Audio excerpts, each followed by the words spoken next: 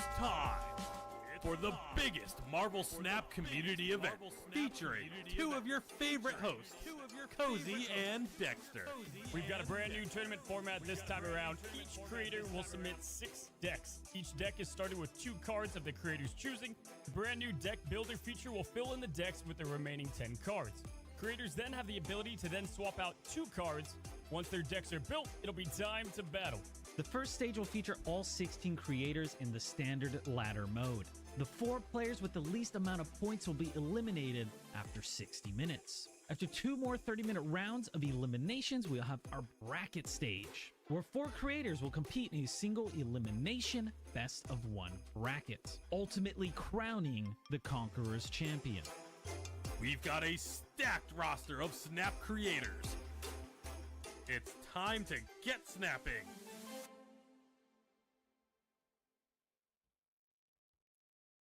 What is going on, guys? Welcome to Conqueror's Winter Royale. I'm Cozy. And I'm Dexter. And we've got an epic event for you today, as we have 16 creators going head-to-head in Marvel Snap. Now, my friend, we've got the new deck builder, and today they're going to be utilizing this to create decks that they have custom made. They picked 2 cards, and we were able to swap stuff out. Have you used the new deck builder before, Dexter? Yeah, I've been using that feature quite a bit. Most recently, I put in Shaw, new card. He came out, I put him in. I said, I don't know what to make. Let's see what it spits out. Give me a Silver Surfer deck, and it did quite well on ladder, so absolutely loving it. I'm pretty surprised how good the deck builder actually is, and in general, it's made some pretty competitive decks overall. Now, we're in the Hellfire Gala season, and if you have not picked up the season pass, now is going to be your time to do so. If you follow this Twitch channel and you type !season pass, we're going to be picking winners throughout the event, and then towards the end of the event, we'll be contacting the winners. Now, have you seen the variants in the shop? Did you get any yourself? There's a lot of really nice variants right now. I think my favorite is Black Panther. What about you? Ooh, good one. Good. Dr. Doom.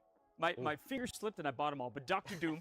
And I do like the Jean Grey a lot as well. Yeah, that's a good one. That's a good choice. Yeah, so Sebastian Shaw is a season pass card. I don't know about you, but I feel like it kind of kicks it back to the old season pass days. Yeah, we've got like, Miles Morales was for move per se, and then you have the Black Panther for the on reveal. Shaw's for what deck? He's perfect in Silver Surfer. I kind of just throw him in there. You got the Silver Surfer buff.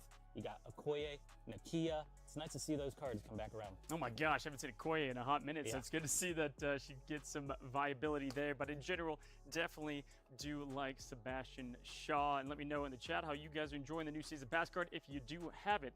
Now, Dexter, let's talk about the meta. Some decks we might see today. I think I'm not going to be shocked, but Loki, do we think we'll see a lot of them? Yeah, a lot has changed recently. There was a big patch, a big update, and I think we're still going to see a lot of Loki, but I don't know if he's the top deck anymore. I think we're mostly going to be seeing this Annihilus Darkhawk deck that's been going around, maybe a little bit of a bounce Annihilus deck. Yeah, so it's the creators picked these decks a couple of days ago, so Blob is the newest card. We're not going to see him quite yet. We'll talk about him here in a moment, but I see a lot of Loki. I think last season the top play decks were destroyed by a good mile. We had a lot of She-Hulk turn 7 plays. I expect to see that a lot today. But also Lockdown. Elias just got adjusted. We had a huge balance patch. Is Chop? What are we going to see from that? Any implications? Yeah, no, it's not really completely found out yet, so it's a really fun meta right now. Chavez being changed really shook everything up. She was a staple in so many decks. Mostly been seeing her in these Shaw lists, so we'll probably see a decent amount of Silver Surfer lists. Destroy, still pretty good. Again, Loki. And I've personally been playing like a Master Mold Ronin deck. It's kind of fun. I don't know if anyone's going to bring it, but I hope we see some spicy decks. I know last Conquerors we had Binks as one of the winners, and he used some spicy builds. You don't get snap points from spicy builds, but you get brownie points from me. Doesn't mean much, but I do hope we see some fun decks out there. I do, again, expect to see Loki. Now, Loki v Loki matchups, though, they're still fun because you got Agent Coulson creating some cards, and you can get some interesting matchups there. Yeah, they're very exciting, very intense. There's a lot you have to think about when you're playing a Loki deck. I think it's a little deceptive how hard it is to play. Like, do you actually play the Loki? You got to wait to see what your opponent's playing. It's a little different in Ladder and in Conquest as well.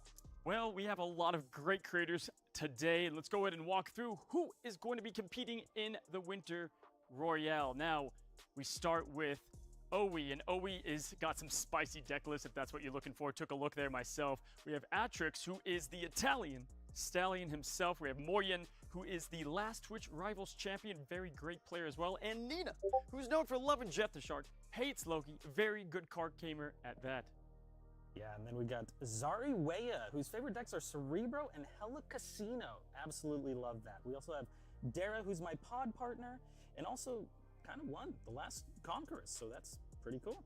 We got Ordinary Harry, who's performed very well in a lot of tournaments, so he's one to look out for. And then we got Alex Kocha, who's Cozy's pod partner. We'll see if it's a good day to be a Marvel Snap player for Alex. Excited to see what he has. We have Felicity in the event. She has done a lot of community events within Marvel Snap. Some would say a pillar in the community and a great player as well. Excited to see her. Binks also a champion from last Conquerors. We know he's known for the Galactus builds. Will he bring it back again?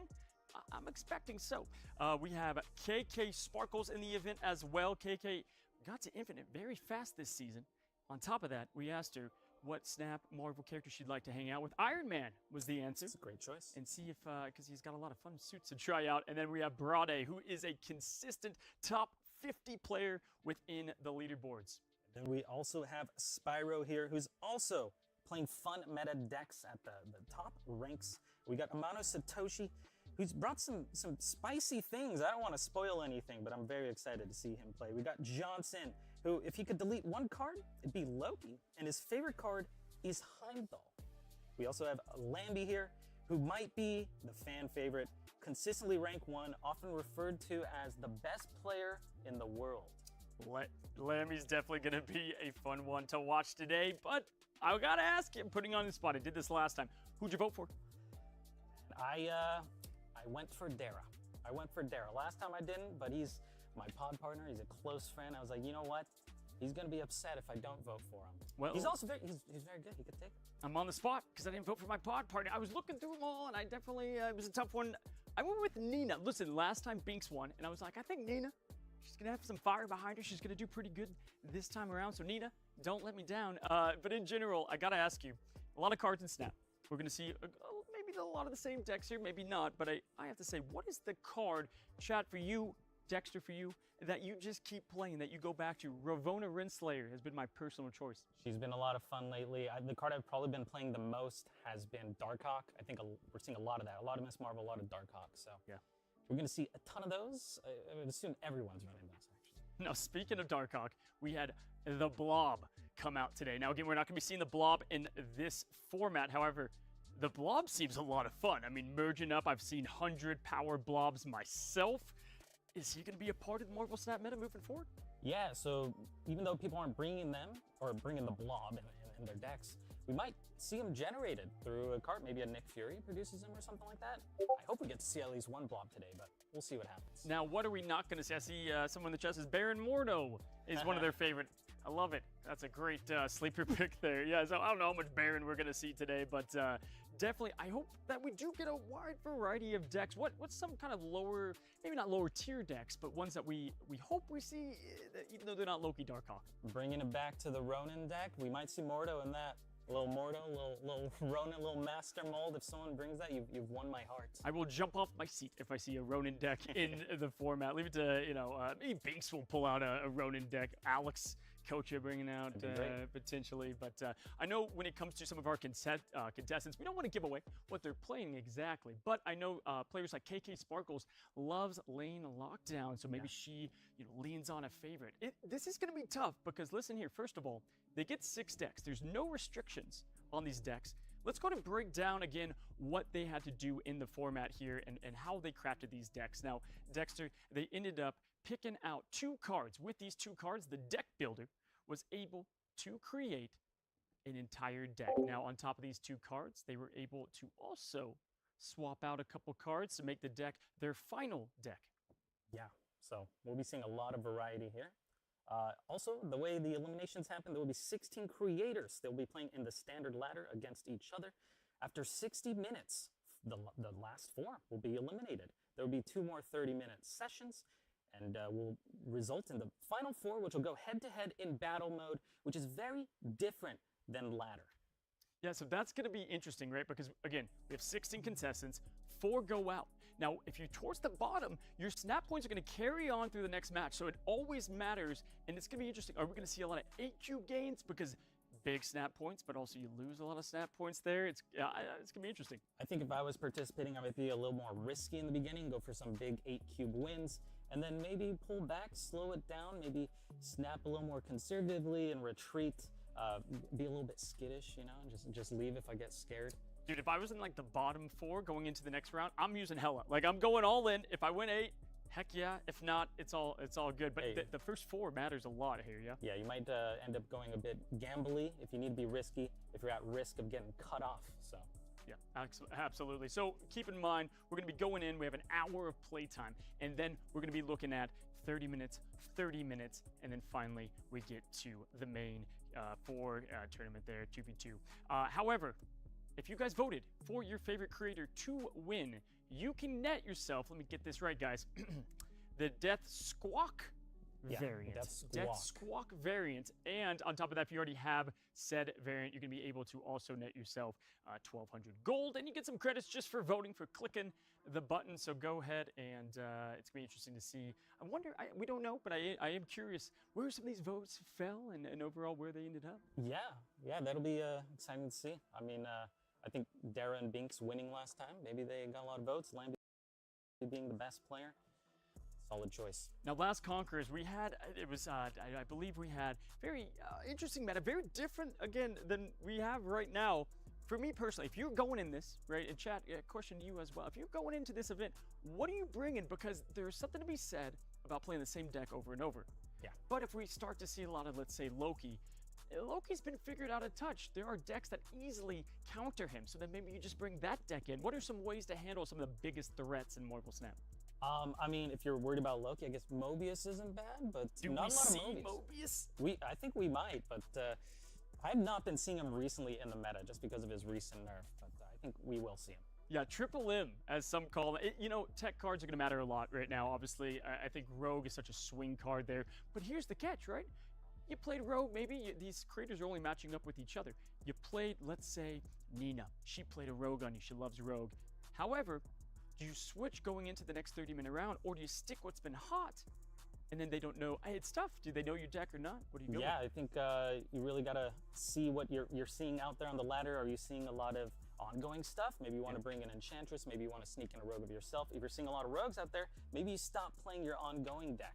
And it's going to get real different in the quarterfinals when it's Conquest. People are probably going to choose different decks for that, I would think. Well, we all know locations have such a big play in all of this right now. There's no hot location right now, no featured location at the moment. And so, you know, those don't have impact there. But we've had some new locations entered in. We have ones that change your card completely random. Definitely ones that are have some shock value. Oh, yeah, you play the one that changes your card for one of a different cost. You know that? It's crazy. Yeah, maybe you put a 6-drop and you get Destroyer, destroy everything, or maybe you'll get Blob. So I have to ask you, what locations do you not want to see, and which ones would you kind of hope you do see? Because, you know, Kamar Taj is great, but it's also helping your opponent. Yeah, you know, when I'm playing, I think it's a little different. I don't like seeing, you know, Bar with no name or something like that, but since I'm not playing, I'm just spectating, it might be a little exciting to see a Bar with no name. I just want chaos. I want chaos, guys. That's what I'm here for in Marvel Snap. Listen, I think safe play is great. We're going to see people play, you know, consistent, dependable decks, if you will. Maybe not discard. I feel you guys. But we will see some chaos from some competitors, absolutely. That's what they're known for, and that is what we're going to definitely be targeting in for this Winter Royale. Now, it is the holiday season. We've got a lot of fun things to highlight around the holidays. I gotta ask you, in general, if you were to go in and play a deck that wasn't the top of the top, or actually, better question yet, do you have a spice up your sleeve for the event? Anything you might What see would there? I bring that was spicy? I don't. Maybe I feel like the Ravona deck I've been playing, which you're playing a similar one. It's a little bit spicy. I don't want to keep referring to the mold deck. You know, I'd bring a couple spicy ones. But I think the Ravona deck where you play Ravona, you play Zabu, and you discount like all your deck by like 2. You have Quinjet in there. You got Moon Girl. I've been enjoying that. Absolutely. Well, on top of that, obviously, variants, big part in Marvel Snap. We do have an interesting way these creators are going to go against each other. But it's always fun highlighting those variants. Have you gotten any great splits lately, chat? Have you guys got any splits you want to show off, brag about a little bit? Dude, did you? I got a Juggernaut split that was like amazing. It was gold. Pixel? No. It was the most. It was, I think, nullified or venomized. Are you a Pixel fan? I am a Pixel fan. And are you not? Oh, no, I love the Pixels. Come on. Yeah, I think most people like Pixels. They're so great. I'm wearing Crocs right now live on stage. Pixels are so opinionated, maybe a little cringe, but that's what makes them great. That's why I play them. Now, we do have some big matchups, and we're going into our first one right now, and we start with my pick. Nina is Noob, and she is up against Owie. Yeah, Owie playing against Nina here. She's got Brood, Sinister, Shadow King, Luke Cage, Cerebro. Looking like a C2 deck. Now, we hope to see a lot of Shadow King today. Shadow King's probably the ultimate answer to a lot of the meta cards at the moment, and so I'm hoping that players are going to be putting him in the deck. Now, does C2 have the same bite? And very bold choice, I would say, going into the tournament. It can have location luck. Yeah, I mean, we got Shadow King, probably the best tech card. We're going to be seeing so much of this. And she also got Luke Cage in her deck, which it's got 3 power. Yeah, Owie here, we see a Nightcrawler, Nebula. Could be a lot of things. Could be a lane control-ish type of deck. When I see Nebula, I like to think probably high Evo.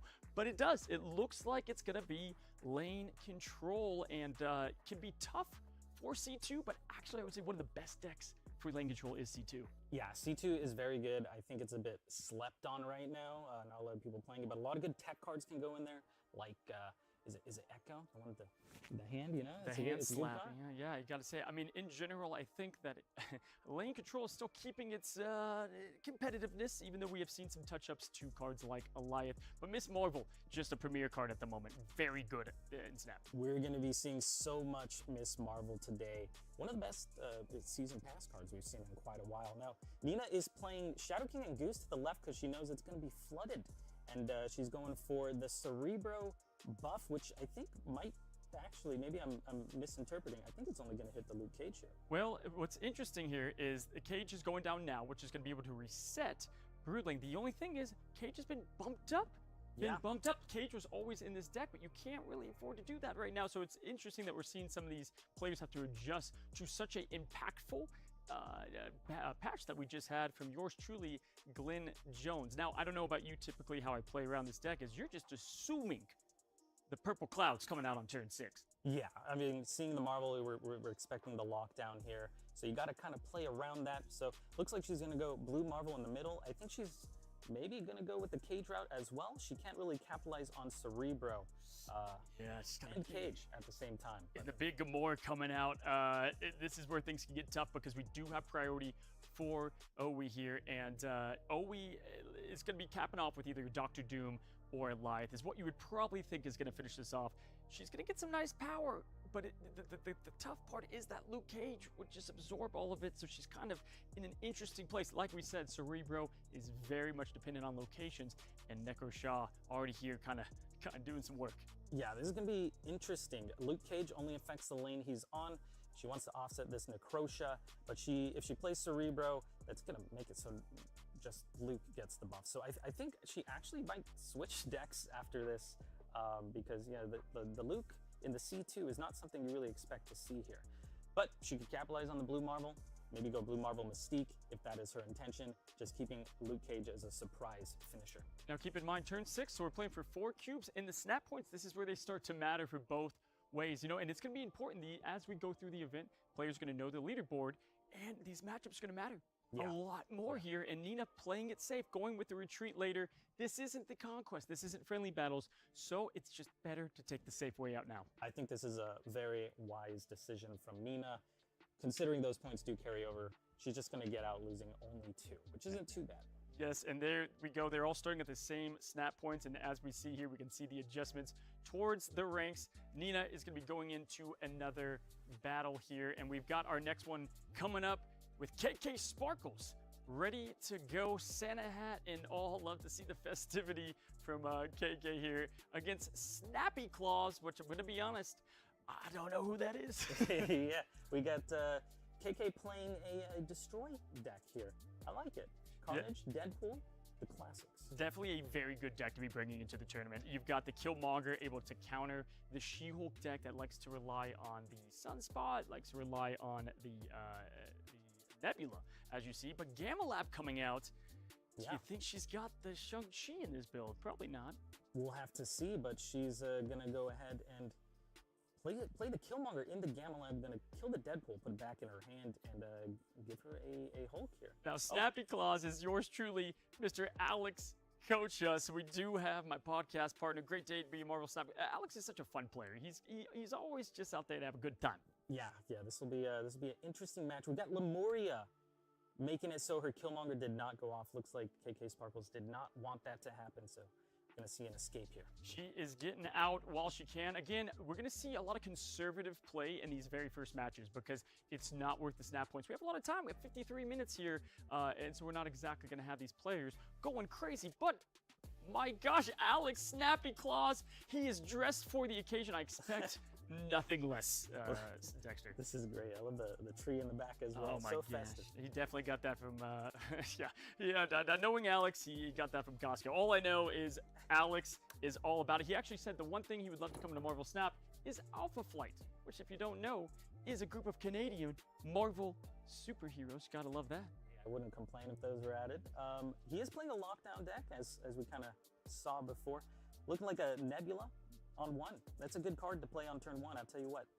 Yeah, he's got the gamer glasses on. He's looking like Cyclops. Love to see it there. And Alex, listen, Alex got into the finals on the last Twitch Rivals with like 30 hours of sleep. Or without 30 hours of sleep. I don't know how he does it. The man never sleeps, and he's a fantastic player. He could just, I can't do it. An absolute champion here, and we've talked. He's definitely fun to watch play. Not that he is running what we thought some players would run. I'm actually starting to see more than I thought, and that's Lockdown, right?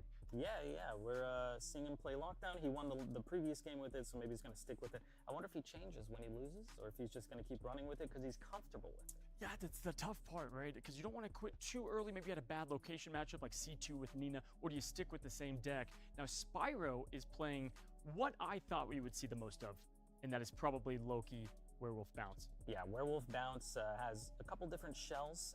One of the strongest decks out there. Haven't seen the Loki yet, but he might have Loki.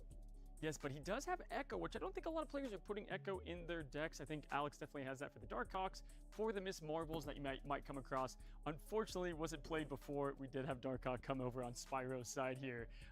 Is it looking like Alex has a decent chance here? There's, the Wolf is going to bounce out of that lane, and you have the Darkhawk that might tick down as well. Yeah, and we can see the cards that Alex picked here to create his deck. He chose X and Echo, or X and Daredevil, and it looks like he swapped one card out for the Echo. So he teched in the Echo intentionally. Which is smart. The deck builder is working well, and so it can make that deck well. So I think the tech cards that you want to play, plus the premier card that represents the deck, is probably the way I would go about this here. And we have Black Widow, who went from okay to really good. Yeah, Black Widow has been one of the most frustrating cards I've been playing against, but it also doesn't seem unbalanced or anything to me. Yes, I would say Snappy Claus here felt good with that Gamora coming down, and he got himself the first 1 cube to his name. Spyro locked his lane down and got a little punish for it. We got Braude here. He's got Black Widow going left. Speaking of Black Widow, we got that. We got Zabusha. Oh, that was a quick one. Moyen knew. We saw the peak, and I guess Moyen did not like the peak, but Braude getting a quick cube. Games can be that fast sometimes. And Braude did not have himself really the best peak hand. I guess it was okay, but that takes us to our next game, Felicity. So you've seen a lot of players be careful. They don't want to go in. When will we see our first 8-cube game is what I'm curious about here. I think players are being a little skittish, which is fair. I would be too. Looking like a lockdown deck here, Nebula, Daredevil, Storm. I love Daredevil. Right, I'm glad that he's back, ready to go. We have Storm and Medusa in the hands with this. Again, color me surprised. I know that it was one of the most played decks last season. I didn't know if we'd see so much. I feel like I haven't seen it all too much on the ladder these days. Too much lockdown? It's mostly been Loki and Darkhawk stuff for me. Which, honestly, I'm happy about it. I thought there was a potential. It was Loki, but we've got some lockdown. Now with this, we've got the Daredevil version of the deck and with Sinister London. Now, if you look at the deck that she picked, she didn't swap any cards. This was just built as is. Perfect. The deck builder sometimes just gives you what you want. Absolutely. Now, 49 minutes left. Again, the bottom 4 in snap points will be eliminated from the tournament here. And with the vault closing, doesn't matter as much, right? We got the Sinister London and still Mirror Dimension to change things up too. Yeah, this is not, she's taken priority. She's going to go ahead and storm London so that Snappy Claws cannot get value from it. So big play. Big play. So right's going to be locked, mid's going to be locked, and 4 is going to turn into flooding. Okay. So Alex here, wow, that going to flooding is actually crazy. This is actually the second to last turn. You can play on the Volt, and that is going to be it unless someone has a way to stop the flooding. I think I would have snapped here. This is a definitely snappable moment for Felicity. Playing a little bit conservatively here by not snapping, but you never know what Snappy Claws is hiding. Now let's see what Alex gets. The high roll of Miss Marvel, unfortunately though, has no way, unless he moves to Jeff actually, to that middle, but he still won't have enough to beat the flooded lane. Ooh, we got the Nightcrawler. For Felicity here. Yep, There we go. Big play. A quick cube for Felicity. That Miss Marvel coming in clutch. So we do have Felicity gaining 1 cube as well. So far we've seen Alex get a cube. We have seen Felicity nab a cube as well. And definitely fun to see a deck that didn't have swap outs. As we head into our next matchup here, we've got Moyen versus the last Conqueror champion in Binks Dexter. So there it is. I knew we'd see it. Binks is playing the ramp versus Shuri. Ooh, okay, this will be interesting. Yeah, Moyen is a fantastic player. He's won a ton of tournaments across different card games, and he won Twitch Rivals for Marvel Snap. No, I gotta know. I know Binks is playing Galactus. He has to. It's his trademark. I don't even remember seeing his deck list there, and if it did have it. But then he's got the Sandman, which is a great way to counter Loki and Werewolf by Night. So it's actually a great build here for the ramp. This is really smart coming from Binks here. I don't know how good it is against Moyen's deck, the Sandman that is, but when's the last time? Oh my There God. it is. There he is, guys. He's always ready to go. Still playing the Herald. Not the Herald, the Galactus, and the Planet Eater himself. Now, this is where Galactus still does what he does well. If he has a Goliath, it's game over. I don't remember the last time I saw a Galactus. I guess it was right now, but it's been a while. This is 4 cubes. Yeah, and he's got to dip out here. This is why Binks is just, he was a hot pick. A, he won last time, but B, Galactus is the king of, if you pull it off, you got the final boss, right? You have it. Yeah. He just dropped from 7th to 11th off of that game. But yeah, having these surprising cards that maybe people aren't playing around, aren't expecting, could really give you the upper hand here. Now, in Snap, each game averages to be only about 3 to 5 minutes, so they're not even getting that many matches. Within an hour here, they have to really make sure that they capitalize. So Moyen's going to have to play a bit more aggressively to make up the Snap points. Now, Browde is sticking. We didn't see it because of the peak last time, but it looks like he does have actually quite a fun deck. We got Invisible Woman as well. I love Invisible Woman. I think she's such a great card to just hide your stuff. Your opponent just starts playing playing in their head. Like what's behind that Invisible Woman? I have no idea. Is it a Killmonger? Is it a Shang-Chi? Is it a Shadow King? You never know, and it could be nothing. It could just be bluffing. And if we look at the deck here, he did try to design to make it around the Bounce Hawk deck. Now, Chavez was a key piece to this deck before she did get the inevitable nerf that she got there, or change. But you see here that we've got plenty of answers. Now, the Invisible Woman came from the hub, it looks like, actually. That makes sense because I was trying to make sense of why she was in this version of the deck.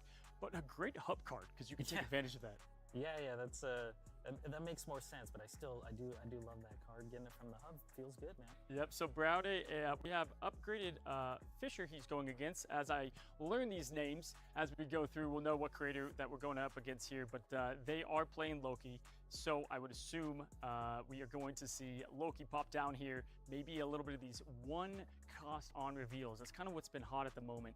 Nico Minaru, Spider-Ham. They're kind of making their way back because they come with strong on reveals. Yeah, Browde has a lot of power on the board here between the Darkhawk Mystique. Ooh, the Shang-Chi absolutely destroying his middle lane though. But he does have Shadow King, which can either ruin Werewolf or Collector, and he top decks Marvel. And Marvel gets to pop off because there's unique cost, both lanes. There's a 3 and a 1, and then a 1, which is going to be the Ninja with a Rock Slide, which is actually no 3 and 3. I'm sorry. Yeah. Mystique That lane will not gonna get the bonus. the buff on the left there, which Doesn't might need it be- though, huh? Does not need that. Okay, so we've got the last turn for 4 cubes coming in right now. And does the Loki player stay? Is Loki going to come out for the massive collector pop-off, and then maybe that werewolf lands left to try to snag it, or just stay in the middle? Yeah, this will be interesting to see. We don't really know what Coulson gave him. I would say you probably go with the cheap on reveal right side, and then you land maybe Loki if you do have it in the middle to go with werewolf for that extra power to try to snag that middle location. Yeah, this will be interesting, and it seems like Fisher is the cloak to pull the werewolf right. He goes cloak that he got from the hub. Loki middle, Loki? just like I Oh. thought the play would be. This is a huge power play. Really showcasing how good Shadow King is here. And look at that. We said it as we came in, Shadow King, but it was not wasn't enough enough. because of the cloak being one of the cloak. best on reveal cards to be playing. It has too much power. If the cloak was a 2-3 or something, it would have been a different story. Whoever Fisher is, congratulations on that 4Q win. That's a big one. And Brade is Going going down to 12th. to be going down to 12th. That's these 4Q losses, they're bigger than they would be on the ladder because of the short amount of time. There's only 43 minutes left in this first round. It's flying. It's truly flying by, and I'm already curious where these are going to go, and I'm a little nervous on what the leaderboard is going to end up being as Browde is ready for his next matchup. Now he is going to, as you match up, you're kind of hanging out as another creator will be ready to rock themselves, and looks like Browde is staying with the deck that he had, even with a 4-cube loss. Yeah, interesting choice, but it is a solid deck.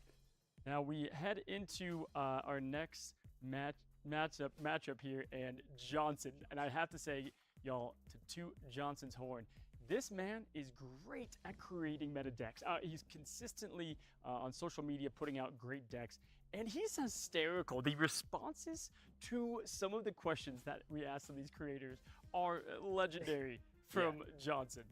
Yeah, he has the best answers. I love this guy. Yeah. A quick round here.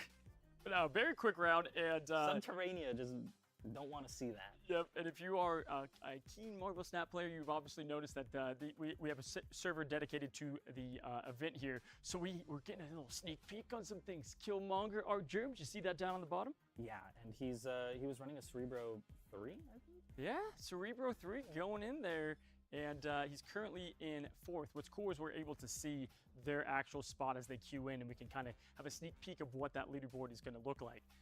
Now, Johnson Cerebro 3, definitely a good deck.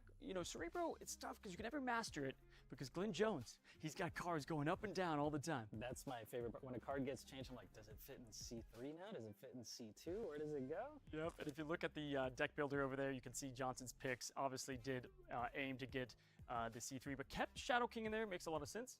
Yeah, Shadow King, just fantastic in this meta. It doesn't have 3 power, but you don't really care.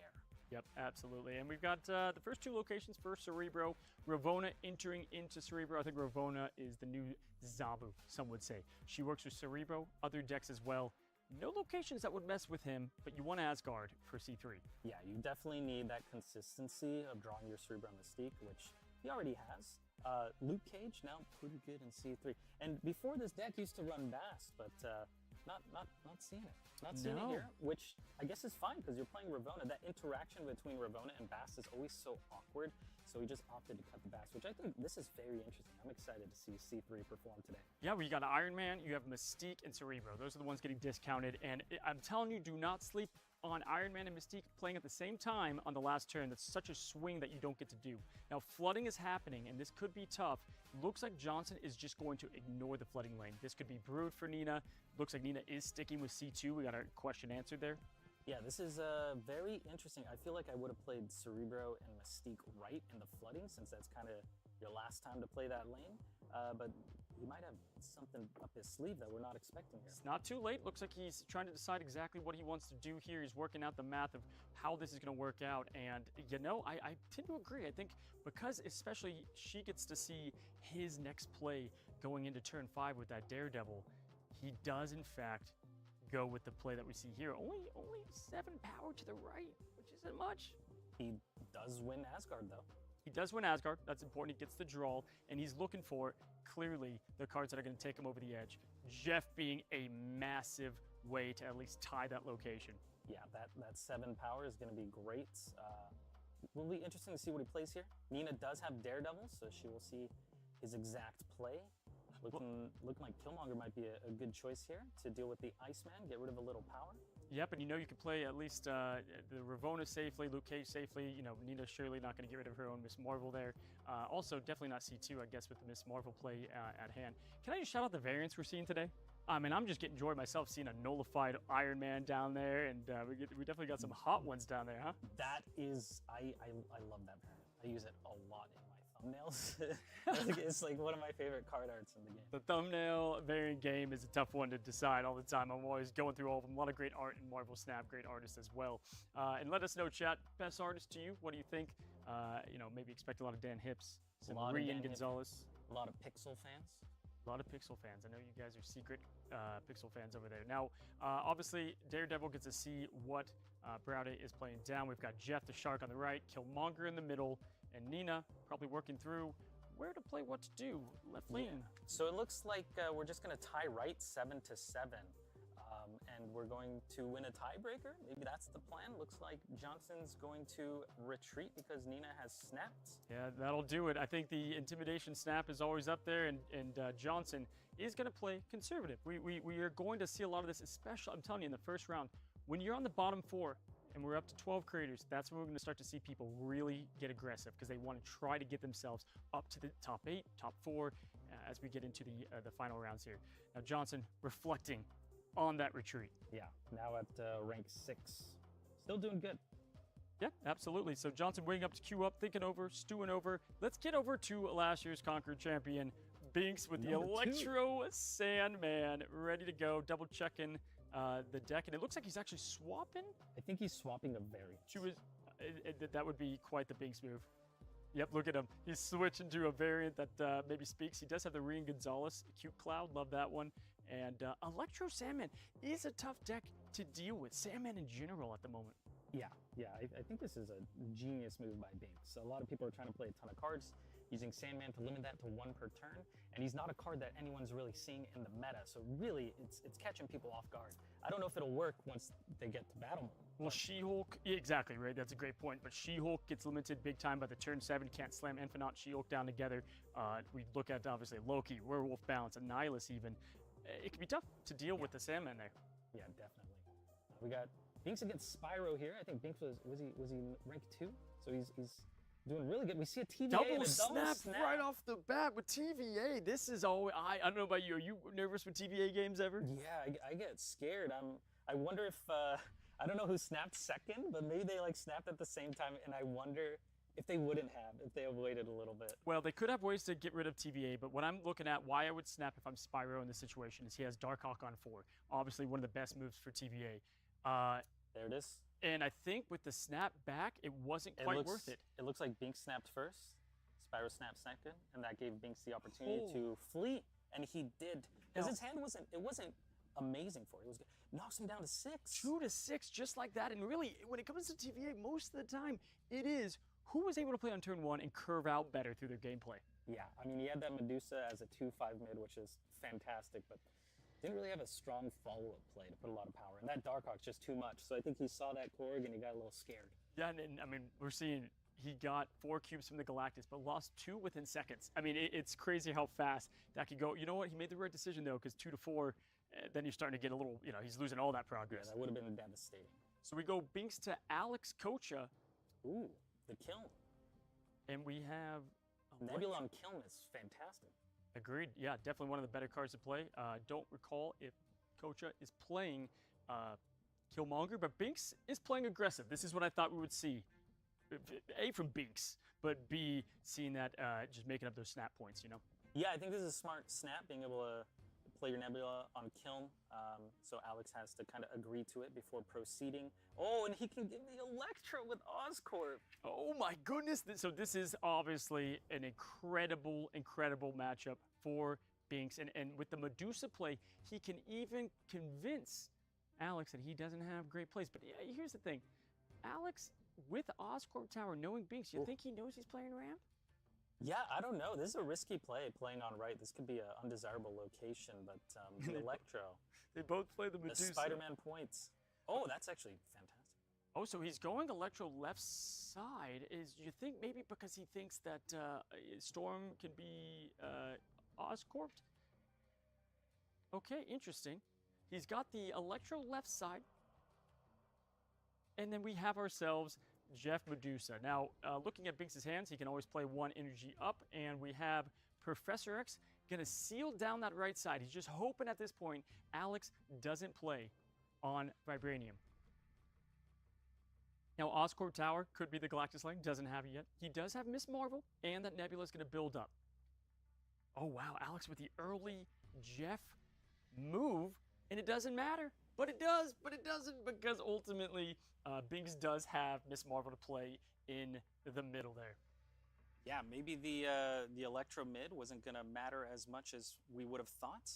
We have the Marvel coming up, and then maybe an Alliance to seal the deal, perhaps? This seems straightforward to me. You play down Miss Marvel, you get down the Alliance, you should be good to go. I think Alex feels pretty strong right now because obviously he's winning with the Miss Marvel there. But this is it. This is going to happen. Does Alex stay? Because what could Alex play here outside of maybe like an Onslaught? Yeah, I don't know. Maybe he's thinking Doom ties left. He's somehow I think you leave if you're out. It's a 4-cuber, so this is rough to retreat on. Yeah.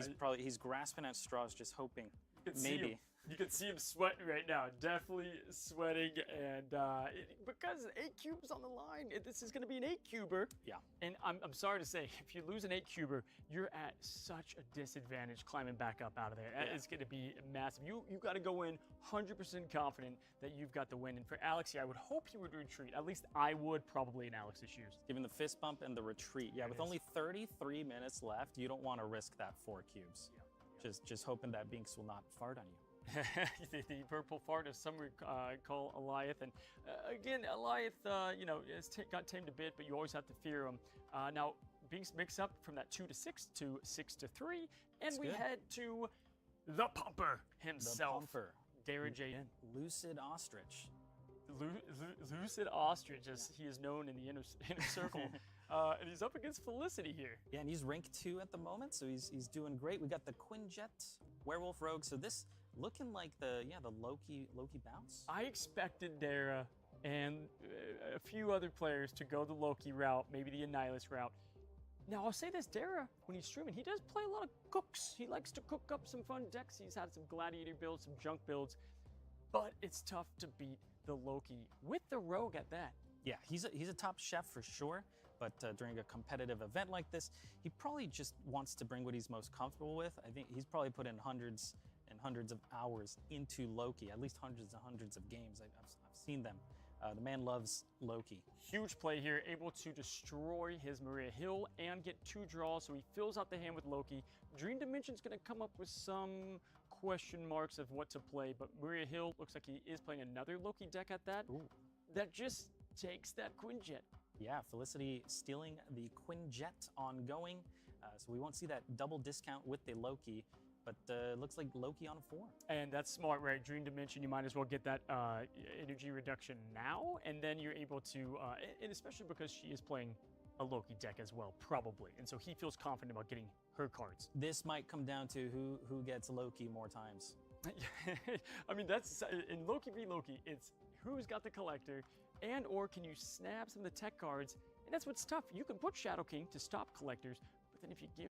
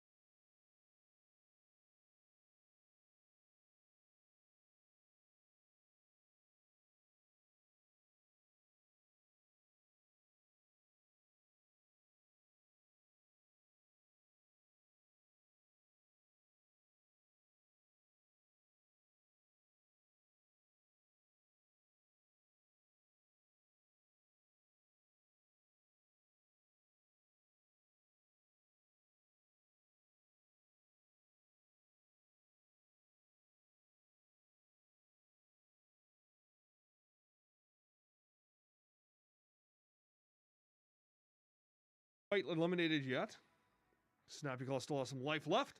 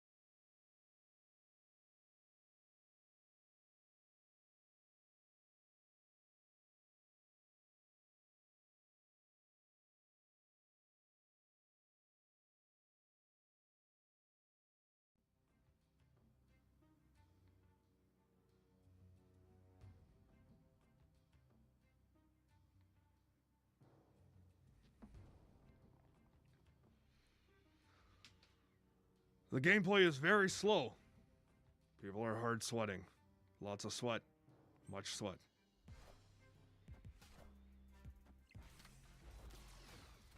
This is leaving like no mark on my face either. This is wild. Alright.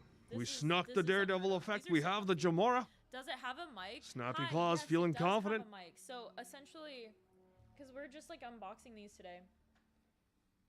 Wee, hello, it's still on my face. There we go. We just unboxed these today, and I crouched for too long, and now my one of my feet is asleep. This is very exciting for us.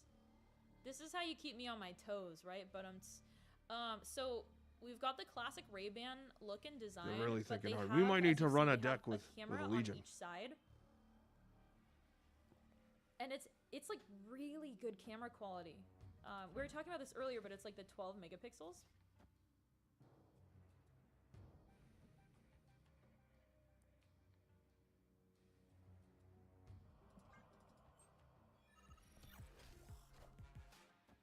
We're losing Eliath and Jeff.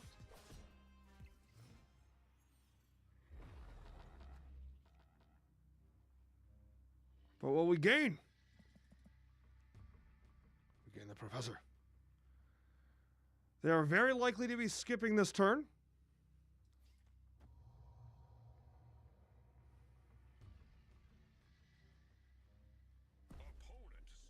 They're snapping back.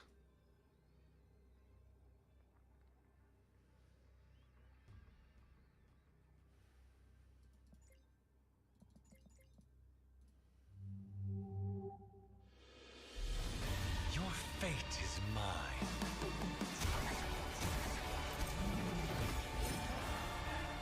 The universe. The Alliance getting demands leashed, we're in a problem situation.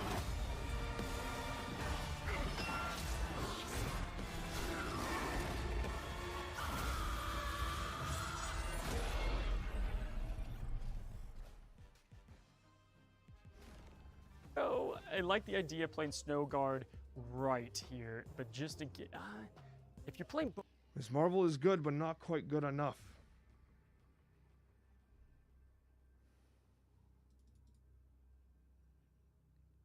Infinite She-Hulk.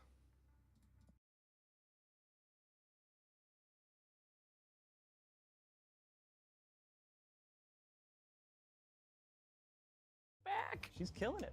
Let's This go, puts her at, Felicity. 5.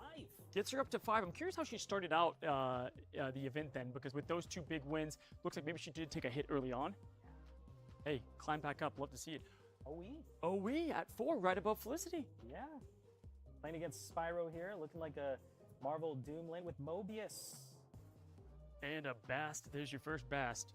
Yeah, so what do we expect with a bounce deck? Bounce, maybe C3. I will say that I've seen OE's decks.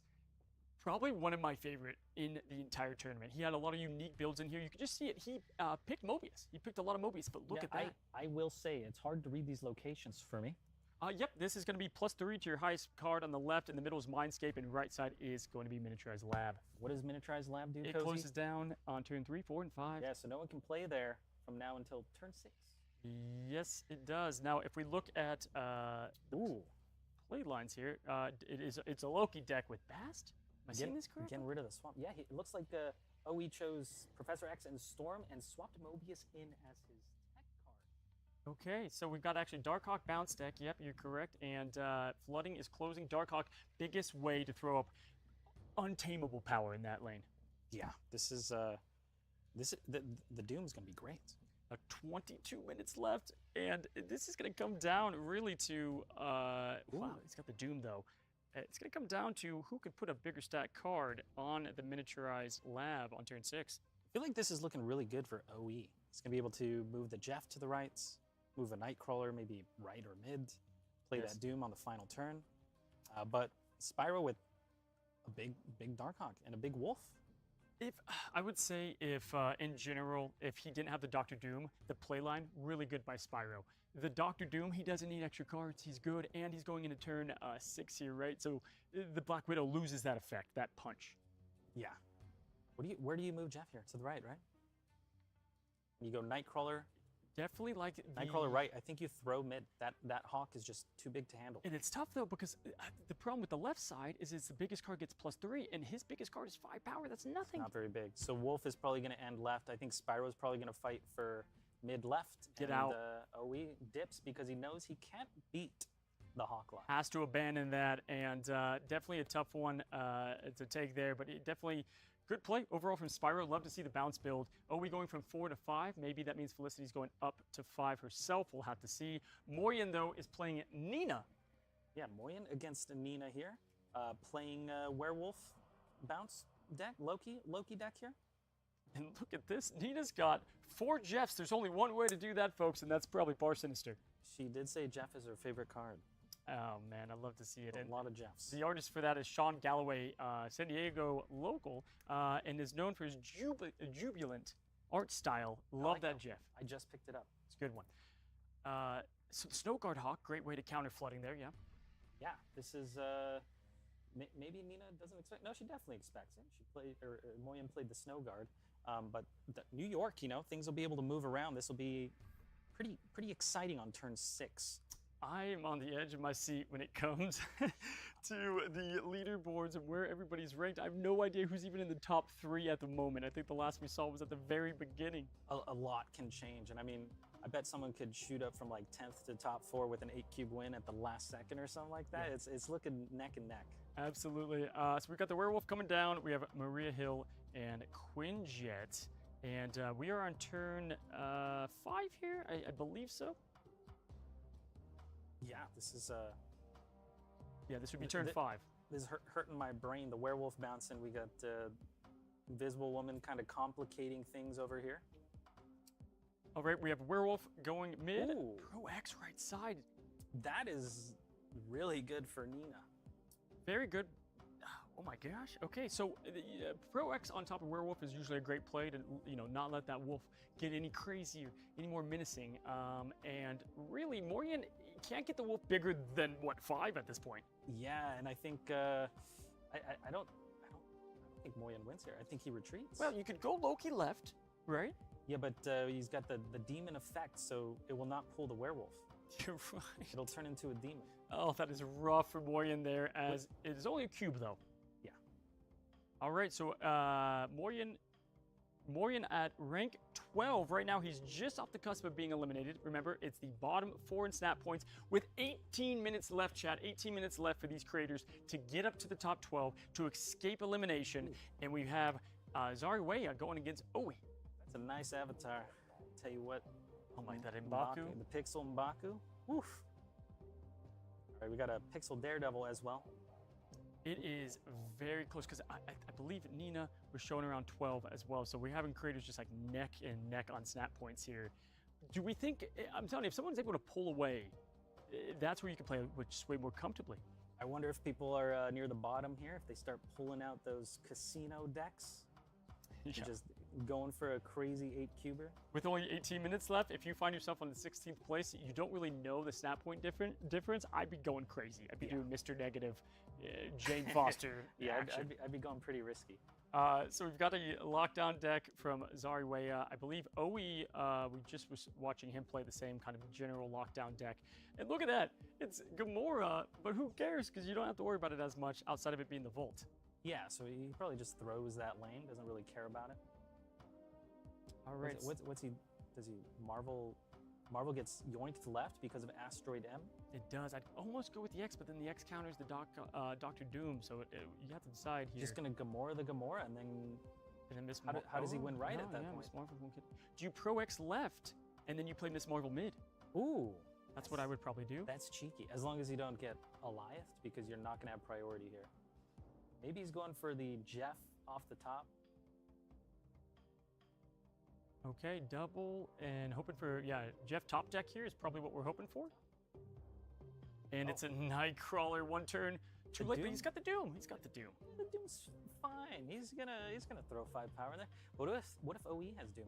Or Eliath, right? Or So essentially, he's playing Doom, hoping OE doesn't play Eliath on the correct lane. If he does have him in the deck, I don't know if OE has it in this build. In fact, I can actually take a look here, and from what I'm seeing, he does actually have Eliath in this build. Interesting. He's going for the Marvel left, possibly. I feel like the Doom left is a safe play. Safe play. I don't think you Eliath left. I think you Eliath mid, just in case there is a Miss Marvel.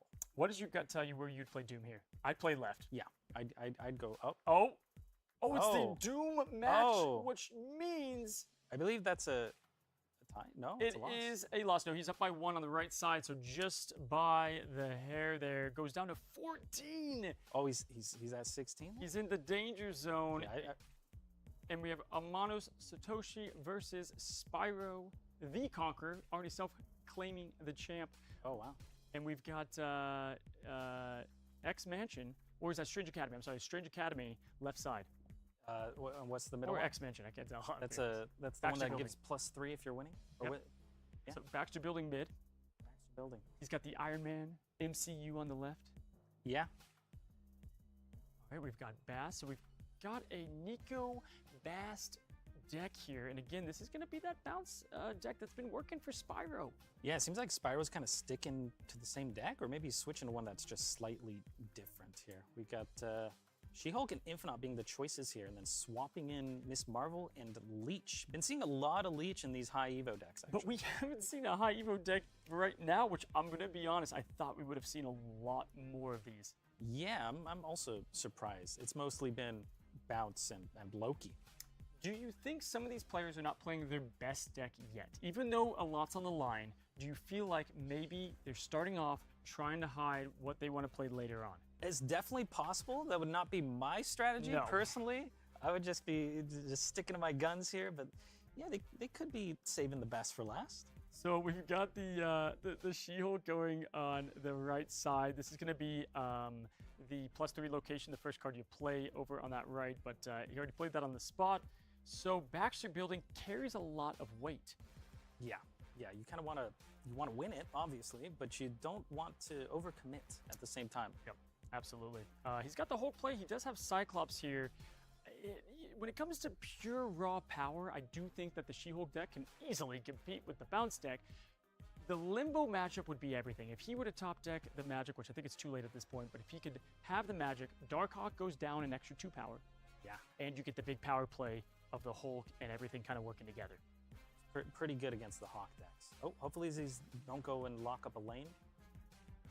And On top of that, the Miss Marvel also safe. So really great play there.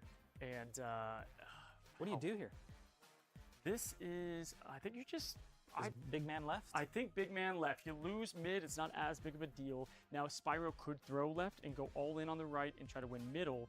Then, you know, this is a tougher decision than it might seem. You could just go Hulk Baxter building. Yeah, I think you play him left. I think that's the plan. Okay. But also, I guess if you go mid, your opponent has to play something left or they lose it. So If you go Cyclops left, that leaves you 3 to float middle, 13. It's only a 5 power difference in the middle too. So yeah, this is tough because you're giving not a free location, but you're giving 3 power only to that left side.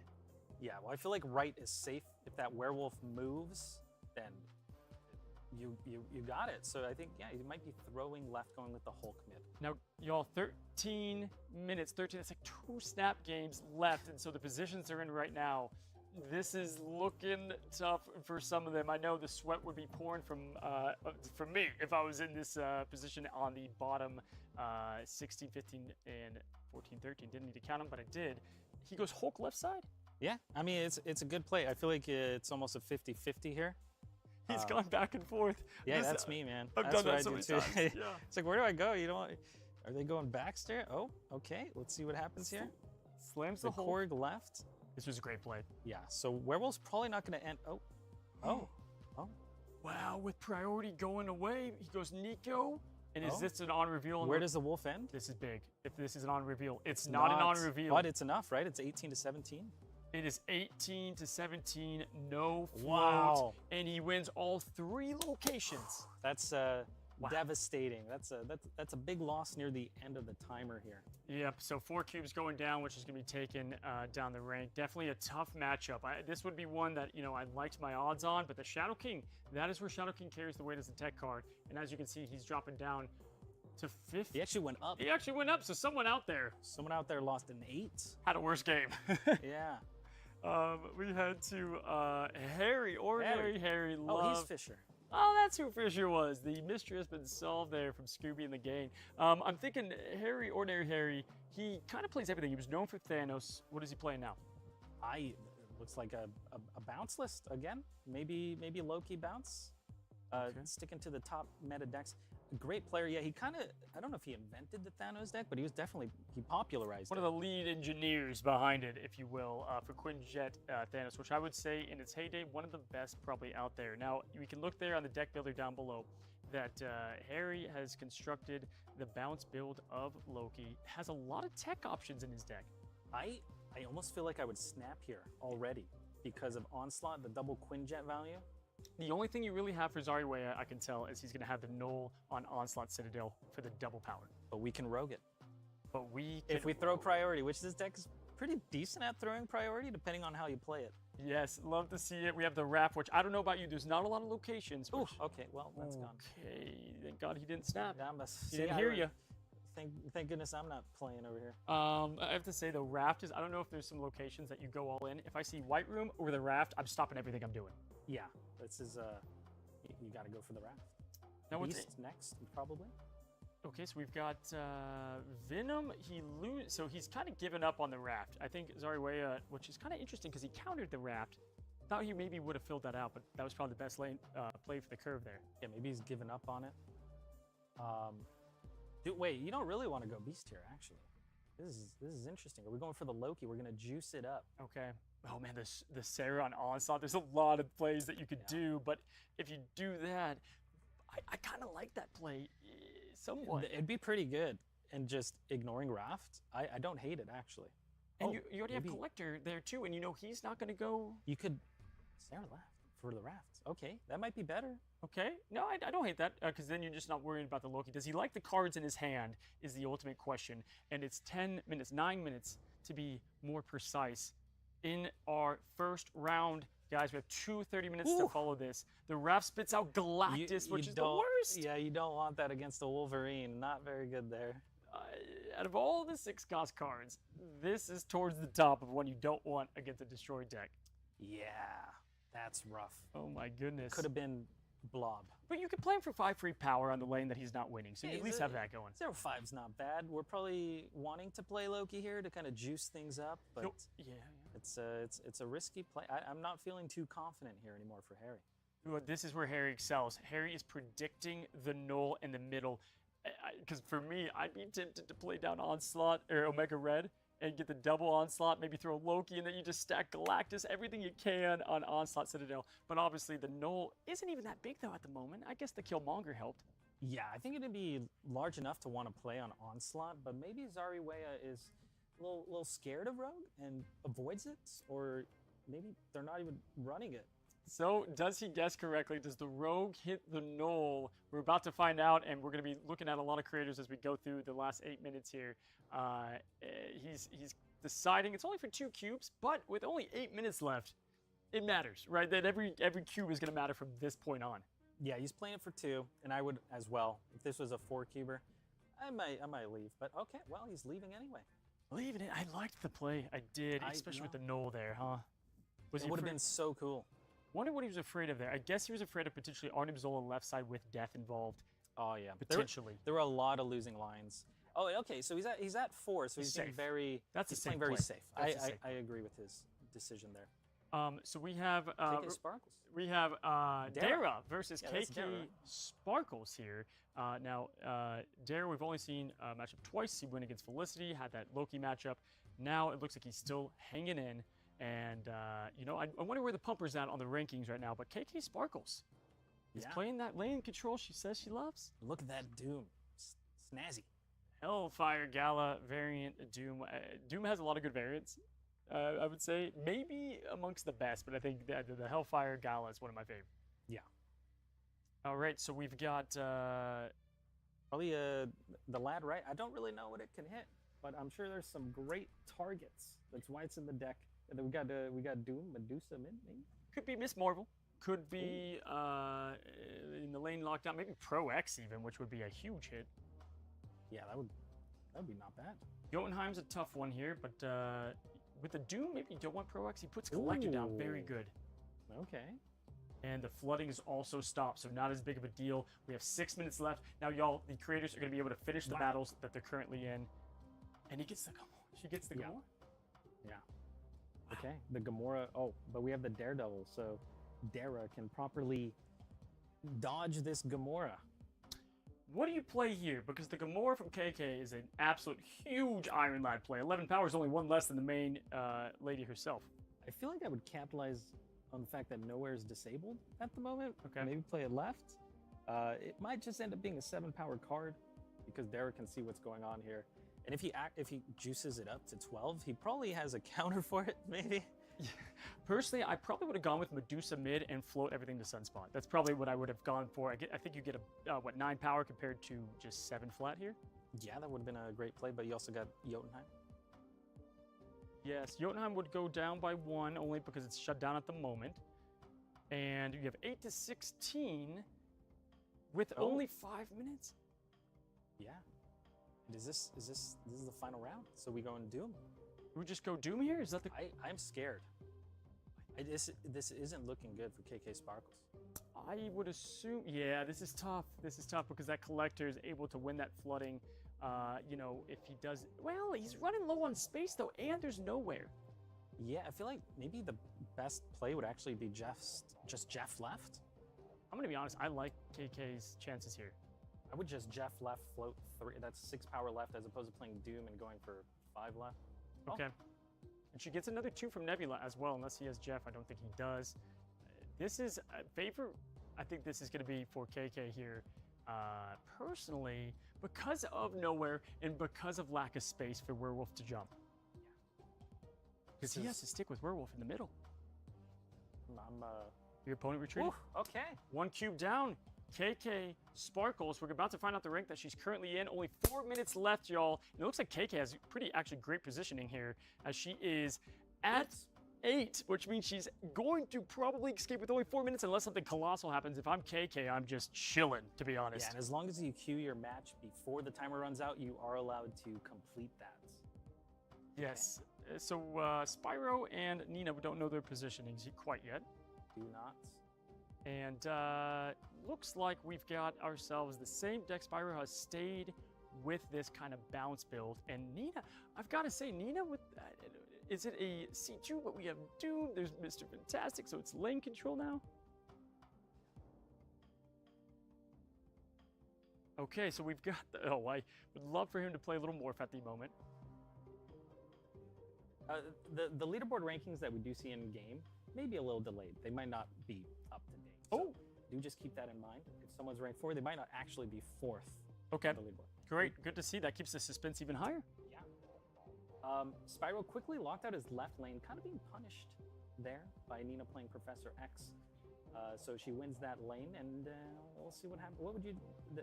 Nothing looks fantastic. I'm going Morph here. Why not? I don't know where Spyro is as far as his points go, but no. Content plays Morph, the safe play. I mean, you get 2 Dooms out there, not bad to pad the stats over there. But taking a look at the deck, taking a look what she has, could be Eliath. That's what I would assume. I think if you're lower rank, you just stick around. You be a little risky. You try the Morph. But I think Spyro's been near the top, so I'd probably play it safe here. He's going back and forth. Again, 2 minutes left for these creators. It is enough to get a snap game in. And keep in mind, if there's only a second left, you're able to sneak into a game. It's still going to count. And by 1? Wow. So it was a Darkhawk v Darkhawk matchup with the 1 power difference left side. Oh, that's devastating for Spyro. Yeah, dropping down to 10. He could still queue up another match. He probably needs something like an 8-cuber here, though, so he's got to play it risky. Nina going up to 8. And the thing is, too, even though you're, let's say it says you're showing 10, if someone wins 8 cubes below you, they're hopping above you. It's not only just your performance, right? So that's what keeps people on the, on their feet. This is so close. It is close. So 2 minutes left, Dexter. Yeah, not a lot of time, but they got 2 minutes to queue a game. If I was a creator, I would be looking at the time. If I'm losing a game and it's not looking favorable, you don't like your hand, get out, retreat, try to queue back up, but then you risk this, the queue taking a second as well into play. Yeah, that's a good point. Oh, what if you're in queue for the last 10 seconds, you don't find a match?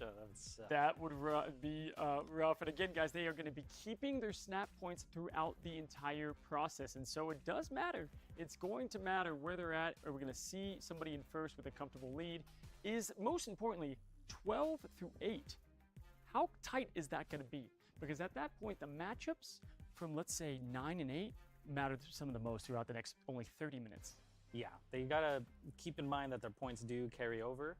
So just being 8, maybe you play skittish. You don't go too risky. Nebula on more. All right, so 1 minute left. Everybody, for the most part, is probably locked into what they're currently playing at.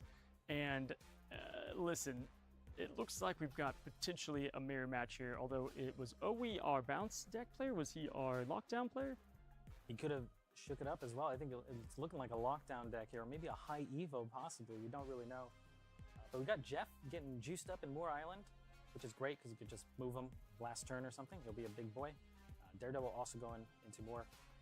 Ooh, a Mobius play. That's right. Oh, we did have the Mobius, and Nina was my pick. I'm rooting hard for Nina here. I'm hoping her snap points will represent past the 12 and above. Going with the Miss Marvel mid, which I like because you can always storm that lane, but Curve is a bit awkward here with her hand. Yeah, it's going to be hard to fill out Mojo World, but it might be hard for OE as well.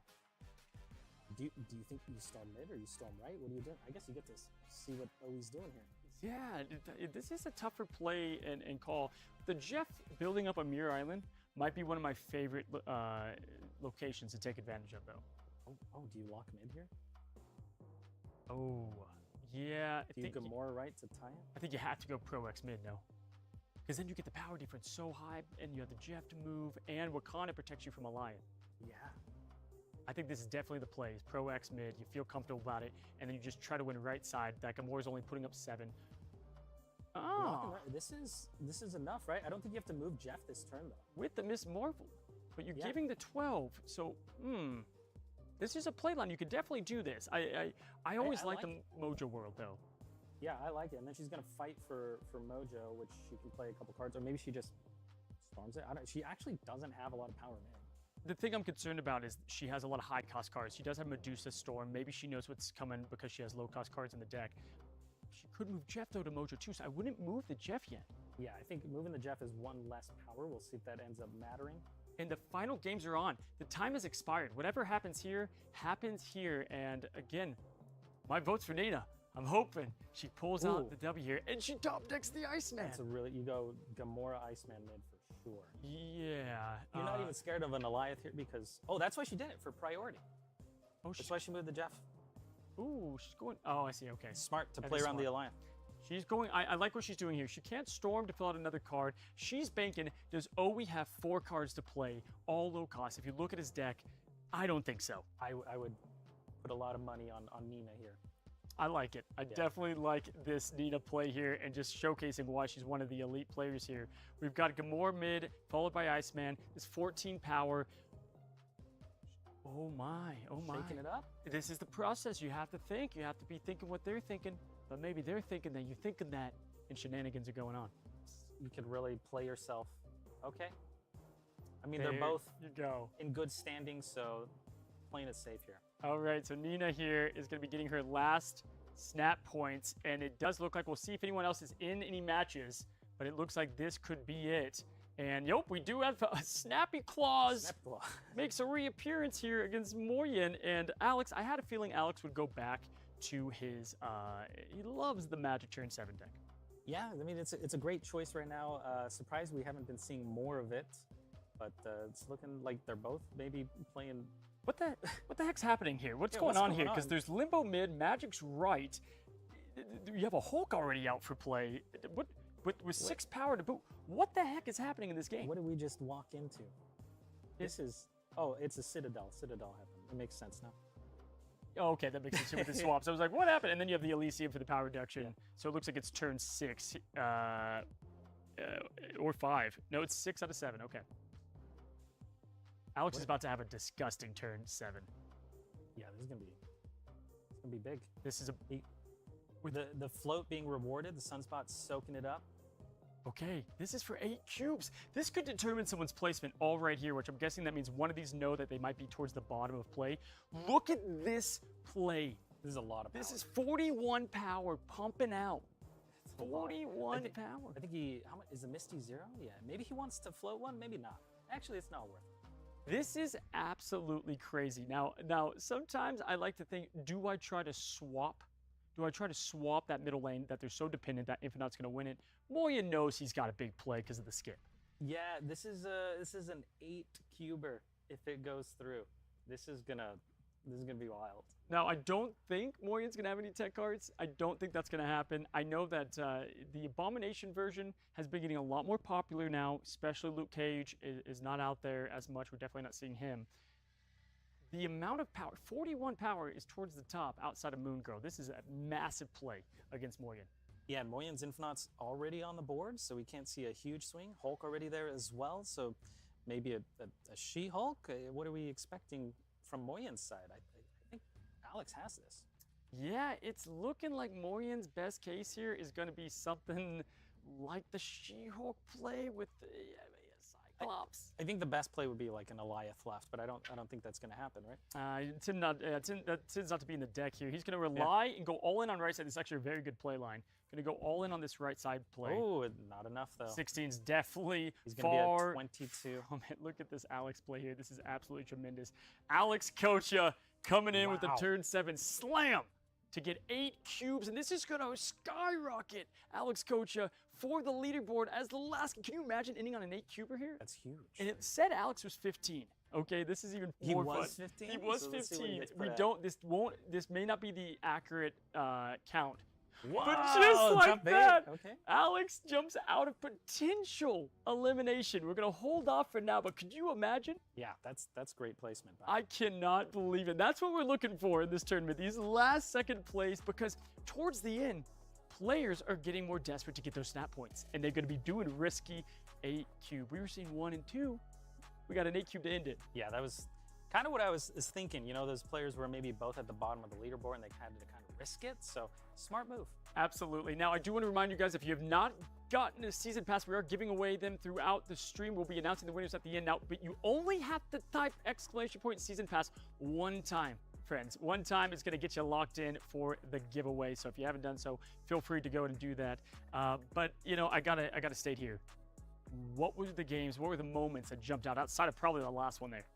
I mean, the last one, of course, is the first one that comes to mind. I don't know. It was all a blur. It was so fast. That hour went by Yeah. in a zoom. I thought the Felicity versus Dara Loki game was kind of crazy. Came down to the wire there, huh? The werewolves bouncing around with that dark dimension, that was pretty crazy. I think people forget that in Snap, there's so much competitive play. However, there's so much that can happen that even the best of players, I know Dara is a very elite player in Snap, can fall to craziness.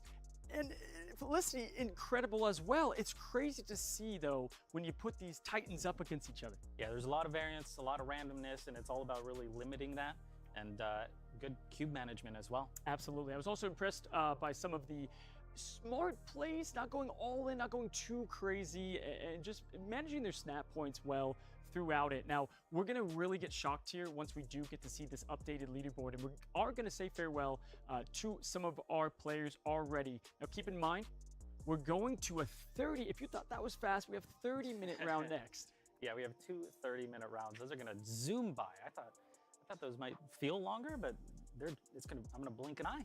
It's kind of like just Marvel Snap. I don't know about y'all, but I feel like this is the ultimate, like, one more game.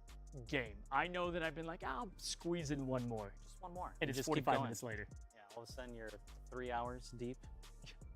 Absolutely. So in general, what I'm interested in is who's eliminated, and we have the answer right now. Folks, they did great, but say farewell to Spyro, Zariwaya, KK Sparkles, and Moyen, the last Twitch champion. Dexter, are you shocked? I am shocked. A lot of great players down here, but the competition is stiff. Let's look at the rest of the leaderboards here. We got 9th through 12th, maybe at risk of elimination over the next 30 minutes. Harry, Dara, Braude, and Amano Satoshi. Oh my God, Amano and Spyro, a 1-point difference. A simple 1-point difference separated 12 and 13, folks, and that is what is crazy. We saw Alex jump out of elimination. He was on 15, and so Spyro at 13, actually, until that game, was completely safe. Now, Morian definitely dropped down probably to the bottom with that 8-cube loss at the very end there. Pay attention to a couple things, folks. 12 through 9, these folks are going to have to really make sure that they're starting to win a lot of games. Johnson, who I did state at the beginning, is elite, is in first, followed by Felicity. Yeah, Johnson's up there by a large margin. So if I was him, I would play it safe for these following rounds. Yes, and after that, it's actually really tight. Felicity in second. You love to see it. Binks as well, and who was the champion last time. Yeah. Still in third. Then we got Atrix in 4th. So anything jump out to you? I mean, I wonder if Spyro was thinking, hey, I'm going to play it safe. I've secured, number 12, and then Alex just shot right by him and kind of just kicked him out. I wonder what happened there, but yeah, farewell to those 4 players. They played well. Maybe some bad RNG. Absolutely. It is sad to see people go. I'm shocked. I'm shocked by some, I would say, popularly voted creators are kind of in the deep end a little bit. Now, what I do love about this entire thing is that I was hoping that the closeness of snap points was indeed what we just saw, and it is neck and neck. It's so very, very close. It's going to matter the next games. Yeah, and keep in mind, again, it does carry over, so I need Dara to pick it up. And if I was Johnson, I'd put the feet up, maybe have a glass of water, and just kind of take my time up there in the number 1 spot. And if I wasn't, I'd be playing aggressive decks. I would be very careful if I was Johnson. He's got such a good lead. I would just be very conservative. Maybe if my opponent snaps, really consider if I want to stay, because he could probably lose 8 cubes and still be top 4. Only 30 minutes. Only 30 minutes. 6 game stops. Yeah. So in general, you never know. You never know where people are going to be placing. And again, the bottom 4 are going to be eliminated. And as we just saw, it can come down to those final minutes. Now, Dexter, I got to say, you're kind of naughty. Yeah, I'm a bit of a naughty boy, but you're nice. I am. I'm still distracted by naughty boy. I love it. But we together ranked Marvel Snap variants and judged, are they naughty or nice? Dexter, you know what my favorite part of the holiday season is? The naughty and nice list. I'm going to show you some variants. I need you to tell me, are they naughty or nice. All right, Dexter, the first one up we've got is Goose here. Base art Goose. You're a cat guy. What are we thinking here? Naughty or nice? You might think nice, but I'm gonna think naughty here. Cat's always knocking things over, man. That mouse on that desk is not gonna last. It's all in the eyes. Look at it's the eyes for me. Yeah, he's very evil, actually. Okay, so naughty? Definitely naughty. All right, so now I've got a Christmas variant for you, okay? The Abomination. Now, I'm gonna make a case here. I think he's nice. He looks like he's ready for the festival season. He has the lights out early, little Santa hat. What do you think? No, he's definitely nice, for sure. Look how nicely decorated the snowman is. Look, all I know is, like, I would let him decorate my house. He looks like he knows what he's doing. Oh, yeah. So nice. He's nice. He's definitely a nice guy. He's a nice guy. All right, so now we have a couple baby variants, Dexter, all right? So it may be a little more tricky than it might seem. I don't know. I'm kind of feeling like this Wolverine's not... There's no way he's been a good boy. No, he's not nice at all. He's definitely very naughty, and it's not because he's not wearing anything, because he looks evil. He looks terrible. He needs a comb. All right, the next one here is Galactus, and I think he looks kind of nice. I mean, he's just licking a little popsicle lollipop thing. That's a planet. He's like licking the west side of Asia over there. Yeah, that seems fine, right? He's a nice guy. He's killing people. It's nice. We're going nice. We'll go nice. You can have this one. Chat, I don't agree. Okay, so next up we have this White Queen. She's just chilling on the beach, having a little vacation, sipping a Mai Tai. I think it's pretty nice. I love me some White Queen. Yeah, I'm thinking this is nice. I would love to hang out. Yeah. All right, and next up we have the Jim Lee White Queen. Is this naughty or nice, Cozy?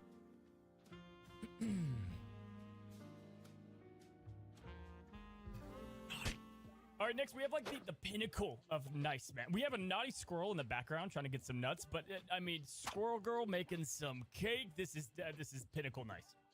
Yeah, that squirrel girl might be nice, but have you seen this one? Looks like she's doing a little graffiti over here. That's not nice at all. That's a bit naughty. All right, Dex, we got a fan favorite here. We've got Shauna, who kind of, she looks like she's on the prowl a little bit. I'm gonna go naughty. Oh, she's definitely naughty. Take me back to BC. I'll be her target. Oh my God, you took my BC line, you son of a... All right, now we have Holiday Rock Slide, which is great. He has a little paper, a little scissors. I think this is, honestly, I think this is a nice rock slide. Nice? You're giving your opponents rocks. That's like what he can give. It's a present to him, you know? He can't help it, but he's giving. It's the season of giving, Dexter. But who wants rocks? Oh, well, it could be nice. All right, next up, we got one of your favorites here, Pixel Agent Coulson. He's got a weapon. He's looking for trouble. Listen, there's no argument here. This is a naughty Coulson. Can we say bad boy? Yeah. He's a bad boy. He's a bad boy. All right, next up, we got Dan Hip Jeff, looking really happy, maybe ready to eat your face off. You know, I think a lot of people would say it has to be nice, but tell me this, chat, how many times have you lost to Jeff going into a dang sanctum sanctorum, a location he shouldn't, and clutch his victory? Too many times. Don't let that smile fool you. He's naughty. Naughty. Naughty for sure. All right, chat, let me know. Do you guys agree with us, naughty or nice? You tell us.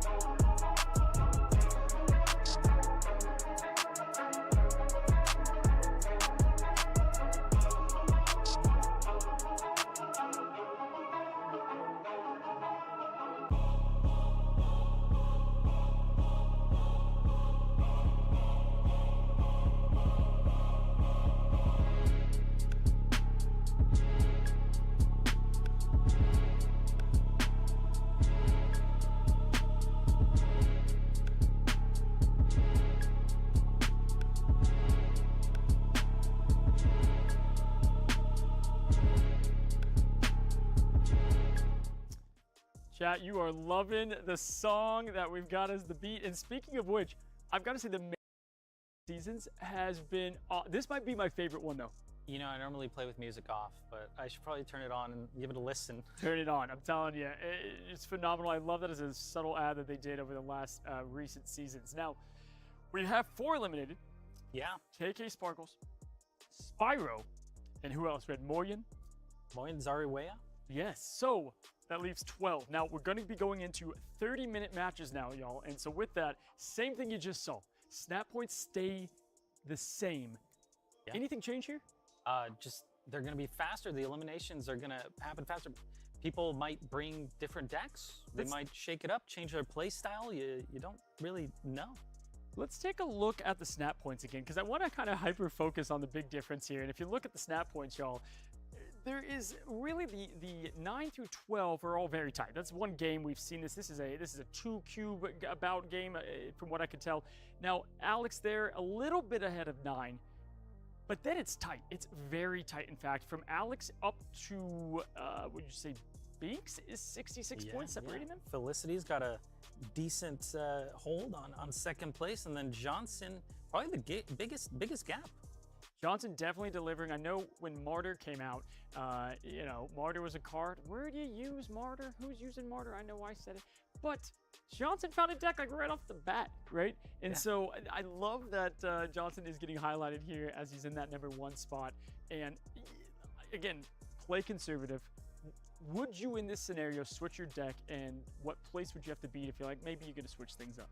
I think if it was me, if I was Johnson, I would probably play something like a high evo deck, maybe a slower deck that has a turn 7, because you don't want to play that many games. You just want to hold on to your lead. Yeah. At least that's what I would do. But maybe Johnson, you know, he's top chef. He might just have some fun, play some fast games. They cooked up 6 decks for a reason. And for me, if I have a deck that has some big swing cards, right? So in general in Snap, just from what we even saw, Rogue, big swing card. Shadow King we saw happen, and we had the big swing that happened there. Yeah. Obviously your tech cards that you play in Marvel Snap. That's what I'm slotting in there. And Chad, let me ask, what is the biggest swing card right now as far as cubes go and your opponent not expecting it?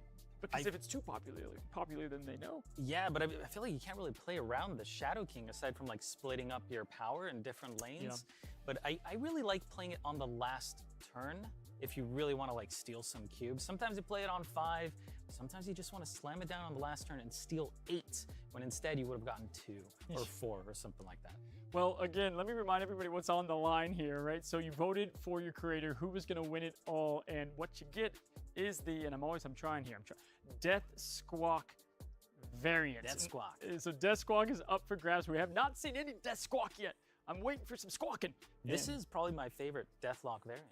Yeah, you know, there are some variants that are stronger than others, in my opinion. I love art, it's subjective, but Death Squawk is one of my favorite there. But either way, Destroy, I haven't seen as much. I was expecting Deadpool, if I'm being honest. Yeah, I think we saw one player playing it. I thought we'd see a lot more, but maybe it's because Shadow King's about. Maybe there's a fear of that. I don't know. A lot of rogues out there, actually. So if you're playing Null, trying to capitalize on that, it could backfire. That's fair, right? And we're kind of at the state in Snap where there's always a counter to the deck you're playing, and it's what Blob, for instance. Blob is a huge card, but he's got a few counters out there. You just can't be fully depending on something.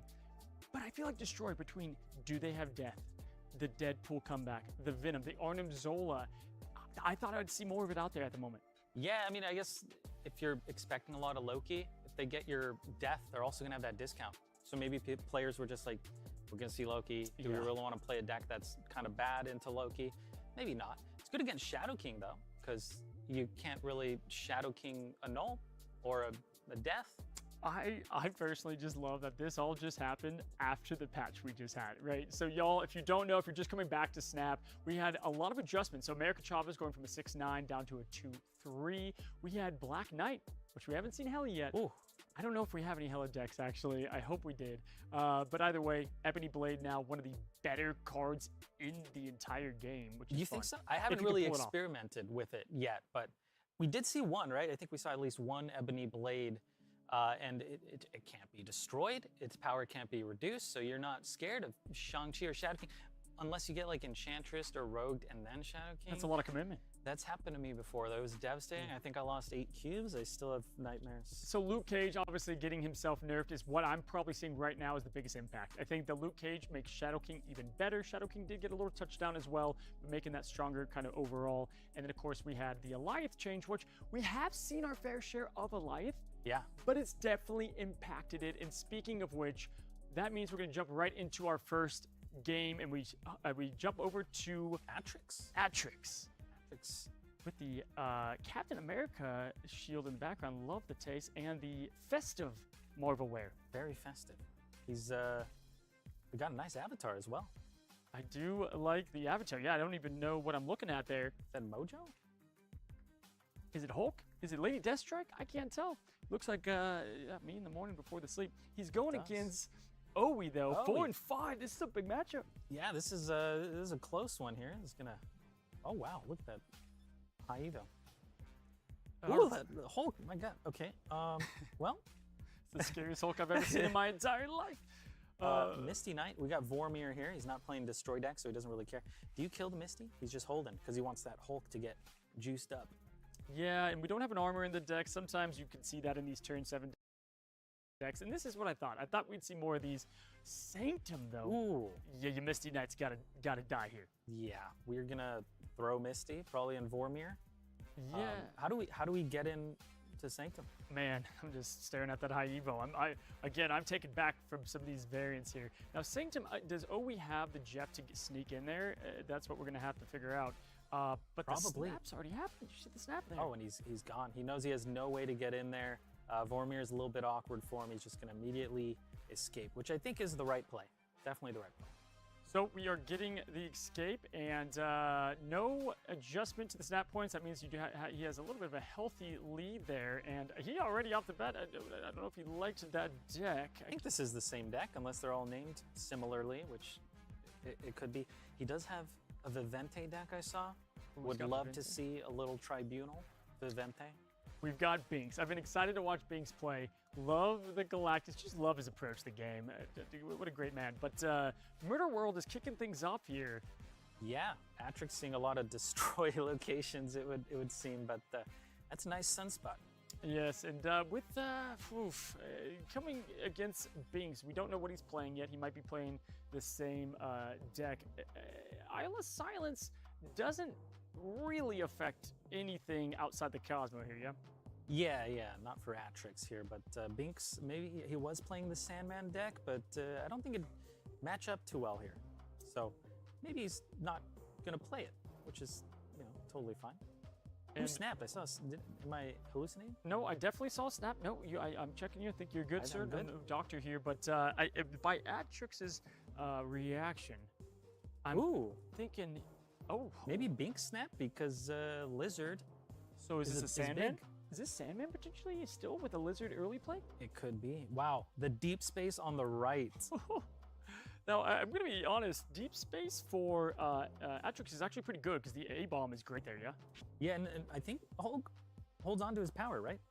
The Hulk it disables the text here. So, It should. I should think. know this. This is, I don't know. This is Get called out.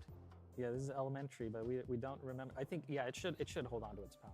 So he is not playing Sandman. He's playing Shuri instead, which is fine because all he has to do is just play down, the big cards, get the Taskmaster. Kind of shocked though. The Shuri in the middle with like maybe Red Skull, it could be interesting, but he already has the Sauron out, so he's gonna go left side then, yeah.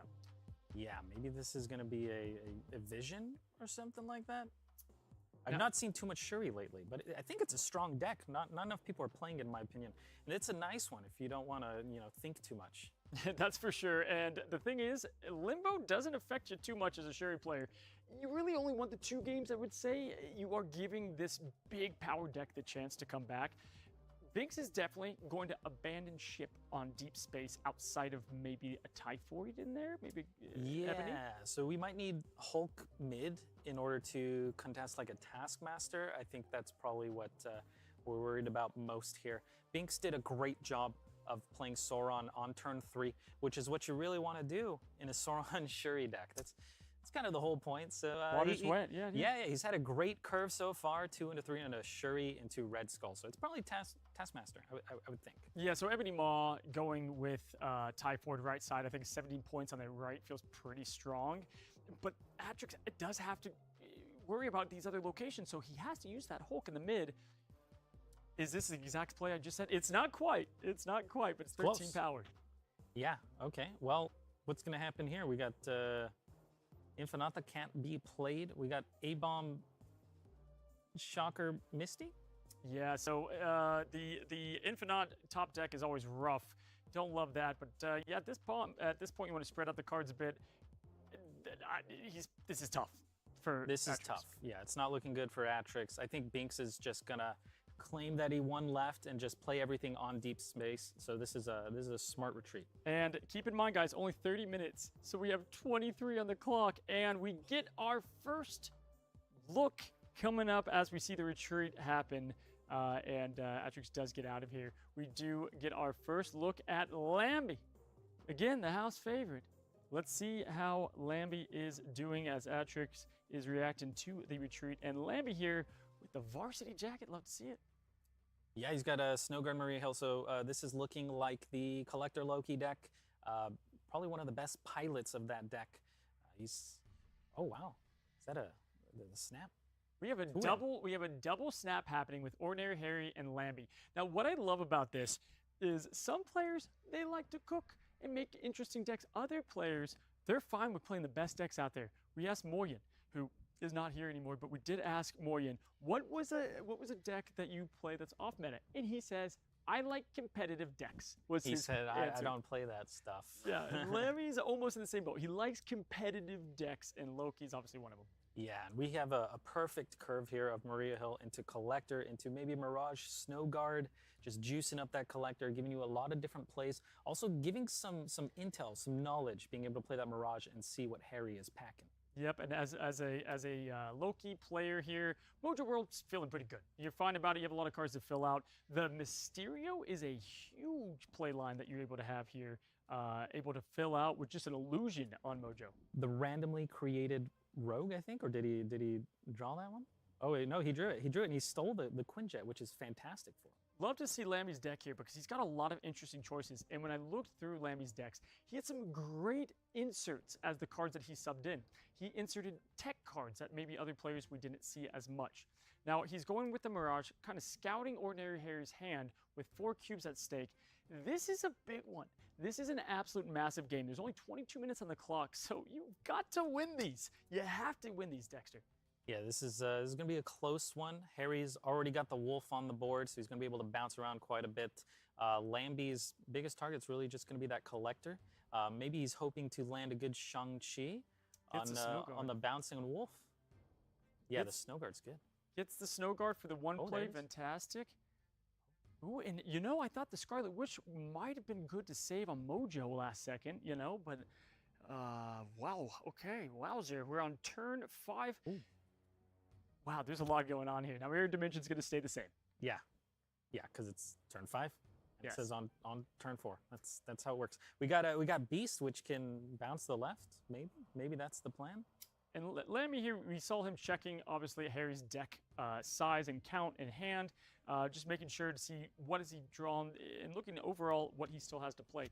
Now, he's going to go Beast, scoop these back up, get that Collector a little bit higher, and then looks like spread the Mysterios, but he's kind of going back and forth here. The Shang-Chi is going to be there to tackle the Werewolf. Yeah, I think it's interesting he's playing the Mysterio. I mean, I'm sure it's the correct decision, but that clone would have got +3 if it went left. Ooh, okay. But unfortunately, it's not going to get No, it's that. going. He's got Beast. He's going to pick him up with Beast. Yeah, but Mysterio, all 3 cards are played off the bat. That's so it's not going to work. So maybe he... I'm sure he's calculated this. Yeah, very much. I'm not going to question Lambi. But either way, it looks like he's trying to maybe secure then just going for the mid and winning right side. Is that his plan? It's looking like it. I mean, this Werewolf's going to jump, so if he has priority here, could get a really easy... Wow, look at that. Never before seen card. Mysterio, long been a great card in Snap. And probably one of the best parts about it is, again, your opponent doesn't know where the real one is, but now it's only a 50% guess. Yeah. Ooh, okay. This is really good for Lambi. Gonna be able to Shang-Chi the Wolf. Is he a prio? He does. He does. So he's got the prior from Mojo. This is fantastic for Lambi. And a lot of other cards coming down as well. At this point, it comes down to priority. The glow around the name, if you can see Lambi's name, he's got his glow, meaning he gets to go first. The wolf does not jump until cards are played. So all it takes is a swift kick from Shang-Chi to the werewolf by night, and then probably just play. And he's got these 0 cards too. I mean, this is definitely the 7-power Mirage. What do you do here? Yeah, this is scary for Harry. I wonder if he retreats here. Wow. Scary for Harry. Scary for Harry. You practicing that one? I thought of that on the spot. That's why you're here. That's okay, pretty good. we've got the final play lines here. Mojo World looking packed. I do think Harry's going to also fill up Mojo World, so that will come down to power. But the 7 Mirage is probably more with the Forge. Yeah, I wonder if Harry expects the Shang-Chi at all. Maybe he doesn't think Lambi's running it. I think a lot of Loki decks have actually cut it. So this is a surprise tech card that he might not expect. Yeah, so let me take a peek here at Lambi's deck, and let me see if he filled in this Shang-Chi to add as a tech option for him. And looking at Lambi, he looks like the Shang-Chi was included through the AI. Really? Okay, well, the Shang-Chi goes off. Maybe Harry accounted for that? Harry throwing Mojo World, not putting any power there. It's still possible. Ooh, okay. Wow, the Shang-Chi back. And then, the Falcon to scoop to build up. So maybe he was hoping the Shang-Chi was never played left side. Yeah, I think he just had to bank on the Shang-Chi not happening. So 5 power difference. That's an 8 cube loss for Harry. And at this point, there's only 18 minutes left, folks. That is pretty much Harry's got to make up those cubes. Harry, I believe, was in, I think he was towards the middle of the pack there. Yeah. So this is rough, losing 8 cubes. We only have 18 minutes left. We're already about halfway through this session. So, wow, it's hard to come back from something like that. And look at Lambi taking notes. You gotta love to see it. We head to the pumper. Dara JN. Yeah, Dara at 12, Brauda at 11. Again, those numbers can be lagging a little bit, but it looks like they're both still bottom 4 at risk. I love this. Dara's going in with the snap right away. I think Dara was in 10th place. Dara's like, not today. I'm climbing up. I got the Shadow King. There's not even a lot here that I would say looks insane for Dara as the opening hand, but he is going to get the points for the snap in there. Yeah, I think he knows he's at risk. He's at the bottom. He needs to be risky. He's got to get that snap in there. Maybe he was hoping Brauda would leave, but I mean they're both at risk. So Brauda's probably fine with this early snap. They both know. Now, Dr. Doom for the Big House is a great card to have, being able to sneak in another 5-bot for that Big House play, right? And Big House is one of those locations. Do you play early, just fill that up and not worry about it? I'm not sure, but Marvel hits it. Marvel can't be played. This is huge. If you've noticed, both players are playing very fast, and I think it's because they know they have 16 minutes. 16 minutes on the line. I haven't seen anyone play this fast in this tournament. This is extremely fast, and we've got Legion changing all 3 locations. Legion, probably one of the best cards not being played a lot currently. And in tournament format, in competitive format, very, very good. Yeah, he's pretty good. Yes. But the Legion being played means that Dara can play the Marvel mid, whereas Brauda had to play it right. Oh, this is awesome. So we've got Dr. Doom coming out as the final play line here, and has a little bit of Invisible Woman action going on. Dara, 4 cubes on the line. Yeah. Do you think he gets it? I think this is looking good for Dara because he's adding 10 to the right, 10 to the left. Brauda does not expect maybe the Marvel that's hidden behind Invisible Woman. Yeah. So this is a lot of power. He's adding, again, 10 right, 10 left, and 10 mid, and 10 everywhere. At this point, Dara's like, let's go. We're ready to go. Let's end the turn. Can we get the win? The Miss Marvel middle under Invisible Woman. Very situational, great at this moment, but very powerful at that. Ooh. It's the Goliath left. Could you imagine? Oh, man. If it was right, he would have won, right? He would have won if he would have played Braude, if he would have played right, would have won that with the powerful Goliath, but he does not, and Dr. Doom seals the win for Dara J. Yeah, not a big smile from Dara. He has no emotions. He's a robot. He's calculated. 0 emotions coming out of Dara there. He just got himself. Yeah, he's still, 9. There you go. Okay. Got a good hit there. 9. Dara towards the eliminations around 12 mark now, so it's going to be actually top 8. Yeah. Oh no, I'm sorry. It's gonna be from 12 to 8 is out now, or 12 to 9. Yeah, I guess. 9 to 12 we're gonna Can't count. say sayonara. We got Amano Satoshi here, playing against Braude now. I think Braude's maybe playing the same deck, and he might be in 12th right now. An instant queue too, right up, ready to go as we just left that game and came to a new one here. Mirage, we've got the location. Yeah. Can't read it right now. I'm pretty sure it's Tarax 5, something like What does Terran that do? 5. This is on a card that you play on that location. It's going to change to a random card of that cost. One of the best locations for Dr. Doom. If I see a blob, I'm gonna need to change my pants. I prepare for the changing, because we could get a couple crazy plays. You could get Agatha. Doesn't matter as much. You could get yourself a Hela. You could. What are 6 costs you would want if you played Dr. Doom? Obviously, just the big stat ones, yeah. Not Destroyer. There's a lot of really bad ones. Could you imagine? Could you imagine the Destroyer play, y'all, on the left side? What card value do you think is the best to go there? I like 3 because you have a lot of effects going on. There's a lot of good 3s out there. I think I'm always scared to play the 6s just because of the possibility of something like maybe like an Arnim when you really don't want it. He's going with the On Kamartaj. That's a better play. So we have the Dr. Doom on Kamartaj. Very good stuff. The Doom Wave, you guys might know if you've been playing Snap for a while now. Haven't seen it in a minute, but Doom Wave comes out. What does Braude play with the wave down? Does he get the value still? Probably a Loki. Oh. I would not have guessed Loki, actually. I was not going to I would not have guessed that at all. So, he's got the Odin as well for Kamartaj. Yeah, I feel like Braude had to be risky. He had to go for the high cubes, but it's not panning out too well for him. He probably knows it's not looking good, but he might just be really just hoping that somehow he can win. Only 13 minutes, y'all, remain, and really, this is how you have to play. How Braude is playing, you have to play this way when you're towards the bottom right now. You have to make it these snap points somehow. Again, Johnson's having, a drink on the beach, hanging out, chilling, because he's at the top. But when you're towards this end, this is where the points really come into play, and we get the double Gamora swipe. Yeah, we can see Amano Satoshi playing in the right lane, not being risky, not playing into that left lane, whereas Braude knows he needs to be risky. Gets a double quid jet. That's kind of crazy with the Loki. Oh, so he this has is some scary. huge discounts here. This is scary. Everything's discounted by 3. He could do like a Doom Gamora, right?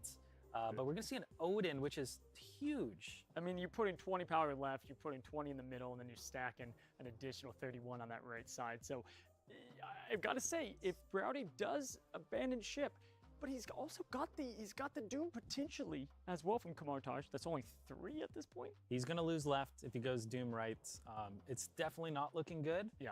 But maybe there's a card we don't see that can make this a big comeback for him. They're cheap. He doesn't have priority for the Elite either. If Braude did get that. This is looking honestly like a nightmare for Braude right now. But again, come in the way he's playing, I do understand why here. And we get some chuckle here as he knows he's probably feeling pretty good, or it's just the Forge variant. That's awesome. And here's the big power play. Maybe just going big left and big mid is the way. Does he have like It could happen. 6 cost card to change to Infinite left side? Maybe we see that. Maybe a gigant. He's Loki, so he's playing. Well, he gets the card change. Oh yeah, that's right. So we do beat the middle. It will If it come hits down. blob or something. What imagine. cost does he play here? Even if it's a really 4 cost won't do anything. It's 5. Ooh, An It arrow. was big, but not big enough. It was close. It was close. You got to come in that. That was awesome.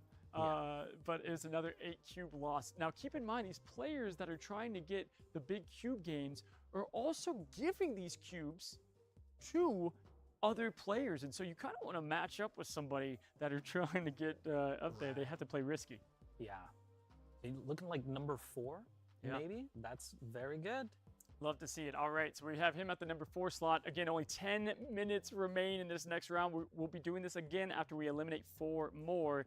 And Braude, we check in on him. Looking at Braude.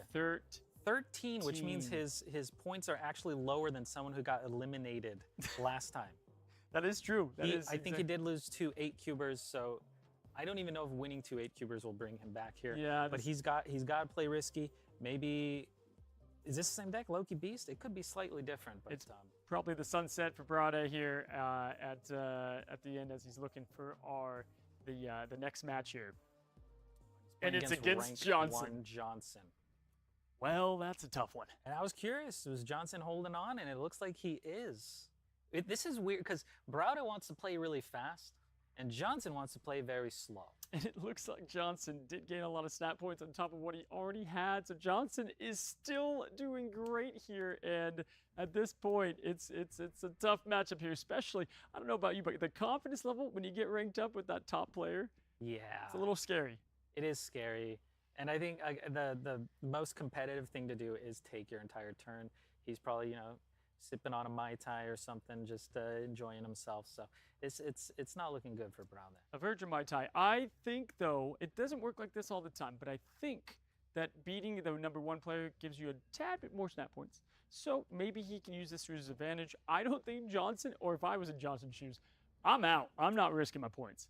Maybe somehow this gets to 8 cubes. Browder wins it, and someone loses an 8 cuber, and somehow he just pulls it up. I don't know. It's not looking good. All right, so we've got Rogue, Loki, Nico, and he's got a lot of deck cards. I actually like his deck a ton with what he has at play, but as we saw back-to-back games, as we're on our third Browder game, it has not fared well.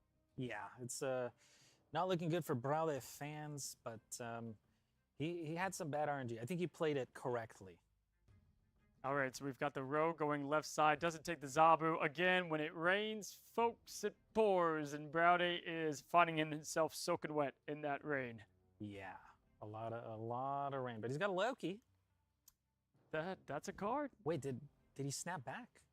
Johnson snapped back. Nothing to lose. Maybe Johnson, though, if he wins this. If he secures an 8 cuber. Johnson now, we said he's got the drink at the beach. Johnson now is not even in the stadium anymore. He's like, I'm going to go take a quick nap. I've got the snap points to keep me here, and is feeling confident. So Browder here going into risky territory. Oh, they're both Lokiing. Okay. Who gets a better Loki? Look at that Loki variant, too. My goodness. Yeah, I don't play a lot of Loki, but I don't think this is what you want to see when you play Loki against another Loki player. The Collector top deck is great, but if he had stolen Collector and a Loki, that would have been really good for Browder. Unfortunately, that did not happen, so he's just grasping at straws. This is tough. He's going to try to build up the Werewolf by Night as high as possible at this moment, but, definitely... He's got 2 cards to do so. Leaves him with the Quinjet Cosmo. Doesn't want to play the Quinjet to conserve the board space to help out Werewolf by Night. Yeah, he needs to be able to bounce that wolf around and not keep him tiny.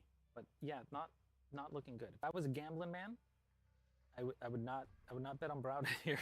Yeah, well, we can see the final calculations. That Zabu variant, love it. I think it's a spotlight coming out here in the future. You guys are getting a little bit of a sneak peek on these variants coming out, and I myself, it's cool to see these in play.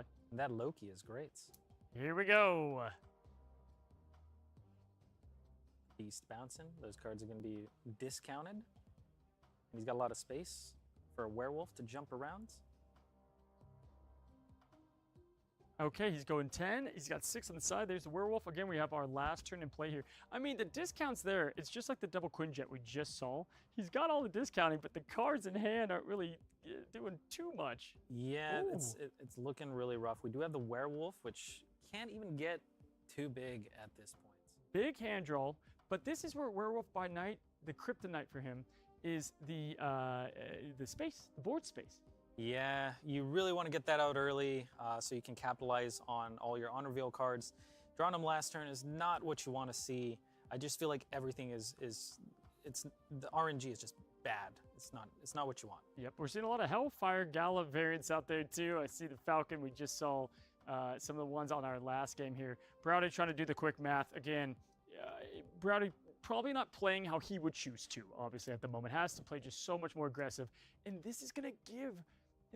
he has to stick with this game. There's 5 minutes left. We've got to see some of these other matches. We only have 5. Johnson's going to skyrocket. He is, yeah.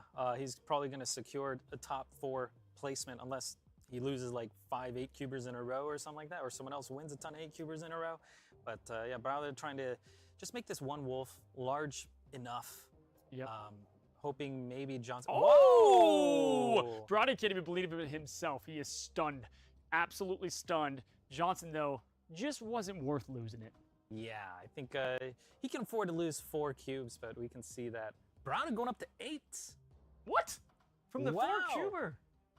Maybe there's been a bloodbath for everyone else. Maybe everyone's losing 8 cubes. Maybe everyone's being risky. He can get top 7 here. Top When 8. you win against someone, I know in ladder this happens, but here it is reflecting. We are seeing it right here. When you win against a higher ranked player, you're going to get more snap points. And he played the number 1. In fact, Brody had exactly what he needed to happen there to get out of, I can't believe it, 13-1.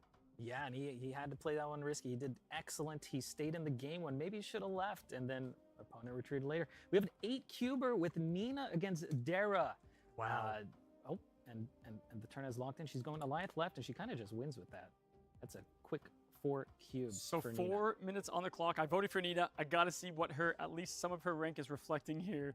I'm excited. She's at 10. She goes to 8. Just at 8. So maybe neck and neck with Browda here. And 8 is the cutoff. Keep in mind, it's going to be 9, 10, 11, 12 being eliminated as we wrap up the final 4 minutes. And Nina here locked in to try to get another W. And it is against Johnson.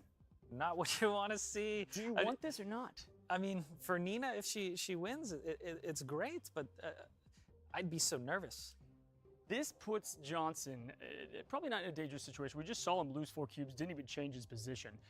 But Nina would skyrocket into safety if she can win this. Look at that Quinjet. Oh, and Machine World is not what you want to see. Not if you're Nina, because the Quinjet into the Machine World, she's just going to leave. She knows there's 3 minutes left. She can still get another game in. Also, Johnson would probably take a while on his turns, so that might have been her last game if she decided to stay. You want to get out of that game, absolutely. And it doesn't look like she hopped down on total rankings. Nina now is going up against someone, and we head to that Atrix. someone, and it's Atrix. We've got Nina versus Atrix here. Nor Dimension. I've not seen this one today yet. One of my favorite new locations. Nor Dimension, when you play into it, you get yourself, you'll see here in just a moment, you get yourself a card that is called the Jin, and it is a 0 cost 1 that gives you, I believe, is it +2 energy? Yeah, +2 energy. Jin is it's good. I think where this becomes awkward is if you have a lot of cards in your hand and you just have too many Jins and you're like, do I really want the Jin? Wow. Nina playing very conservative. Nina knows there's 2 minutes left. She's waiting for a good hand. She's probably going to go all in on it. That makes sense. She's on the bubble. That's honestly great strategy here. And we saw right here, Atrix just took over the 8 slot for Nina. So she is out now at the moment. There are 2 minutes left, though, for her to claim it. We've got the Italian Stallion queuing back up. And we now go to Harry versus Owie. Harry, a rickety bridge. Okay. We got a storm on the bridge. That's pretty good. Surprise, surprise. Looks like a Loki collector deck. So, yes, which we thought we were going to see a lot of these. And it's kind of funny. In those first rounds, people are having fun. They're playing what they want to play. And now the Lokis are starting to come out. I thought we'd see more Hawk lists, but maybe these Loki decks are teching in Rogue, and they're kind of good against the Hawk list, so that might be why people aren't running it. Looks like when he built this deck, he chose Loki Collector, and then he subbed in a Beast, so the deck it didn't give him Beast. And I can't believe there's no Annihilus. I've not seen any Annihilus. Yeah, that's a good point. I'm surprised we haven't seen that. I would have bet on that. And look at that. Owie has the Mobius. He's, I believe, one of the few that put Mobius into his deck against the Loki. So, the Harry doesn't have a Loki either way right now, but it's Quinjet's working out there. on the Quinjet, yeah. This is maybe a great time to be playing Mobius, especially during this event where every single person's playing Loki, it seems like. Yep. And the Sarah doesn't do anything either Sarah there. does not help here. So, that takes us to the final turn. 4 cubes on the line here for both competitors, Conquerors. Man-Thing, Shang-Chi, Werewolf. What are you even thinking with this one? This is a rough one. I don't think you play Man-Thing right, do you? It hits all your cards as well, so it's kind of just adding 5. Man-Thing is a tough one to have in this deck, right? Because there's not a lot that you can go ahead and help out with your low-cost cards. But he gets 2 cubes out of it. They have 20 seconds. They got to hurry up and queue if they want. We have 20 seconds left. That puts Harry down and out unless he's able to pull a Alex Kocha and win Binks versus Nina. We know Nina needs this win. She needs this win right here. Can she get it against a very hard deck on turn 5? This is gonna be close. We don't know what position Binks is in, but maybe he's top 4. Maybe he's gonna play safe. Nina needs probably like 4 or 8. Oof. Okay, so we get the big power card played out there. We have turn 6 coming up. Really, actually like Nina and her chances here. Again, we know that the Miss Marvel could come out in the mid, help her out. Eliath could come out too. She does have priority. So if I'm Nina, I'm playing Eliath on Crimson. Yeah, I did. Oh, but he has the float. He's got going for the float down. on the sunspot. He's got the float. And that also adds to Hulk, and Misty's going to hit something. So Miss Marvel. Yeah, he can't really play left unless you want to play Leech left, which is that's not the move. This is it, though. This is the final game. You might as well snap into this on either side, or at least on the if you think you're out. And you play Miss Marvel in the middle, and that way at least you... it's tough, though, because she doesn't know if he's going to play left. We're going up 2 with the Nebula, so Miss Marvel wins it, right? Miss Marvel wins it, but she's thinking She-Hulk could come out. Now, you don't see this often, but She-Hulk's 7 cost. And that's because she's able to be reduced, have the Iceman hit her, go back to the 6 cost, thus she's 7. But if I'm Nina, I'm thinking that She-Hulk could come there and Miss Marvel wouldn't win it. Yeah, this is very scary, but she knows she's got to lock it in. Looks like it's going to be a 4-cuber. I think if Binks leaves, she might get eliminated anyway. It looks like she's actually taking her time just in case, giving maybe Binks the chance to leave, is what I'm seeing. And is this Miss Marvel? Ooh. It's Dr. Doom! It's pretty much Marvel. And the float by 1! Yeah. And the Misty Knight doesn't give the extra power. Yeah, if the Misty Knight landed right, it would have been a tie in the right lane, but I think Nina still would have won that tiebreaker. What does this do? Oh no. No.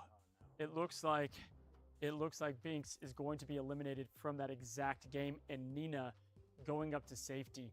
Just like that. One last game determines your placement, and it looks like, we still don't know officially, but it does look like that could have gotten Binks out of the rest of our event here. Man, that's crazy to see. We've got one more game here, though. Yeah, Amano Satoshi. Can he pull it out? We don't really know his placement at the moment. We got the final game here, though.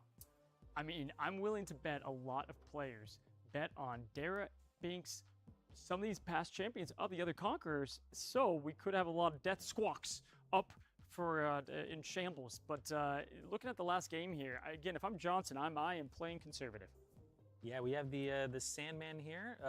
Maybe not going to get played, but another Loki deck. I mean, I think Johnson's been playing the same deck the entire time, right? Yeah, no, a lot of players have been. And again, I get that. You know, you're playing, you're understanding what other players are playing, and if you're winning, if I'm in a top 5 position, I'm just keeping what I'm doing. Yeah, it's definitely the right choice.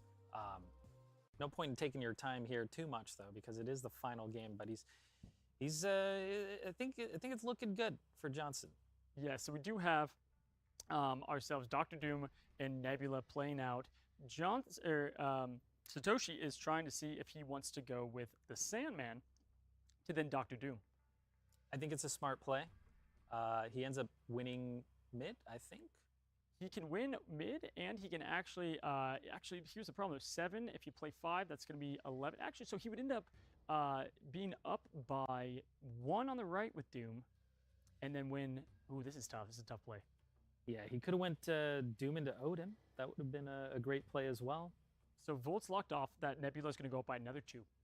You do have the float potential, but this is going to be very tough for him because he can play Doom, but it really doesn't do all that much here. The Nebula is going to take to 13, so that means it's a tie in the middle. He could win right, but he would have to win tiebreaker. This doesn't look good for him. Yeah, not looking good at all. But again, it is the final match. They can't queue another one, so they might as well play their outs and just hope for the best. Johnson here is going to pad some stats, if I'm being honest. If he does win this game, we're probably going to see that Snap leaderboard go way up for him. And I'm nervous. I'm nervous to see these ranks here. There's a lot of creators that we both, all these creators, just fantastic to see. And we're not going to see 4 more of them for our next 30-minute round here. Dr. Doom left side was the play line. And we have a turn 7. Holy smokes. I thought that was turn 7, but interesting. Do we go with an Eliath right? Do we go with an Odin left? I'm over here looking at the great animations, not even paying attention that that's limbo. We've got obviously a different language. And I love to see this. I love the Eliath here as, is he going to go Odin? And he has the priority. Yeah, that might be what he's banking on. It is only 2 cubes, so I wonder if Satoshi's at rank or at risk of getting eliminated or not. Looks like opponent has retreated. He's retreated. So will these 2 cube, or will the 1 cube do anything here for the placements? We're gonna have to find out, folks. Yo, what a 30-minute! The 30 minutes, that was a blink. That was fast. That was too fast, man. But we do have another 30-minute coming up, and then we'll be going into the eliminations. Chat, let me know what you're thinking of the Conqueror's Winter Royale so far. We've definitely had some really tight matchups. And now back-to-back, the Nina Binks game, the Alex Kochamorian game. We're starting to see a lot of games come down to the wire and affect the leaderboard placement.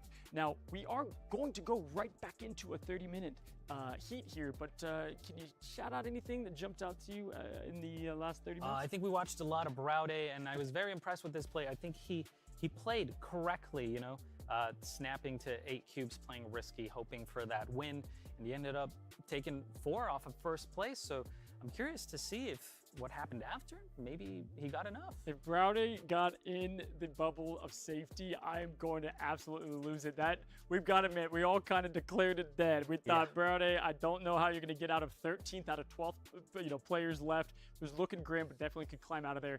My vote's Nina. Trying to hide my bias, but I was pretty pumped when Nina won there. Obviously, that was my my vote here for the Death Squawk variant. But altogether, who would be the most shocking, maybe, that could get eliminated here? I think it'd be very shocking if Johnson got eliminated. Hey, that's a great answer there. I know we saw some players take a couple losses. I know Dara, we don't know his state. We don't know where he's at. I'm worried for my 1,200 gold. It wasn't looking good for Dara, but maybe he picked it up. We'll have to see once these leaderboards update. Dara's one of those players, if he gets eliminated here, he's going to do nothing but practice, practice, practice. The man is definitely talented at the game, but in general, I've been impressed by what we thought we might see, and that is the more aggressive play. I'm telling you, the cube, we don't know total, cubes lost in game between those time slots. That second heat was packed full of 4 and 8 cubes. Yeah, people playing much more risky, except for maybe Johnson, just holding on to that top spot. But everyone down at the bottom knew they had to go big or go home. You can tell Browde is definitely a fan of the holidays because he was gifting cubes left and right there. But he did also take some cubes back. And so, definitely enjoyed Browde's play there. Now, I want to check. Let's find out now, guys. Who got eliminated? Are we going to be shocked? The bottom 4 that are out heading into our Elite 8. The bottom 4. Oh, no. Is going to be some absolute legends in the snap scene. We have Owie eliminated, Dara J in. He's gone. And Binks, both Conqueror champions of our first season. And Browde, who we thought was the Cinderella story. Yeah. We thought he got out. Yeah, I thought Browde really could have taken it here. He's always a high rank player. So that's it's rough. I'm out. And looking at the board, holy Johnson going down by 2. Wow, okay. And Mr. Alex Kocha, the Canadian man, going up to 2. Lambi taking the first spot.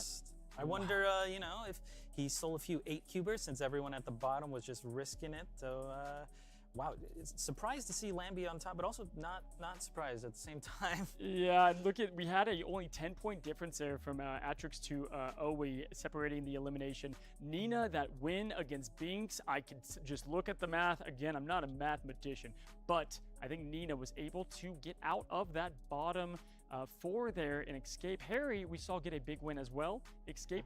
Felicity going from 2 to 5, but that is the advantageous position.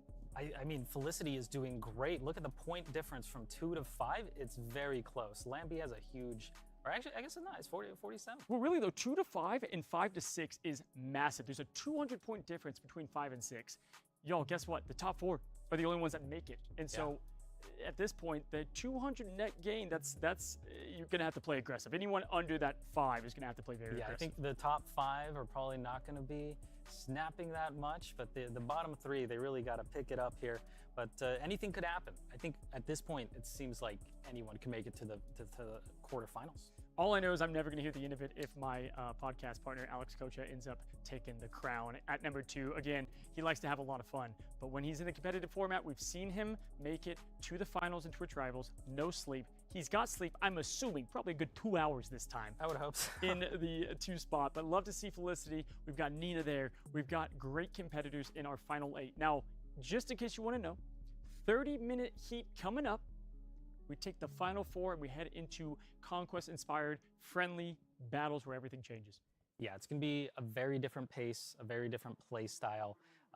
Conquest, I play very slow, very methodical. I take like a information gathering sort of thing. When you're doing ladder, you just hit them with these surprise tech cards on the last turn and go for 8 cubes. But when you're playing Conquest, you're doing battle mode, you draw it out. You want to see their entire deck before really doing anything too risky. So I'm excited for the quarterfinals for that battle mode. Well, we're seeing mainly 2 decks. We're seeing Loki and Lockdown.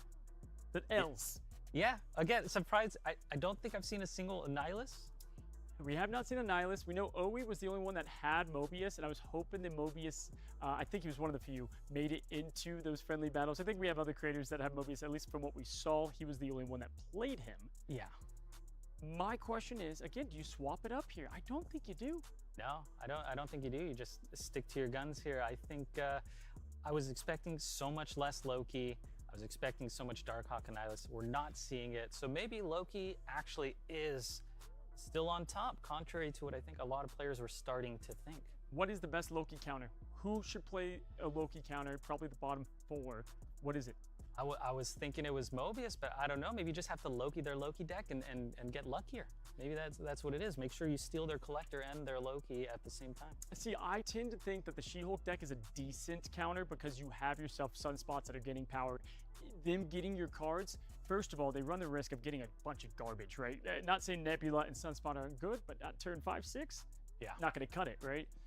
That's probably where I would lean. I think I'd probably go between the turn 7 decks and then Loki as my 2 with potentially Lockdown. How do you feel like Lockdown performs against Loki? I think we saw it did okay. I think if you're able to, in the Lockdown deck, potentially have yourself a Shadow King. We didn't see that too much.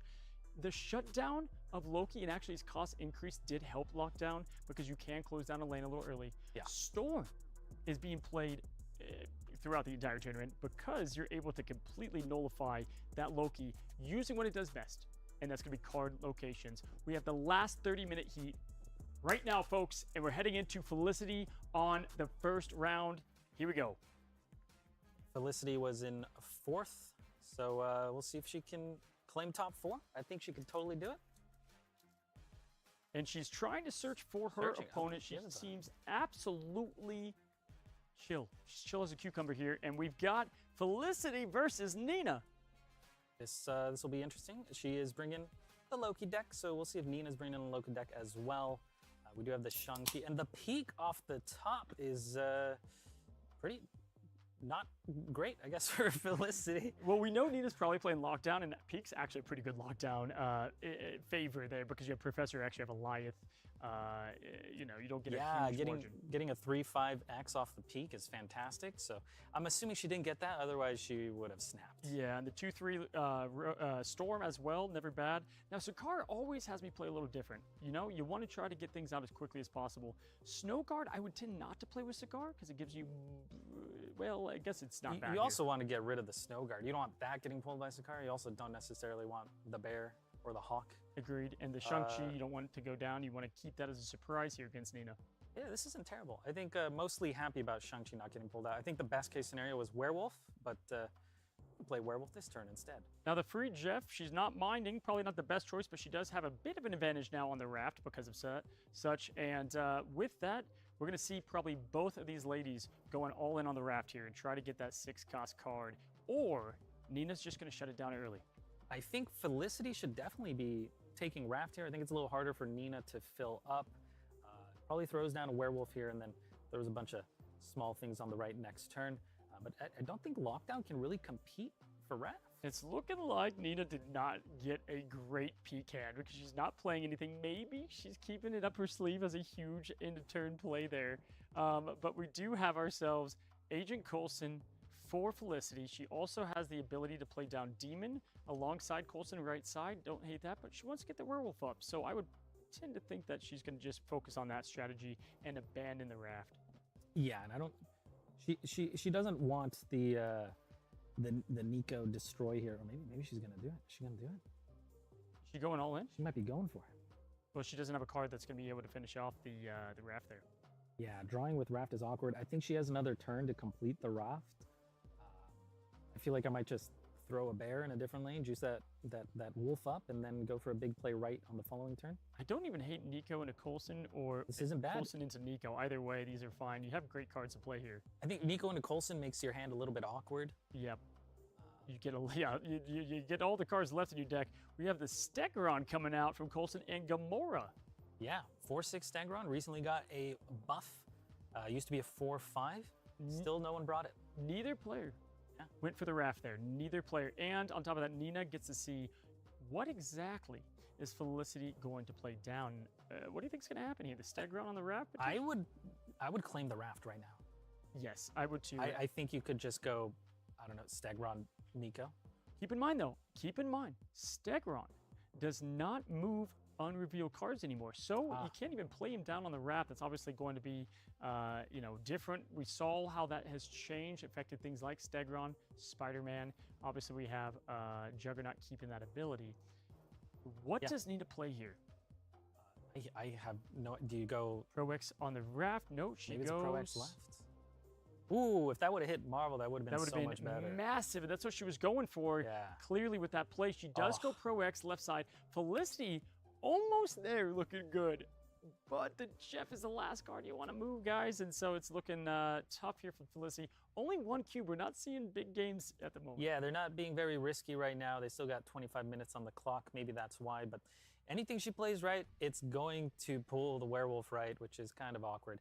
She sees the snap from Nina, and she goes for the retreat, which I'm surprised Nina snapped there. It looked like Felicity might have stayed for 2 cubes. Well, you just go with the Eliath over there on the Raft because with Werewolf by Night, you can't even get him to hop because Eliath has killed the cards. And so that's probably what Felicity's probably assuming here. Yeah, that was a smart retreat. Loses 25. Now, keep in mind, Felicity had a pretty healthy lead over the bottom of the pack because I believe 5 and up had 200 points favor. We saw 25 points taken from Felicity, so still in a very safe, advantageous position. She's queuing right back up, getting into the action. We'll come back with her, but we go into Johnson, the man of the hour. Against Atrix here. Look, Hellfire Cloud, okay, the Loki deck. We do have Nick Fury. I really want to see that produce a blob. I want to see the big man, but we'll see if it happens. So with Johnson, he's down to 3 now, and we saw that. Maybe that will change his play a bit, Dexter, because he went down from that one spot, and maybe want to keep that positioning. Now, if you look on the left, we actually have the updated. It looks like we have potentially the updated leaderboard with Lambi. We're not updated, but the one we left off at Lambi, Alex, Johnson. Or it could just be a happenstance. But either way, we've got the Loki deck from Johnson and Atrix here, also playing Loki. Yeah, I think it's looking good for Johnson to just secure top 4 as long as he makes it to the quarterfinals. He's probably happy. Loki coming down, not doing anything because of the Cosmo. This has been nonstop action. We're already 20 minutes left before the finals, before the final 4, which the format changes. So I guess at best you got about 3, maybe 4 games left. Yeah. This is it's all going by so fast here. We got Maria Hill going right, getting Lake Hellas buff. We got Coulson and Goose. Goose going mid. Look at these Dan Hip variants, the Werewolf by Night, the Agent Coulson, both beautiful variants at that. He's got the Goose play in the middle. Cosmo affecting some things, and I love that we're seeing back-to-back, at least we've seen them today, Dark Dimension, Werewolf Night games. Yeah, this is, it makes it so awkward when you're playing Werewolf and you got Dark Dimension. You can't really juice him up as big as you normally can. Yep. And Collector's probably just going to hold on to this power. Looking like Atrix is probably going to secure mid. So how do we win left and right? It's looking difficult. Looking tough. We did get the Iron Man, or Johnson got the Iron Man here, but he could only play Iron Man and Snow Guard, actually, to be fair. Snow Guard being +2 additional power on Lake Hellas, but you win nothing else, really, right? So this is a tough position for Johnson here, trying to decide exactly where he's going to play. This is it's a tough one. Yeah, this is really rough. Maybe he's just hoping he can juice up his collector more than Atrix can. Maybe it's a Nick Fury and the Snow Guard, but that only adds 5 mid. So you go left, Nick Fury, Snow Guard left. Maybe Snow Guard right for the Hellas value. Oh. Yeah, Like I thought we might see Johnson play it a bit safer here. He is going to retreat later. That means that if, Atrix does stay, he's going to end up collecting at least 2 cubes here. And Atrix, I believe, was placed 5-ish. I think it was around there, yeah. But yeah, unfortunately for Johnson, just a clunky, awkward hand. Hitting that retreat later, maybe hoping that Atrix also retreats. Looking like Johnson showed his rank. He's at 3. Again, that could be a lagging number. But yeah. So we do have the retreat going, and Atrix will be gaining 55 snap points. Now we just saw a player gain the 25. He goes down to 4, which is still safe. It's top 4, final 4 that will be making the next slot here. But let's go ahead and jump to another game, folks, and we find ourselves at Atrix. Probably celebrating, if I had to guess. Yeah, number 6, he's probably got to play a little risky here compared to the other competitors here. He really needs to secure top 4. With the time left, clearly, and honestly, it's 6 and 6, so they're actually neck and neck. You cannot play 1-2 cube games. You have to really, Dara, we saw him take this approach. Unfortunately, he got eliminated, but he went in and he just snapped. He went in, if you have even somewhat, we're seeing it here, favorable hand, which I would say that Atrix has, you just snap. Nina just snapped here, I believe, and Atrix is seeing that Fisk Tower, and he has Werewolf. That's a little awkward. That is not great. You will definitely get the laser snipe from Kingpin's henchman from Fisk Tower there. But he stays, and nonetheless, he knows that, I would be, the approach, I would maybe retreat until you have hands and then go all in a couple times, but it's tough. It's tough with the points. Yeah, it's really tough with the limited time. We got 20 minutes and 30 seconds left. Which means if you're towards the top end, you actually don't want to retreat because of the big points you're giving away and losing. So if I'm playing someone near my rank, maybe I do take that approach instead. Yeah, like if you're playing against rank 1, you might see it differently. Okay, well, all I know is we have the Werewolf by Night getting a copy. So he said, hey, losing 1 by Fixed Tower, not enough. I want to lose 2 of them, potentially. And then we got flooding here. So, wow, this is a bit awkward, isn't it? We do have Snow Guard there, so we can cancel flooding. Maybe that's the plan. Probably, I would guess so. Nina's lockdown deck, definitely, we just talked about, does lockdown counter Loki. We're seeing it here, especially when you add in a Dark Dimension, you add in a Fisk Tower, you're running out of space for that Werewolf to jump around, and that's the Loki build at the moment. Yeah, Nina's playing very, very well today. Lockdown proving its worth. Yeah, we've seen players, we can't tell you, but we've seen players have Echo in their deck. We know that there are Echoes out there. And I think with the mass amount of Echoes, I don't even know if they've been eliminated, I'll be honest. The ones that did have Echo, I saw maybe a few out there. That's going to play a difference. Yeah, I think especially when we get into Conquest mode or Battle mode, it'll be very different than what we're seeing right now. He's going for the Werewolf left, and just kidding. He's going Mirage mid. So he's going to look to shut down, so he's not really too worried about the flooding at the moment. He's going to go ahead and just build the Werewolf up as much as he can at this time. Nina doing a great job of drawing Daredevil, being able to see that turn 5. And Atrix now has a juiced up Professor X. I wonder if that'll ever see play. The Snow Guard is actually so good for turning off that Fisk Tower. So I think this is pretty smart. We got the nice looking Quinjet. Wonder if that's going left. A lot of information there from getting that Pro X at 5. That means Nina's hand doesn't have anything lower than that, correct? So she's having what, a live Doom potentially? Yeah, she's got a clunky big hand, and he probably expects Professor X here. So that's why he switched those cards there. And it's, wow, a full turn skip from Nina, meaning what we just saw, she just has big cards in her hand. This is actually a lot closer than I thought here. Yeah, not looking good for Nina. Or now it's turn 5. Was that? That was turn 4. Turn 4 makes sense. All right, now it makes more sense. But are we playing Professor X? We're getting another Wolf live. This tells us Miss Marvel is not in Nina's hand, I would assume, right? Yeah. The Shadow King will be your last. Well, you can't make your last play here. Shutting down the Nebula with Shadow King now isn't terrible because Lockdown doesn't have other cards much that are going to be getting that bonus. So what he's doing here, I would do just that. Shut down to the Nebula, send the Wolves, and then you play. you fill a location so the wolves can't come back. Yeah, and then you just play 2 left or maybe 2 mid. But maybe we will see Professor X here. I think locking mid could be the strat. The middle lockdown would be huge because what happens here is he cannot take those wolves back to Fisk Tower. They would die. So you technically could look advantageous if you're able to squeak in the Pro X mid. However, we know she doesn't have Jeff. Yeah. She didn't play Jeff. She could draw Jeff.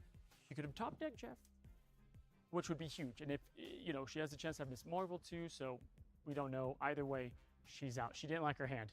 She's out, and I mean, no one snapped or anything, so she could have waited longer and learned more, and maybe she had a chance, but I think she's saving time here.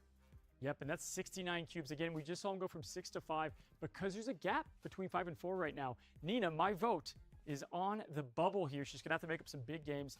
We come to Snappy Claus at 2, rank 2, Alex Kocha. Yeah, sticking to his high Evo deck. He's playing it well, so why not? Black Bolt. Discards. Yeah, man, Alex is definitely has perfected this deck. He played with Kang. He came up with a spicy build and Cook in the Twitch rivals, and now he's unfortunately top decking Infinon. But he definitely has some pretty advantageous plays here. But I think this could be tough. Yeah, I think She-Hulk's probably big enough to win left. If Werewolf goes right into Big House, I mean, Felicity's going to win Big House, but then Snappy Claw's probably going to win left and mid.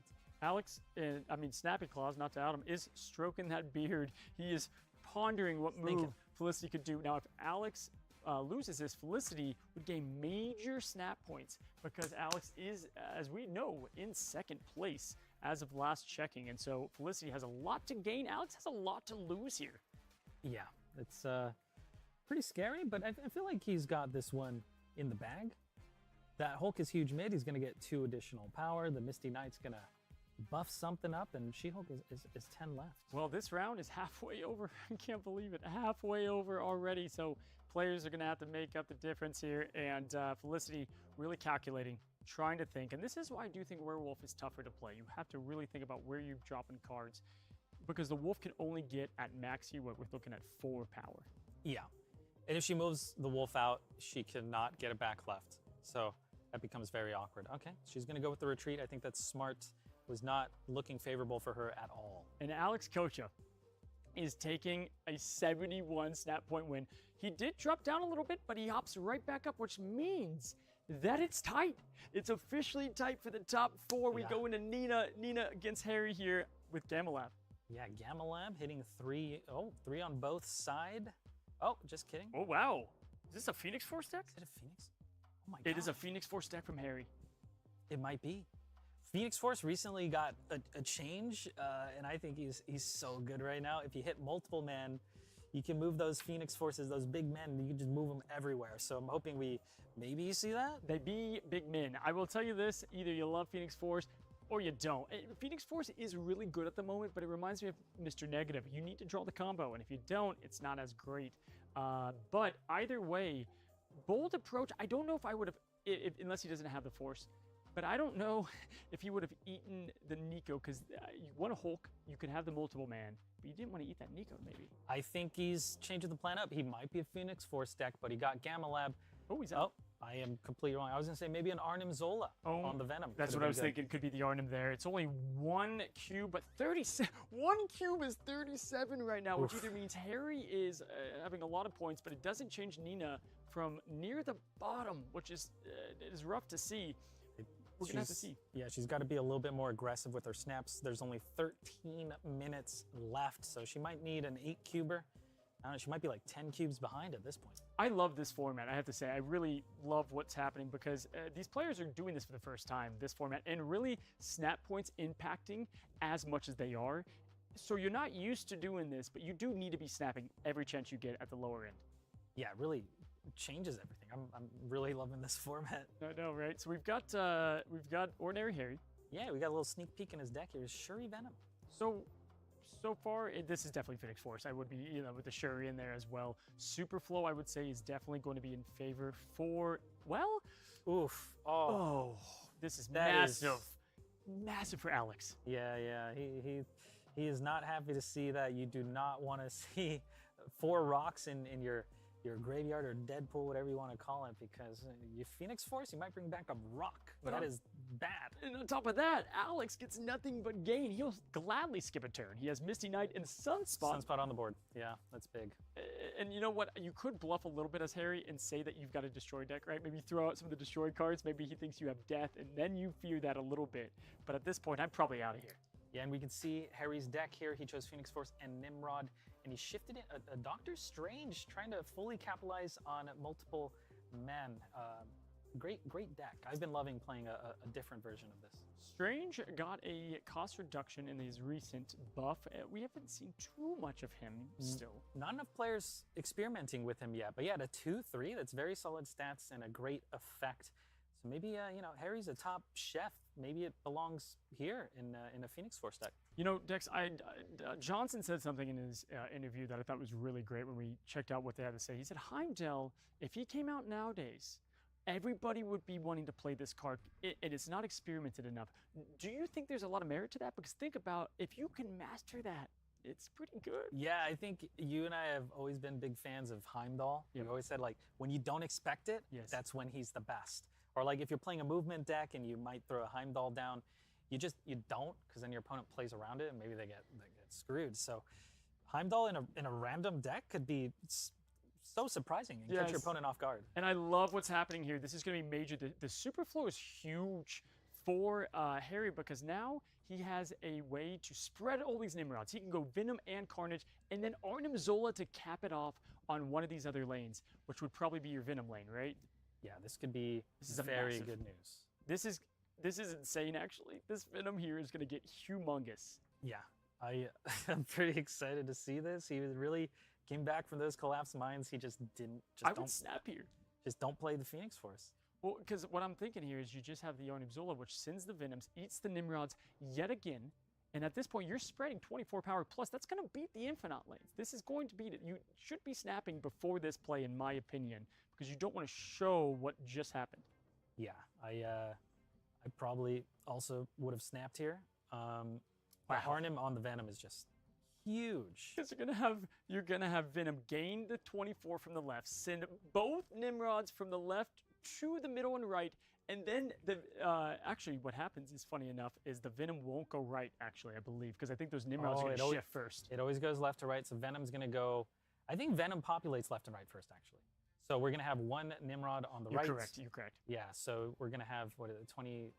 Math is hard. Yep, 29 it's gonna be plus 39. It's gonna be 39 left side. Send the 27 right on top of 17. This is hard 44, I believe. So it's gonna be 44 on top of 39 left side. And it seems like Harry's not snapping, probably because he doesn't want Snappy Claws to run away. He wants to secure the 4 cubes. Maybe he knows, or that's just enough to carry him over.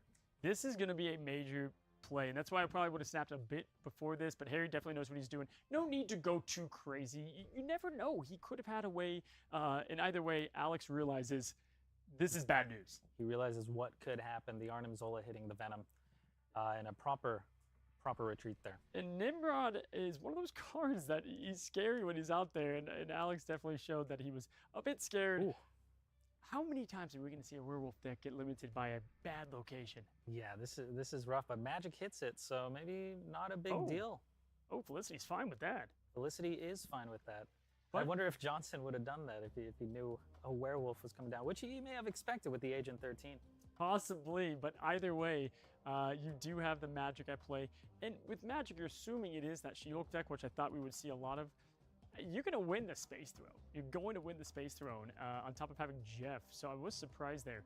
Onslaught Citadel, though, does nothing for a Loki deck. Yeah, maybe you hit the Quinjet. Yeah. That's about true. it. Actually, that's pretty good. Or maybe you steal a card where it ends up hitting it. But yeah, Onslaught, not a big deal. Now, we do have the potential, and this is always the head game here, but if you see a Snow Guard, folks, and there's Limbo out there, odds are your opponent is going to shut that location down, and it comes down to, do you full float on turn 6, or do you play down what you have? Yeah, there's a lot of mind games there. Maybe you just don't end up shutting Limbo off, and your opponent kind of plays as if you do, and that could put them in an awkward situation.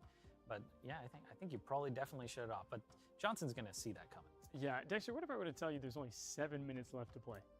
It's gone by so fast. Like, I don't know, man. This is crazy. Oh my gosh. I know that if I was in the shoes of these creators, I mean, give it up to them, chat, because it is, first, it's tough to play with a lot on the line, right? Being that ultimate conqueror, but also you've got eyes on you. You have a time limit. You have snap points. You don't know what other people are doing. It's tough. Yeah, there's so much up in the air. It's rough on the competitors, but they're doing a great job. So we've got Felicity now deciding to go with the Lockjaw route. You know, I think Lockjaw had plenty of play, but I do miss the old coming out, going, and getting a huge card back within competitive scene. I thought we'd at least see one Lockjaw. Actually, I haven't played Lockjaw in a while. Maybe I lied. I did a little bit of Lockjaw Blob prior, and hey, Blob and Lockjaw, it's risky, but it's crazy good. Blobjaw? Blobjaw, because he's one of the only ways to put power into the deck. Yeah, I think Blob's really gonna shake things up. Never would I thought I would say I miss old Crystal, but Blob probably does because Crystal is able to reshuffle your hand. But not anymore, but we've got Cerebro 3 on the onslaught. That's very good. Okay, all right, it all makes sense as to why he magicked mid. It's a Cerebro deck, love to see it. Ooh, but we're gonna steal a card, but there's 3 it could steal. Does it steal the bro or not? Oh man, I think you do that not quite yet. You want to get the wolf probably to another location. I mean, obviously, if she does take that Cerebro, it is a 33.3% chance. I know.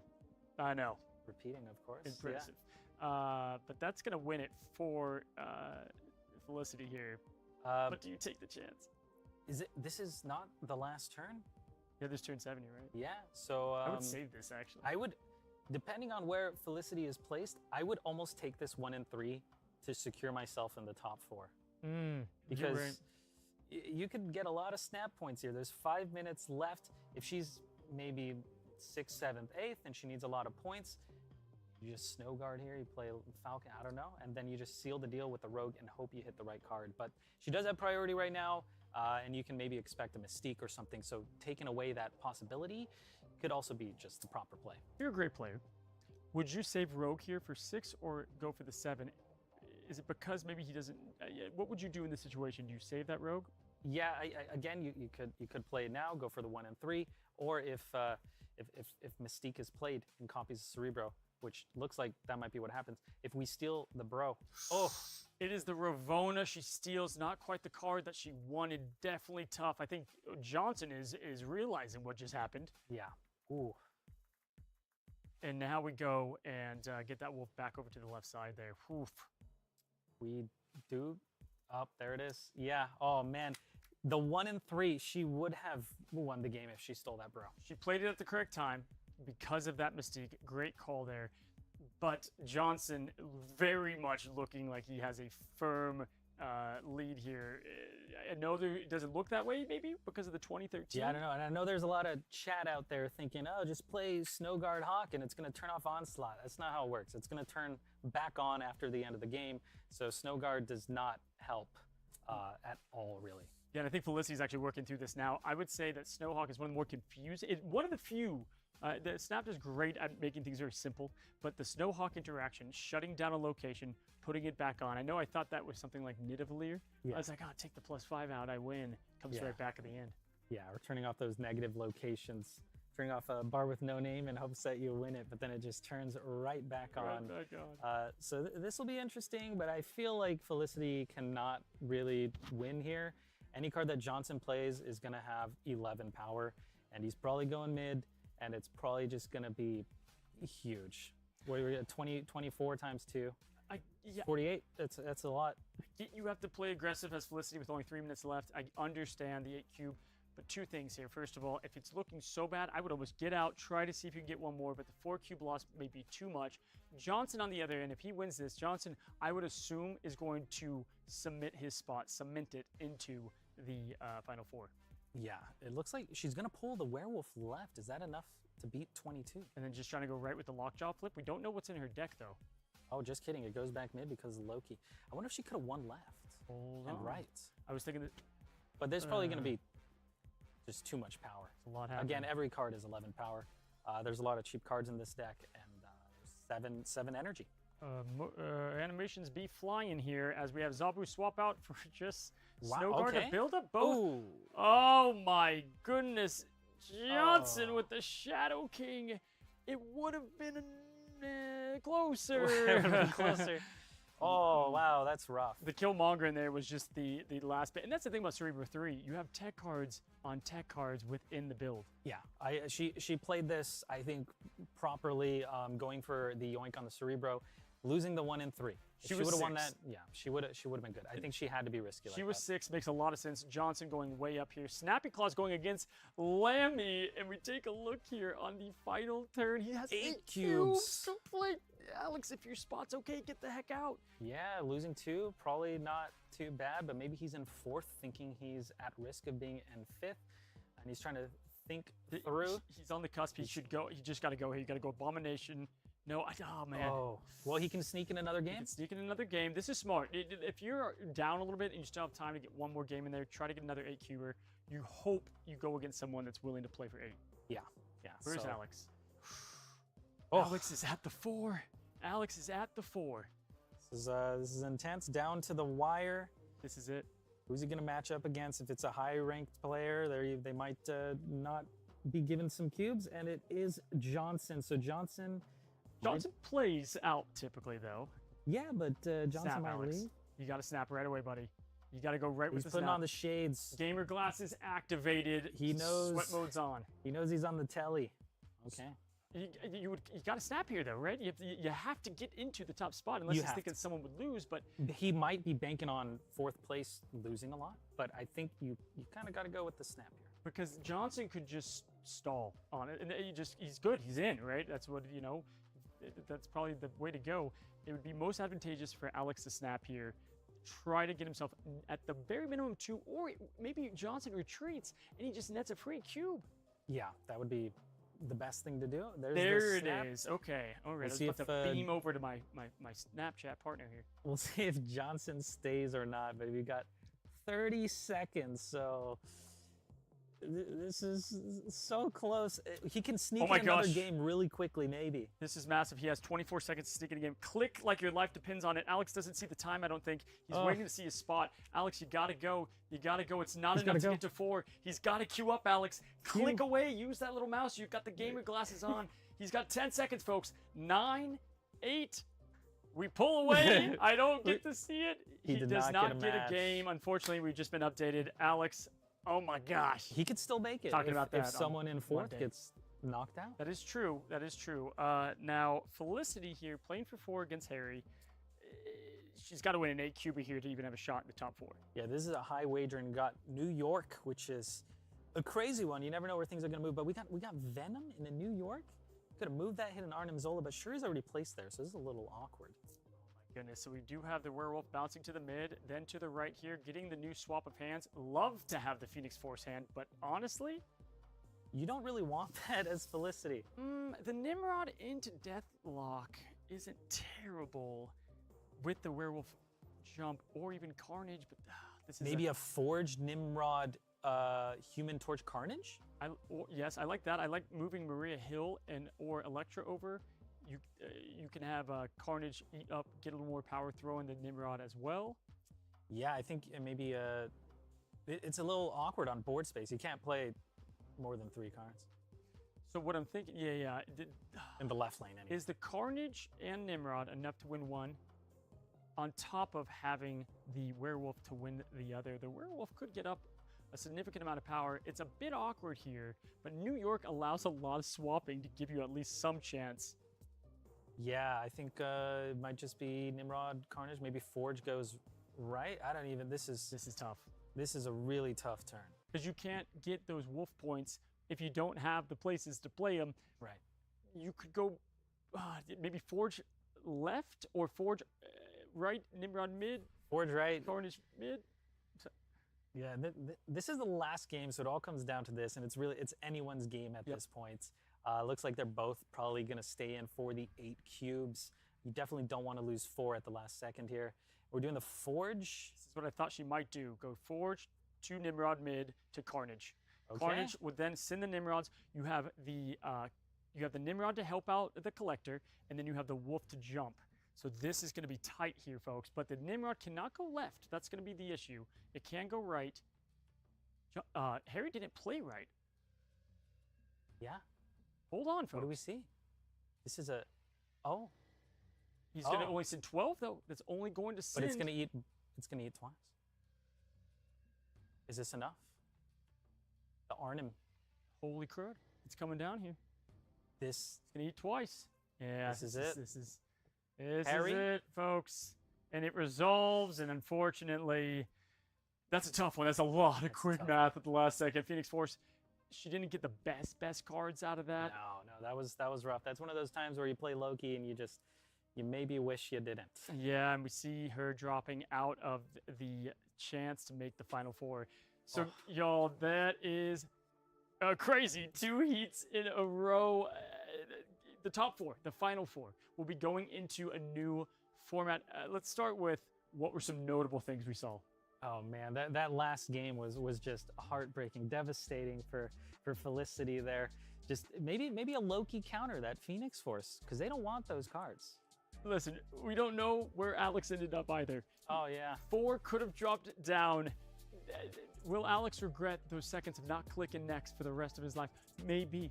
I don't know, but all I do know is it's going to be a tight finish here from 4 and 5. It's possible you didn't see the timer there, or maybe everyone else was just locked up in games or something like that, but we're going to jump into the eliminations here. Let's say farewell and welcome in our Final Four. Saying goodbye, Alex Kocha is going to be our first eliminating, meaning he made rank 5, rank 6 going to Ordinary Harry, 7 to Nina, and Felicity at 8. My pick, Nina, has been eliminated. Felicity played Valorant just incredibly.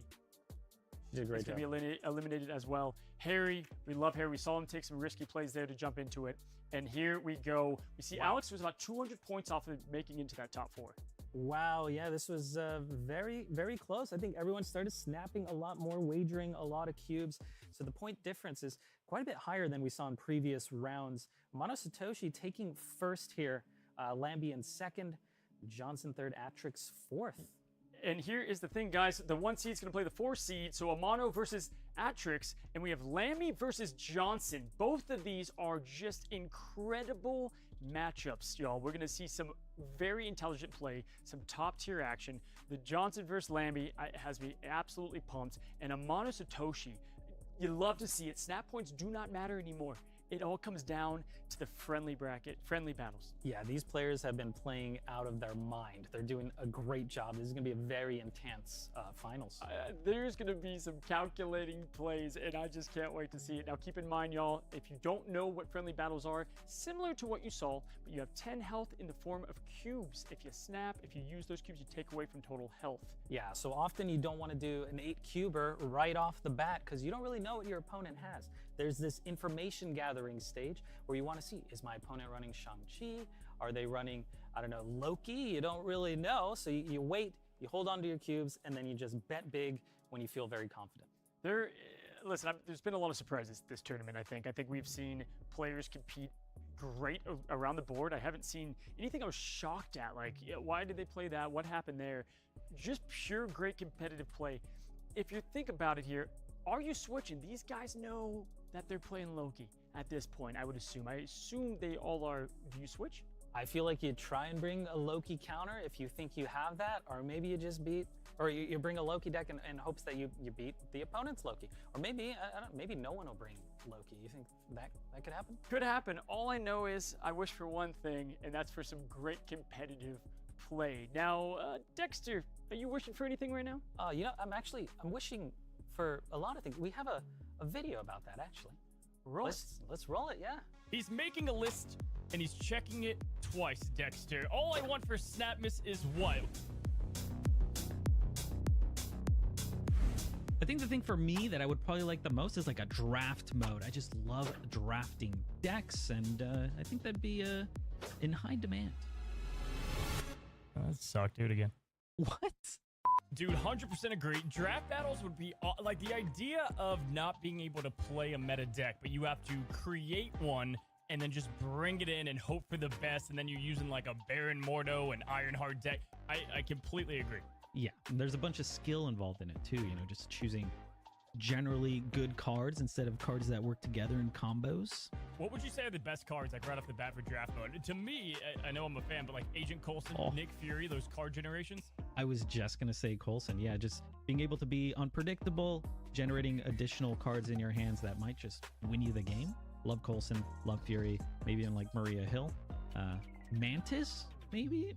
What's cool too is it makes cards that like aren't very good at the moment better, right? Like Ronin is better in draft mode because people can't really curve out their decks. So they have more cards in their hands, so it just opens up the game more. Right, it would be a completely different meta, and God, it'd be so fun to dabble in.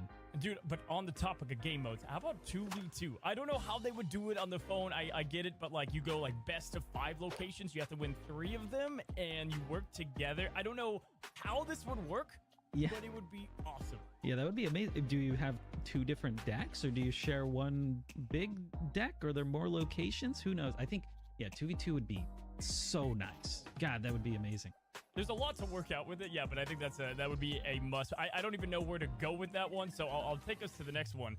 All I want for Snap Miss is like a social feature, you know, like guilds, or maybe, you know, you have like a club where you guys work together. Everybody uses a destroyed deck, and if you get X amount of wins, everybody gets credits, gold, maybe like a variant that you could work towards. Like that to get, it's missing the social aspect. I want it. Yeah, getting like titles, avatars that are like exclusive, that if your club or guild or whatever achieves something, that'd be so nice. Or like being able to like see what decks you're using. Like I can see your 20 decks, or even like if they went so far as like these are Dexter's top 5 decks he's using at the moment, or top 5 cards, like little stats. I feel like give you in the game more identity, if that makes sense. Yeah, or if there's like a leaderboard so you could see how your club or guild matches up against other people, that'd be kind of cool. Like total rank. Yeah, I like it.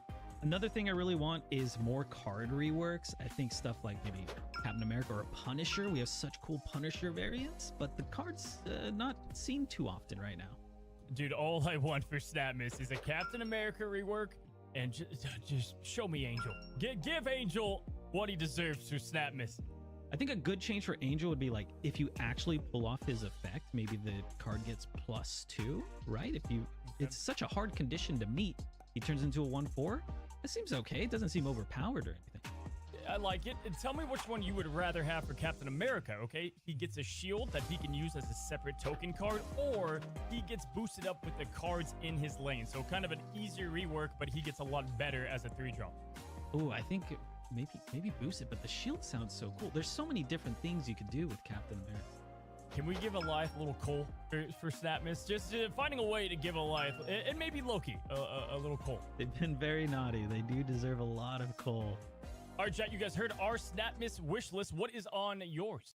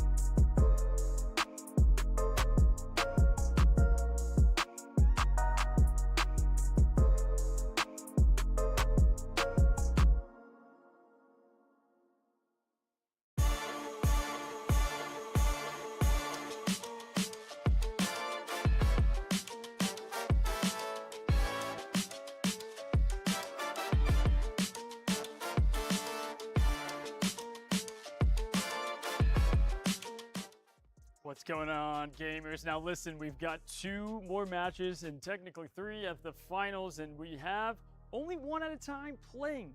Now the first one is going to be the 1 seed versus the 4 seed. Yeah. What are we thinking about it overall? Oh man, these are some very close matches. I think they're going to be very entertaining, very exciting. I really just don't know who's going to take it, man. Yeah, listen, from the very top, I'm just excited just who's been involved in the entire process, who's made the cuts. The format, I love. I'm loving how this is working out with time mattering at every second, every decision. Now we're going to slow things down a ton. Yeah, switching it up to the battle mode, you know, very slow paced compared to ladder. The games could go by quick, again, if they somehow go to an 8-cuber really quickly, but generally you're seeing a lot of retreats, very minimal snapping, 1 cube here, 2 cubes there. It could take up to 30 minutes for 1 match on its own. So your gut tells you what decks are we going to see? Are we going to see the Loki Werewolf? Or are we going to see maybe a player bring a deck that they built with some more counters in there? This is a smart strategy, assuming you're seeing Loki. You just bring in the deck that's going to help counter it. Yeah, again, I'm kind of, if I was a gamble man, I would say it's probably just going to be a bunch of Loki mirrors. I could be wrong. I hope I'm wrong. But I don't know, maybe Lambi brings in like some secret tech counter that nobody's ever thought of that just counters Loki completely? Wouldn't be shocked. I don't know how many times we have said Loki on this podcast, this casting, but more than my entire life. All I know is in Lambi's deck that we saw, I do love that there was a couple of tech cards in there, right? There was a couple of ways to deal with the opposing werewolves and collector. Keep in mind, the deck builder built this and these decks, and so that's why we are seeing some more similar decks, but it also speaks to just how good the function's working. We're seeing the deck builder put together these competitive decks, and it's cool to see. Yeah, because I believe the deck builder just chooses what seems like the highest win rate deck, right? And just throws it together. So all these players going for a very similar Loki deck. We got Atrix here against Satoshi Loki deck. The 1 in the 4 seed. So Atrix did bring back in the Loki deck. We're gonna have to see what the 1 seed brought in. We actually get to see both of the players and their face cams here. And wow, we get a dagger coming out from Maria Hill, not maybe the best 2-drop in the world. But you also have Asgard. So at this point, what are you playing for? I think you maybe want to win Asgard, but at the same time, wow, a snap already happening. I don't know who did the snapping there. I think that might have been Atrix? Atrix, I think so. And at that, I mean, the thing about it is, again, snap points aren't on the line, so you could play it out for 2 cubes. It's not going to be... I think, yeah, this is a smart play from Atrix. I personally haven't played much Loki myself recently, but the collector into the Loki, it's kind of just textbook amazing. So trying to maybe secure a quick cube or 2 here. He knows nothing about his opponent's deck. Yes, we see a wave come out. Now, the wave... absolute craziness. He knows he's playing Loki now. He can figure that out. Super Scroll. Ooh, stealing the Zabu. Okay, Scroll kind of winning that exchange there. X-Mansion. Yeah, Wave does not work like Wave did in the past. If you didn't know, not everything gets set to 4 now. Zabu would be a definite win most of the time from X-Mansion, but not when you have a Super Scroll. Not only to just do the Super Scroll was an absolute huge win from this play. Yeah, great play here by Atrix, going with the Loki left, the Quinjet right. He's going to have huge discounts on his cards. What do we see from Satoshi here that really pulls it back? It's not looking good. He did Doom Wave last time. We saw the Doom Wave come last time that he was playing said deck. This could be the lockdown. Maybe he storms Asgard out to give the advantage over. I don't know, but it is going to be tough with that Super Scroll. Is this deck dependent on ongoing cards? And got to say, this is not looking great for at least the first 2 cubes here. Yeah, but there's no point in leaving here. He's locked in for 2. He wants to gather some information. Yep, the Wave Doom, fantastic play, but we got the Loki, so we might get a Doom of our own here. Oh, what an absolute massive hand from Atrix. This is probably the best possible hand. And the Snow Guard off the top too, so being able to repopulate the hand. The thing about Loki within these friendly battles that's tough is Loki also allows you to scout the deck. So what we're seeing here is he's able to see all these cards that Amano Satoshi could be playing, right? So Amano has the Odin, he's got the Gamora. these aren't going to surprise Atrix anymore. Yeah, that's a great point, Cozy Gamer, smart man. How dare you call me gamer? we got Doom going left, probably followed up with an Odin. Maybe it's going to spread a lot of power everywhere. Maybe I don't know. Maybe the Electro comes down. This is crazy. This is definitely, I mean, out of the cards he could have pulled. Now, we don't know the entire deck, but this is definitely towards the top end. Now, he is going to run low on space, but we don't know the rest of Amano's hand. He doesn't have access to the ongoing cards for one, but for two, you're playing it against your own deck. You're having to go against your own cards, and you have the guessing game. What did he even pull? Yeah. I think this is like best case scenario. Okay. Oh my gosh. So the Professor X activates, so the Doom does not go in the middle. The Super Scroll takes the Professor X, locking down two lanes. The only lane to play for now is the right lane, where he doesn't have the advantage. It's one card only, which will probably be the Gamora. Yeah, the visuals aren't there, but mid is locked. It would appear like Guy nutted hard. I think we go Gamora right and we win. I understand that you cannot go Super Scroll, or you can't have the graphics for Super Scroll because you'd have all these ongoing effects get a little crazy. This one's always the most complicated. You have the X lane you can't play into. Amano would have to put up massive points. Miss Marvel? Marvel could win, right? Where would you play? No, Marvel. Oh, mid's locked down. That's right. Okay, sorry, I got baited by those darn animations again. Yeah, it's just it looks over. This is over because here's the thing. Amano's trying to decide, do I play Gamora? Maybe he's got Gamora. It doesn't matter, though. It does not matter. He had to get out of there. You don't know what the Loki yoinked, so that's rough. A quick 2 cubes going to Atrix here.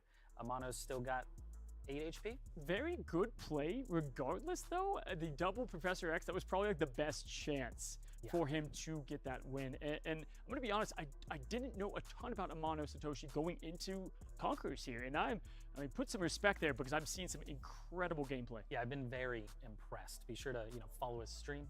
And maybe a little Twitch Prime. There you go. You can check out all the creators and their links on the website that you voted for here.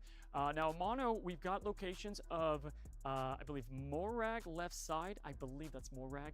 Middle is the Hellfire, so... I know that one. Yeah, there you go. Can't play one cost in there, correct? And then the right side, we obviously don't know yet. I think that's Morag left side, yeah? Sure. Oh, a quick retreat. Oh, wow. Was that from Amano or from Atrix? Well, it was from Amano. Amano left. So we see, now this is interesting, Amano has Eliath. Now, Atrix did not see that. Or Atrix did not see that. Yeah, he didn't see it. So that's a great, huge cube gain that Amano can end up pulling out here. But Amano doesn't know that he didn't see that, so we'll see what happens. That's true. That's the part about Loki, right? So we have Odin Daredevil Wave in Amano's hand. That's going to be the spectate that we're looking at here. Left side is Kiln. Does that count? Yeah, you can't play anything after turn 4. So Nebula there is fantastic. I wonder if that's snappable. So we've got the Nebula going down. Yeah, you are correct. And the Nico. Now, obviously, I don't know if it's snappable because of the collector. Ooh, okay, all right. Now that's definitely snappable. Big Broad's flannel. Yeah, that's a huge Sokovia getting rid of Loki.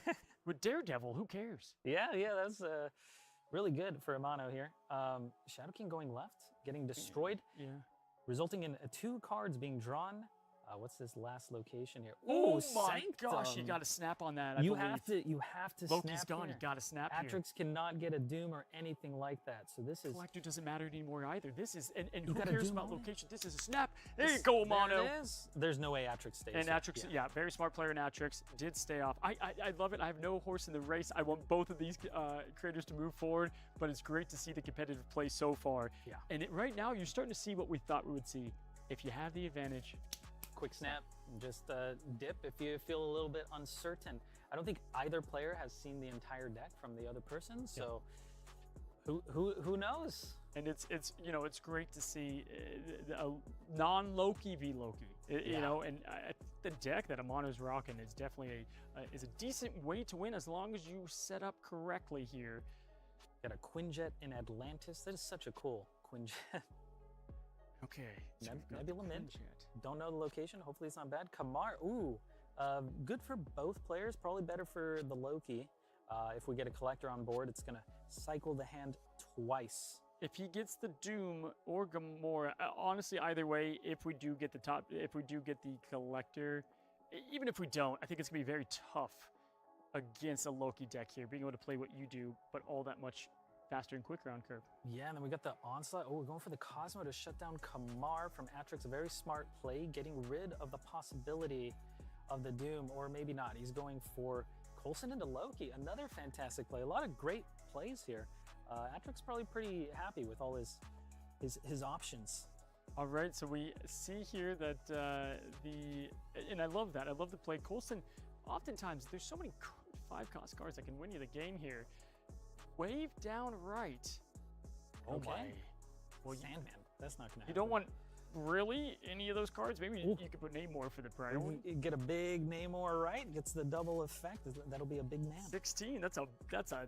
That's a big Namor man, at yeah. 16 power. Are we thinking Loki mid? We don't really get much value because there's no collector on the board, so you don't really need the Loki mid. Maybe You could scout with it though. You could see shuffles of that's the true. hand and That's just a see good point. everything he has, right? But there's nothing worse when you see a hand you want the first time and it cycles through again and then you and you're stuck. Oh, I wish I didn't do that. It's Yeah. happened to me. Well, Oh, okay. we're gonna see if that happens right now. Now, reminder, guys, we're in the first set of the semifinal here. Our next matchup is Johnson versus Lambi. They'll be playing after this matchup. And as far as health goes, we have Atrix in the lead just by 2 health. Yeah, very close game so far. Do you think these decks are equally matched? Do you think anyone has a favor over the other? With the locations at the moment, no. I do think, however, again, with the wave and the early prio and getting the Alliath, so he's trying to establish early priority just to Alliath at the end. That's kind of probably what this deck's trying to accomplish. Yeah, maybe we get a Doom here. Yo, cycles, no Alliath on the first cycle. And there it is. All right, so he knows. Okay, he does get the Pro X. Oh yeah, okay, and then we have the Daredevil, so we get to see exactly what's gonna This go is- on here. This is good. I feel like do you Doom here? Okay. Yeah, I'm thinking if Doom is just 10 power. It's not huge. you could play Alliath and Odin to secure. Yeah, that's Alliath Odin secures 1 lane, but you need to win 2 lanes in this game, Marvel Snap. and 7 power left side's very easy to Well, beat out with the Doom. Playing the Doom doesn't even add anything because of Atlantis. The wash. It'll be even, but then the following turn, you will add, you know? Do you? Oh man, this is tough because I would say, do you Professor X, let's say middle, and then all you have to do is Alliath, if you can win that location left side. That could be a cheeky play. But then you could also lose that priority just like that too. So it's, what would you do in this situation with the hand that you have? I think I would do Doom Odin or maybe Doom and Alliath. I like the idea of doing Pro X mid, Electro potentially. No Electro. The Pro X just does not catch him off guard because he's got Daredevil. So we can see what's happening. It does. Now we do have some great, that 9, we're really focusing on that 9 in the middle that we're circling. The 9/3. And of course, the thing about it was, with the Daredevil, it's just easy to play around a bit more. And you have the Gamora potential that it could be up play as well. Yeah, I wonder, Amano doesn't look too happy maybe. Maybe a retreat, but no point in retreating now. You would do that next turn. I can't tell if Amano's beaming with happiness, if he's mad, if he's focused. Can't really. The man's got a great poker face, right? Yeah. But either way, the Doom at least puts the 5 in the middle, adds and keeps 7 left side. That's enough to. Oh man, this is tough. Here's the thing though: if it puts 8 here, you can actually just Doom. Well, no, never. Is this a mind. Gamora? It's Gamora.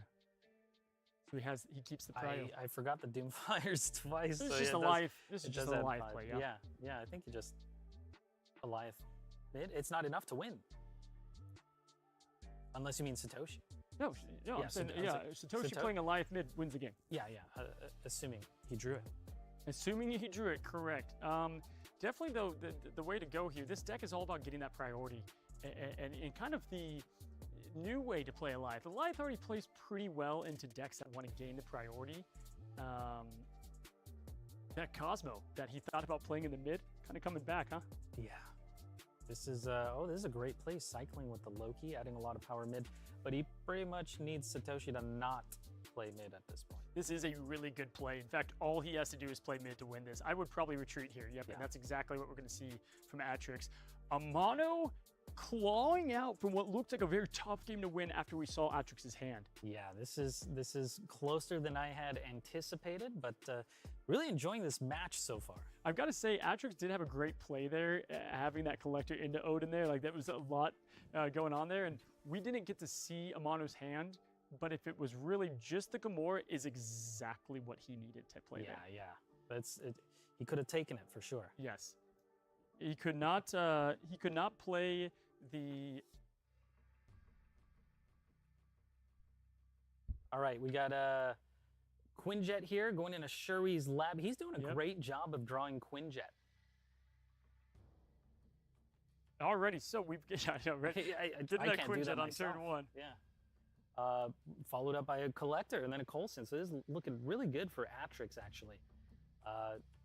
Shuri's lab, I don't know if that's the best location that you want to see, but it's not terrible. So collector right on Nebula? Yeah, and I gotta say, I mean, you gotta love the Shadowland actually kind of hurts both players in some form or fashion. Obviously, we saw that we were playing a ramp deck here, Amano, with the Electro. Ramp really making a comeback, especially with Blob, who's not here today, but Blob did help Ramp a good amount. I'm excited to play with my Blob later. Wow. Let's get Agent Coulson left side here. We're going to see the card generation and see exactly what he grabs. And Morag adds a lot of complication. I don't know about you, but Morag is a tough location. Yeah, Morag's always so awkward to be able to put cards in there. I mean, we got the Werewolf, which I guess you can throw in, but it's incredibly limiting and really good for Nebula. This makes it incredibly difficult, too, for the Werewolf by Night because of the way you have to play him down a bit. Although Werewolf is one of those cards you typically feel like you have to play on 3, but he's electing to go Coulson instead. Yeah, I think that's a smart play with here. The Quinjet. Yeah, with the Quinjet, a lot of value, a lot of different options here, and juicing up the collector as well. Let's see here what we get. We get just pure stats and the Gamora. Wow. Wave nullifies a bit here what he's got. You Gamora here? I think you Gamora left side because, again, Amano wants to have priority. You get, I believe, the 24 on Shuri's lab is how that's going to work out with Gamora. Yeah, that's a big card. And then having just a Hellcow to play on 6 is huge. It's some of the biggest power we're going to be seeing here. Yeah. Werewolf left, Nico right, pulling the wolf to the right. It's going to be 8 power if I did my math right. Start playing start getting the Werewolf up now. It is a smart tactic. I do understand. You get him up to 6, and then keeping Shuri's lab open. Right, that's what he's trying to do, trying to accomplish here. Keep those spots open so he can continue to build up. The Hellcow left on the final turn, not a terrible option. 16 power, I'd say so. It's a big cow. It is a big cow. We have Dr. Doom coming out from the wave yet again. Doesn't play on Shuri's lab, though, mainly because he's going to abandon that location. Yeah, I think this is kind of telegraphed that, he's not playing Shuri's lab. He's given up there. Yeah, so Odin would be our follow-up on the Shadowland. I think he's hoping that Morag is going to be his, and Atrix is fine taking that. Was that a snap from Satoshi? I think it was a snap from Atrix. Really? We're adding a copy of Mirage. Okay, this is interesting. It's going to be hard to win that right lane. As Atrix, you win left, you win right. He's got Prio. Why not Cosmo middle? He knows he's got left, right? So I would almost Cosmo middle, just shut down any potential of Odin. He's not done with his turn yet, Cozy. He can still do it. Yeah. He's got 3 energy left and no reason to float. So I think this might follow up with the Cosmo.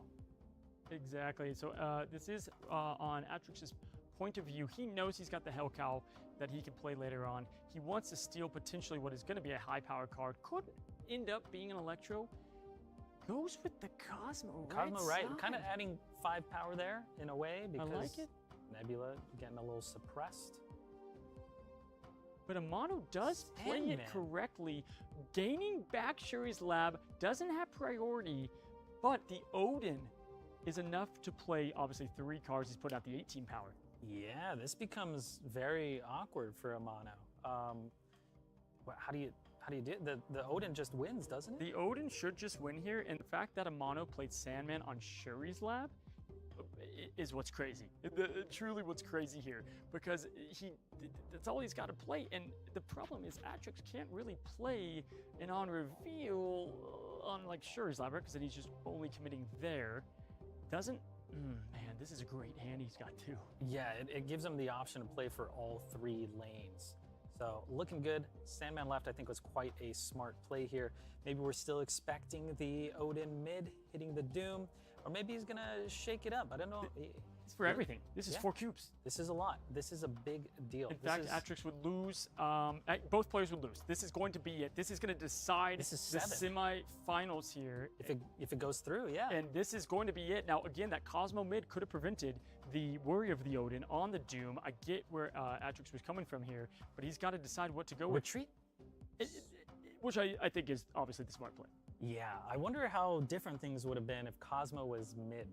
Yeah, that's really what I was thinking. Anytime you see that Doom, you can almost assume they're going that route. And Amano's bringing in the Sandman, which is exactly what counters Loki to a good degree because you shut down the possibility of building up cards. Yeah, Loki discounting all those cards. You often play several cards in one turn. That can't happen if there's the Sandman on the board. And then you decide, do you go with Dr. Doom for priority building or do you go with Sandman on 4 with the wave play? It's he's got a lot of options here. Quinjet, again, wow, he's amazing. How does he draw Quinjet on 1? He's probably going to top deck Collector as well. He does have Werewolf on 3, which is looking good. Yeah, Atrix is getting Quinjet, just calling his name at the beginning there. Amano is up now a pretty healthy lead, an absolute 4. We got a 4 health lead, right? Which is definitely winnable. Yeah, because we do have Atrix able to get, if you don't know, Atrix can only gain his remaining health in points. Yeah, so it's a maximum of 3 per game. Right now we're at 2 cubes, so he has to win 4 cubers, and he could still win it back here. Absolutely here. So we've got the Mojo World filling up early. Tough. The thing about Werewolf is you do have to really telegraph your own moves and know exactly what you're going to be playing. Yeah, a lot of math, a lot of brain power required. And wow, there's the Collector. So does he go with the Collector, Maria? I feel like you go with Werewolf first. Follow that up with the Collector. I was going to say for Amano, playing Professor X, being able to lock down something like Mojo World, if the Werewolf hops out or something, was going to be game, set, match. However, look at that 1-5 Jeff. That is... That's a big shark. We said earlier, we put him on the naughty list because he's a naughty shark. This one's big and naughty. So we've got, let's see here, we have Bifrost moving out of Mojo World. I don't think either player has a way to turn this location off. Yeah. From what we've seen. This is going to put a lot of small cards in the middle lane, just pretty much removing all the power from Quinjet and Mirage. Oh, he's going for the Collector mid. I think that's a smart play. That's fine. You have the Werewolf to bounce back out of it. We could also Falcon, bounce those 2 cards back to hand, juicing up the Collector and getting them out of Necrotia so they don't have minimal power. And Jeff is just a fantastic player to always be able to nope out of a lane, but he does have Werewolf by night to accomplish the same task. I do like this play here. You build up the Collector a little bit. You do send the Werewolf all the way over to the right. Yeah, he's holding on to this. Jeff did not play even though he had 1 energy. Because the Sandman. Jeff is the 1 card in the game that can play with another additional card. It's one of the most comments I get on YouTube. How did you play Jeff with Sandman? He breaks all the rules. He breaks all of the rules. That's why he's naughty. But Amano might know exactly what was stolen from that Mirage. You might expect that Jeff maybe doesn't even play the Sandman.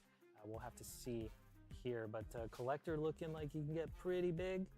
Collector Coulson, that's a lot of power. It is. AJ Coulson consistently just one of my favorites. Looking epic there in his Captain America inspired fit. Now, on this play, this is where Daredevil, it doesn't matter what skill level you're at in Marble Snap, Daredevil comes with such advantage. Now that he's working. Yeah, and this is a little awkward, I think, for Atrix. He might be worried about putting a bunch of cards back in his hand, and then a Sandman comes down. And then what are you gonna do? So holding off on the Falcon here, going with the Coulson, I think that's the proper play. He's protecting the Professor X. I think he's discussing right now, should he hold on to the Jeff? Does he play the Jeff down? You know, because Amano can see the play lines there, I think you just hold on to it. You don't have a huge card yet. He doesn't have huge cards in his hands. And keep in mind, the Werewolf's gonna bounce over to Mojo World, but it won't happen if he can Pro X either side. I like the Pro X potentially. Yeah, we'll have to see what comes down here. Could be a lot of different things. Professor X, maybe a Sandman. I don't think Sandman comes down here, though. No, I think it's too late. a little too late? Yeah. For the double collectors on the board, we did not speak on Maria Hill pulling a collector. That's a is big deal. the absolute best 2-cost card you could grab What in are a the Loki odds? deck. What are the odds? I'm actually curious. What are? Yeah. What are they? What are the odds? Somebody run them. I think it's going to be relatively easy to win Mojo here for Atrix, right? Yeah, does Amano play Gamora here, just right side, and then he can, again, well, he doesn't keep the priority. He ties the mid, because Collector's getting +2. Yeah. That's 3. He'll have 12 to the 9, or 17 to the 9. Yeah. But the Mojo World will, no matter what, give priority in the tiebreaker to Atrix. Yep. So it's all about winning the Mojo. Oh, there is the Sandman and the Nebula. Wow, that's very good. Okay. Really limiting what Atrix can do on Mojo World. If he moves the wolf out, he's not going to be happy about that. He's got Jeff. And so the thing about this, though, is Atrix has Werewolf to change lanes to his favor, and he's got Jeff to be able to play down to add 1 additional card. Amano's already played his Jeff down. Yeah. And you have Arrow at this point. Arrow's big. Arrow is making her, I was waiting, y'all, for Arrow to make her appearance, and coming in at the perfect time. A 9-power card now. Do we arrow mid? Woo! Where are you arrowing here? Because the werewolf, you want the werewolf to stay in Mojo, and you play. Yeah, if you arrow mid, then wolf stays left. And you just throw a Jeff. Jeff can move though, and then Amano could play Mojo. Well, no, he would lose right side then. You're right. We know 1 card is coming down. If it's a Doom, the arrow doesn't do much. And you got to play on the Nebula lane. You got to keep her at bay. The Doom left side is gonna. This is a lot happening, but Doom adds 2 in the mid. Arrow pulls the last card, not the face down cards, right? Yeah, so he has he's gonna priority. He's gonna pull Sandman in the middle. Okay. All right. I think Doom just wins though. Yeah. Doom with a Jeff left. Because the arrow's pulling the Sandman. We're snapping on this. Okay. Which is only 1 extra cube, folks. All right. Yeah. Okay. So Get didn't out like with his just play. 2. I think, Amano knows, and this is what makes, seeing the skill here, Amano knows that Jeff is there. It's been 4 turns, right? And the longer it's been, I don't know about you, but sometimes I forget what cards the opponent might have of yours that just happened. Yeah, like I also start forgetting, what did they see that they have stolen from me or that I've played? Did they see my Goliath or whatever? I don't know. I'm curious why he would snap though, because they had 2 on the board, it would have turned to 3, and snapping could scare you. It could scare you away, right? Yeah, I wonder if he should have went for the 3 there. Well, it's 3 either way. So listen, sometimes you got to snap because maybe he didn't feel super confident. If he snapped, it put the pressure on, and then it was more of a. That's true. What was the point? So yeah. We cannot read minds, but either way, it was an intimidation tactic. Yep, absolutely. So we have Bifrost coming out first. No Quinjet. No Quinjet. Is this the first time? That's not good. But we do have Nico. I mean, that's a great card to play on turn 1 as well. Now, Strange Academy. Strange Academy is one of those locations that it's so tough because you can't fill other lanes. Quick snap, going for 3. You got to be careful what you play in the mid. Interesting. See, if he didn't snap, he could have left, had 1 health left, and possibly fought it out there. But going with the snap. So we do have Maria Hill coming down. Does he get another collector? No Colossus. Quite the swing difference there as 2 drops. And Jeff comes down for Amano here, heading into turn 3. Ooh, limiting board space, not something Atrix wants to see maybe. No. But he could throw that back in his hand. Going for the collector, it's looking like over the werewolf. What's scary here is Strange Academy is going to have all 3 of those cards to the left, right? Bifrost is going to push on the 4. 5, it's going to move all these cards. I would almost stop playing on that left side. You need to be careful about Strange Academy here. Yeah. I hate Strange Academy. It is a tough location. It always ruins my life every time. So we've got the werewolf playing on 3 on curve, and here comes the wave. The Sandman deck is a really good answer to Loki. Yeah, a great choice. I wonder if he just expected Loki, went for what he felt like was a counter. And we kind of thought that might happen. That why not play all those at once? We've got the collector Maria Hill play, but he's going Falcon already, and he's got to get Falcon out now because you do have the Sandman that could come down, but Wave was played, so Sandman could come right now as well. Yeah. Right side is Sandman would be backbreaking at this point, I think, with all these small cards in hand and nothing to really do. Now, here's the deal, guys. Sunspot is going to go to Strange Academy for Amano Satoshi. However, Sunspot can keep getting power. So if Strange Academy pumps into Shadowland, no big deal. And he's got Jeff to get out of there. Yeah. On the other hand, Atrix, it's a bit more scary. I like the Falcon play to get those cards out, but then you're putting 2 more cards at risk here. Ooh, the X. That was an insane play at the moment. That's pretty good. Well, the werewolf is locked. Werewolf is locked. He loses the right lane. He can move Jeff out safely at that. Yeah. And so now he's working with so much at his disposal. He can go Sandman, move the Jeff. He can start playing down Gamora and maybe play on the Bifrost. Now, the thing is, Strange Academy lost its bite because it's going to be going to Bifrost. Yeah, this not looking good, I think, for Atrix, but he can't retreat or anything like that. He's locked in for 3. This could be the end. Or not. Oh, so he's playing Colossus not moving. He's playing Colossus. It's not every day you see Colossus being able to use his ability of not moving. Yeah, I'm happy to see this. No one plays Colossus. Maybe for the ongoing, but yeah, this is great. The Strange Academy counter. Now, a piece of me doesn't hate Cosmo being played down just to prevent maybe a Gamora, but you don't have Prio. There's the Sandman. That is huge, and this is looking very tough now as Amano will win the entire semifinal left side of the bracket here. And this is the power split. We have 3-13. Priority is maintained, which was the most important piece. So are we just doing arrow right because arrow's big? Arrow right because arrow's big. 12.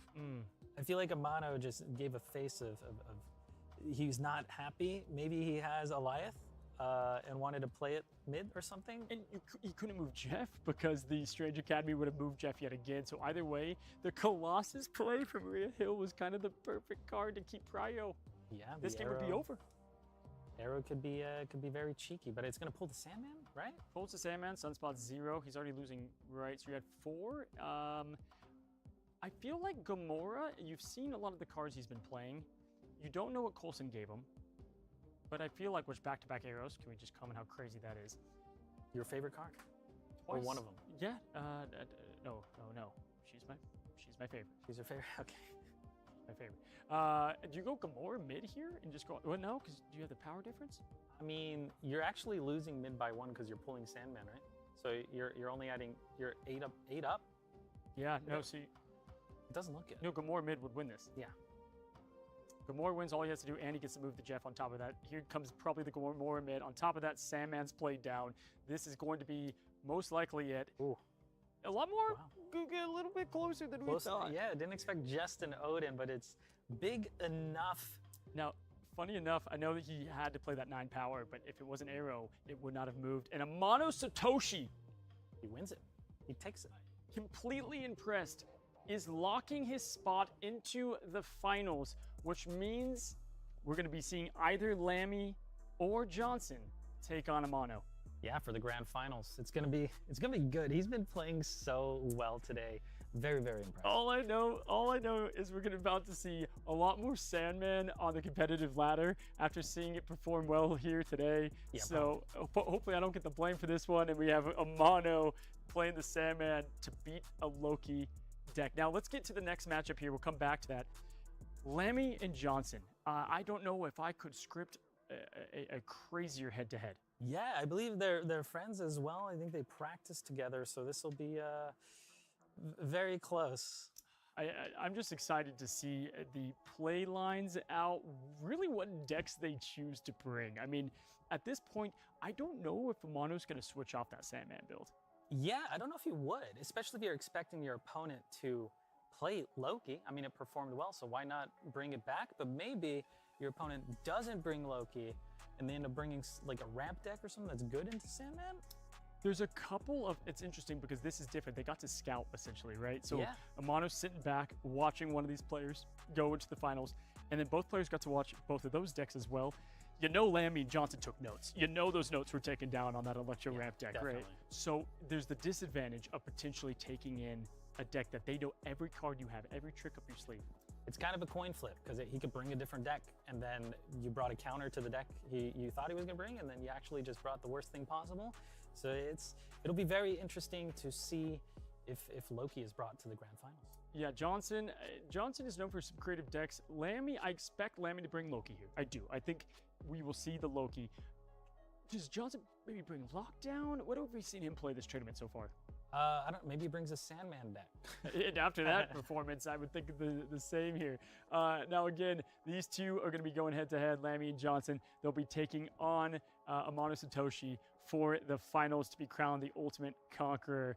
It's been tight. Even that match was tight. Now, I want to say, I actually think the new arrow is still good. It's still a great, I think it was a small buff, but still a buff. Do you think it's a buff that now it pulls the last card that was played instead of, it doesn't pull face down? I understand that. I think it could be viewed as both.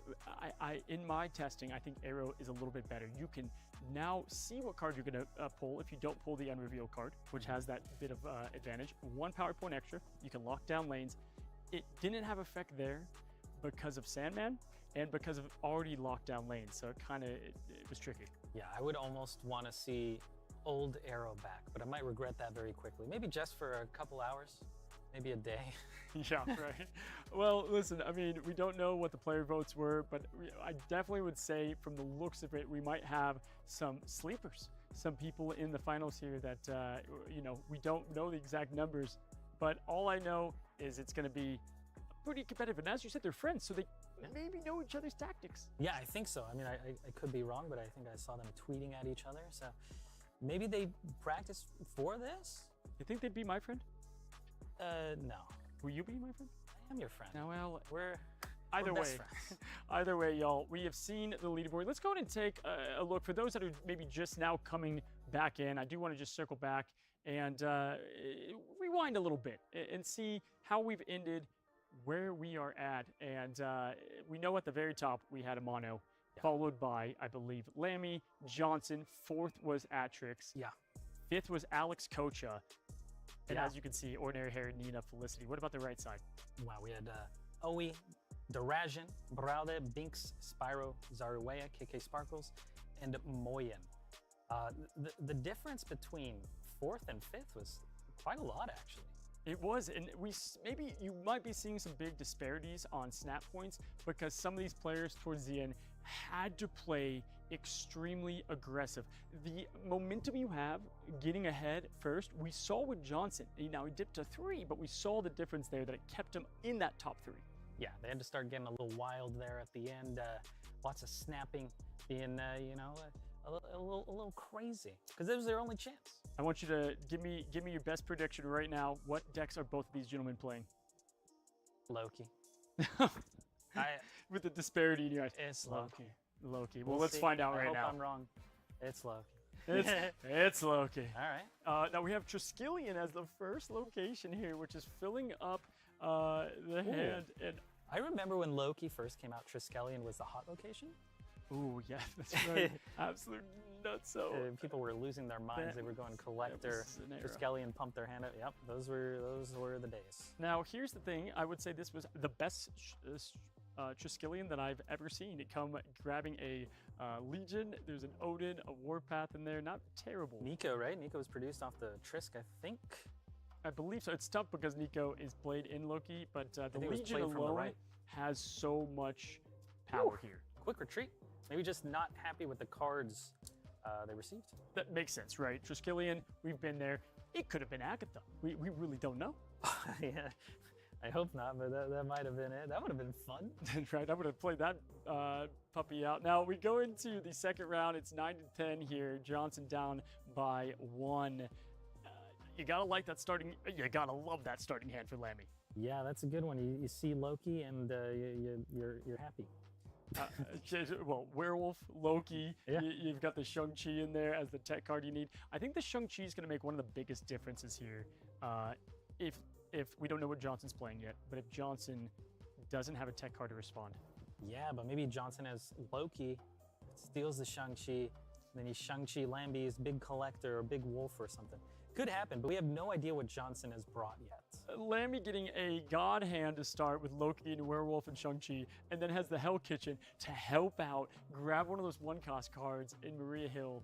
And at this point, it's kind of tough. I get where you definitely want to mostly play Mirage here. Yeah. But he still has a lot of low-power cards, and he has no idea what he's playing. Yeah, things are going okay here, but what is it? I want to see what Johnson's play. Is it a Loki? Don't know yet.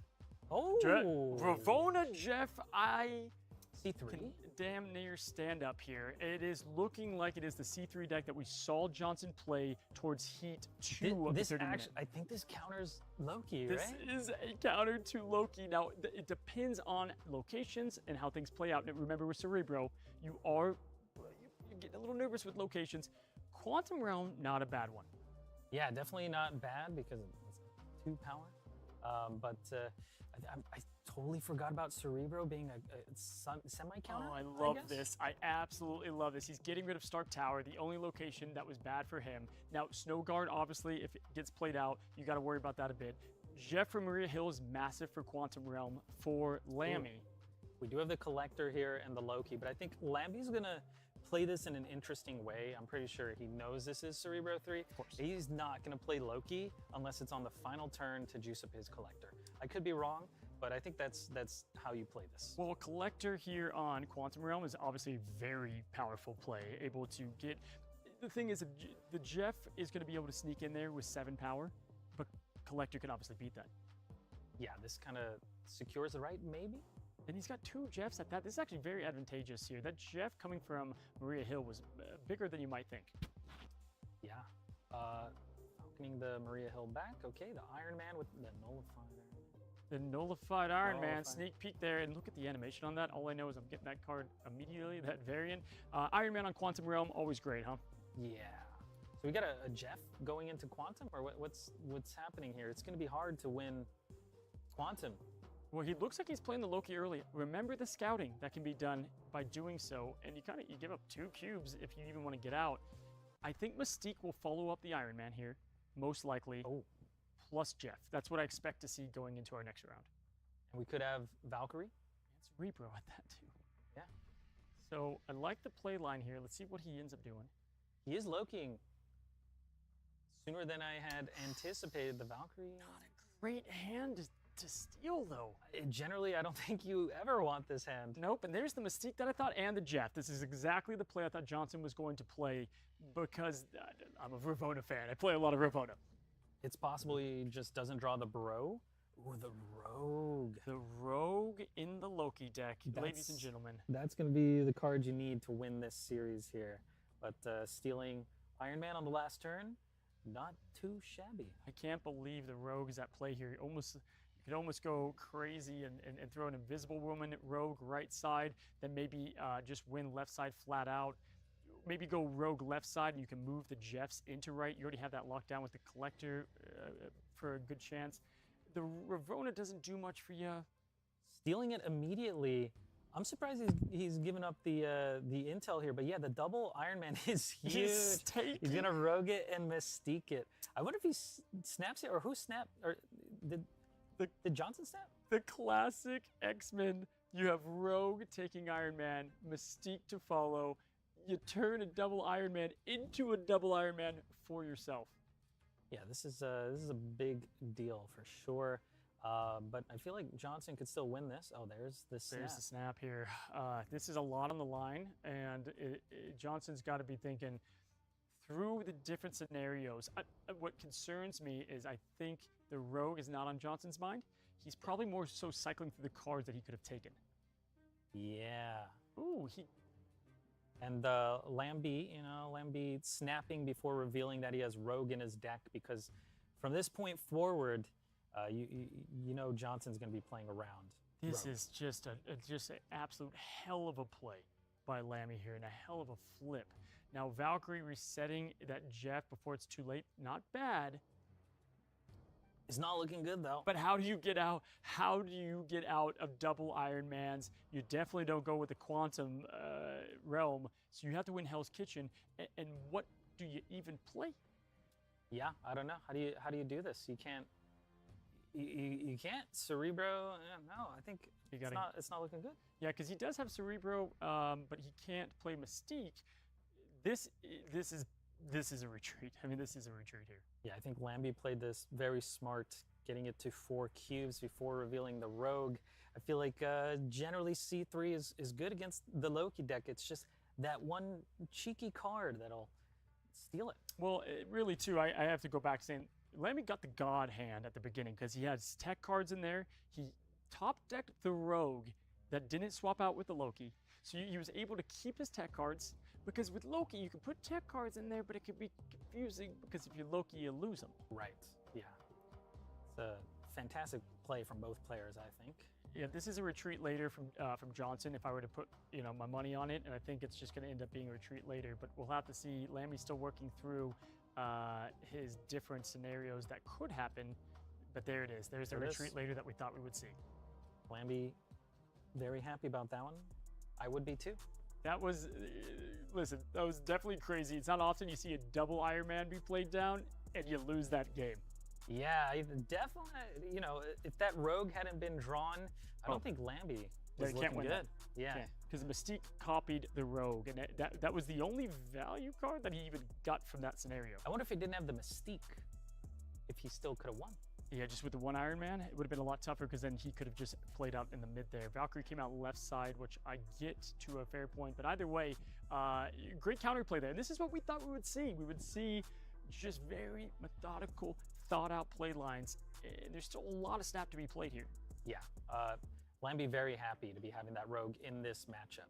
Now keep in mind, y'all, that we did have Loki fall in the last semifinal, right? So we have Loki v C3 here. And I have to say, locations maybe didn't favor Johnson, but either way, in this round, things can change quite quickly. Yeah, looking like we got Cerebro in hand. That's very good. We got Big House, which doesn't really affect Lambi at all when his cards are generally either low cost or discounted. Yeah. Ooh. Now, I believe Big House is a little bit edge, I would say, towards Lambi, just because the Loki discounts helps you play in there. The Valkyrie cannot be played. For those that don't know, Lambi was finished last season ranked #1 globally. #1 in the world.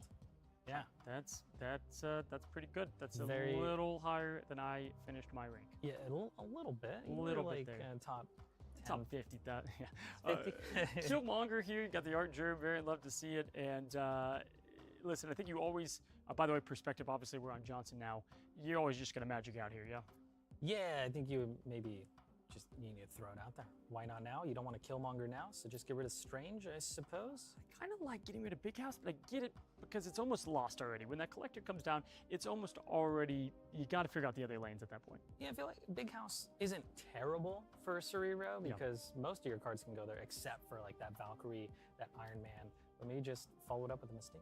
Yeah, Lambi doing a calculated play of getting out of Big House and making his cards cheaper at that. And I think Lambi wasn't, I think Lambi was assuming potentially Johnson would play into Big House there and do a quick flip on where they're playing. Neither player has snapped, meaning they're not too comfortable here. Yeah, I wonder what's going to happen. We got Avengers Compound, so 2 cards coming down next turn mid, but we got Invisible Woman there. So what's he trying to conceal? Yeah. Maybe Invisible or Valkyrie? Valkyrie could happen. Yeah, but he played Valkyrie last turn. It doesn't really matter with Loki, right? Because you don't know what they've seen from what you have is the difficult thing. But you could just go maybe Cerebro into a Mystique play, but at that you need I don't know, Shadow King. Yeah, maybe you're hoping you top deck a 2-cost card or something. Cerebro into 2 isn't terrible. We did see that Johnson had Shadow King the last time he played C3, which is a major top deck. Oh, hello, neighbor. Do we want that? Do you like Iron Man into Mystique and Cerebro? Does that even do anything? I feel like he just doesn't have enough power at this point. Sometimes Cerebro just draws awkward, but how is he going to put enough power in 2 lanes? The Valkyrie to hopefully win this, but then you got Cerebro Killmonger? Like, it's not a lot. Yeah, because you're only giving 5 to Invisible. If you played Iron Man, you're going to move Jeff most likely. Your best case scenario is that you do have 20 power there with Cerebro played down. Yeah. But at that point, where do you put? You have 2 other lanes to worry about there. Yeah, it's looking a little rough here, I would say. Looking like the Valkyrie's going to go mid. A surprise Valkyrie. It's not bad. Maybe we got a bro Killmonger going right. Oh, wow. He ends up getting the copy of the card, so he gets the Maria Hill, which gives him another point towards Collector. Now, you probably think, I would assume he's going to go right side here to kill the Lizard's power, maybe, and attack that Collector. This is a very tough call either way. I feel like it's got to be Cerebro mid into Killmonger left, and moving Jeff left. Lambi will have 9, you'll have how much mid? Lambi hasn't snapped though, so you're gonna only have 6 mid. Well, you have 10 because the bro hitting 2 cards. It's just splitting 10s. It's not enough though. If he plays a single card mid, he loses it. And Lambi is not going to get that Collector above 9 power. He doesn't want it at 10. He doesn't want it to be Shang-Chi. So he's hoping. Interesting. He's hoping that a 7 power Jeff will win him the left side, and he's going all in on the middle here, resetting the lane. I do like this. Lambi hasn't snapped, so Johnson knows that Lambi doesn't have potentially like, I've got the best hand possible. Yeah, he knows he's not very confident going in this one. Seems like neither of them are. There comes Lambi the snap. Lambi just jumped out of his seat here, and Johnson not moving a damn muscle when that snap just popped off. Yeah. Lambi's doing some quick calculations, and with the aggressive snap where I do think Lambi had the advantage. Yeah. That is the best part about snapping. You play to the opponent's mind games here. I wonder if it was a bluff. It probably wasn't. I don't think people bluff very often. Doesn't bluff too very often, but I'm sure both players did the calculations. Either way, just great. And I gotta say, even though we don't necessarily have the prize pool going on, the pressure on the shoulders of all of Marvel Stat players voting potentially on you, or you don't want to let your fans down. So definitely it creates enough suspense to the players. It's stressful maybe. I've never participated in one of these, but I would assume it can't be easy. Snow Guard going left. Does it die to Danger Room? No. If I had played it there, definitely would have. I blinked, thought it was an angel, and thought, what is going on? And Lambi knows a secret. Protecting angel. Yeah, wow. Collector on Quantum Realm once again is just a powerful play. The Nico into the Forge is just so good here. So good here. Yeah, this is definitely very advantageous. I love playing these cheap cards into Danger Room. If they die, they die. But if they live, you get a little extra power on top. Well, this one's dying no matter what because of the Nico. Now, keep in mind, Johnson can win Quantum Realm with the Iron Man, but getting this kind of draw. We got the Loki, we got the Collector. I think Lambi snaps here. Lambi there's 7 spells, 8 spells that Nico can have, and the fact that it was the draw too, it feels pretty dang good. He also got the Rogue. I would probably snap in this situation. Yeah, I think you snap here, but he's definitely played more of this deck than I have. I think you throw a Collector down right. And, okay, maybe it's Werewolf. Maybe the sooner Werewolf, the better. He does get the snap off here. You would assume that, Johnson would figure that he did get the right draw. Lambi celebrating. This is what we thought we would see. But here's the thing. Lambi's really starting to whittle down Johnson's health. Johnson's going to have to go all in on a game here if he wants a shot. Yeah, it's looking rough for health to 9. So Lambi looking comfortable here. Yes, and we saw, again, if I am Amano Satoshi watching this, Lambi's playing Loki. So, do you bring in the same thing that worked? We'll have to see. But Johnson, don't count him out. He can easily come back and win. Does he play the Nico here? Looks like he will. Nico +2 into Falcon. We are at high stakes now. It's 2 cubes no matter what. So this will last a maximum of, I don't know, actually it could last quite a while still. Yeah. Johnson can only lose 2 though. And here's the thing, at this point, Lambi's got a little bit of the edge of kind of looking down and saying, listen, I can play aggressive at this point. And that's a huge advantage, especially in high stakes like this. You can start snapping on things that look semi-advantageous, whereas Johnson needs the best kind of cards right now. A snap, that is huge. Oh my gosh. Wow, so another 2 cubes going down, and Johnson clearly, the throne room, put up a bit of danger. Now, folks, listen, never say never. It's 2v9 here on the health-wise. I've seen it done. I've done it myself. I've seen a comeback like this. I don't think you could. But yes, I definitely could not. I'm not of Dexter's caliber. But Johnson is. And Johnson has 2 health going to the 9. They are Johnson's processing, and Johnson's really just you can tell he's soaking in what's happening here. We got round 6, high stakes. Johnson loses, he's out, or he could win 8 in a row. He very well could, and that is the key thing. It's not 7; it's the favorite number up 1 more, just because of having only 2 left. Yeah. Well, math is hard. Yes. So we've got essentially. I listen. Never say never, like I said, but the locations having 8 different locations. Ooh. So Lambi here doesn't have to snap, doesn't have to do anything, just has to win 1. Cloning Vat's not terrible for either player. Don't really know who's favored here, but doing multiple Cerebros is generally nice, but probably scared about that rogue coming down. I think I would play Luke mid. I think the way you kind of play around rogue is you stack multiple ongoings in the same lane and hope they don't steal the right one. Wow. This is This is deja vu right here. Yeah, exactly, right?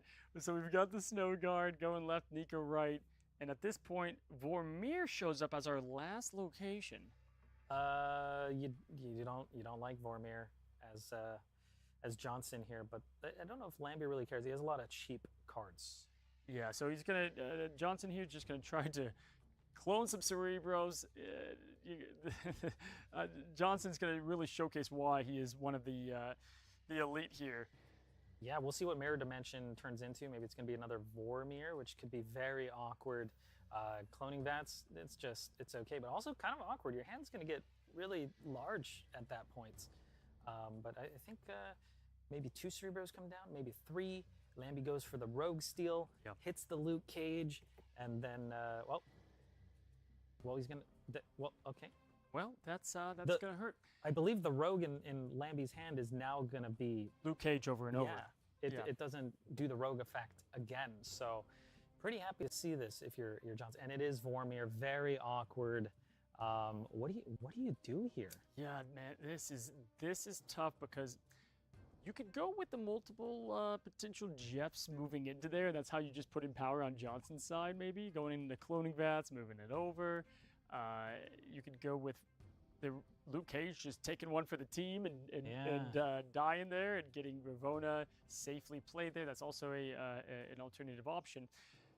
Listen, all of these players that are playing right now had the #1 spot at some point on the snap points earlier in this event. Okay, we saw Lambi at #1, we saw Johnson hold it for a while, and Amano to end it obviously was at the #1 seed, right? Yeah.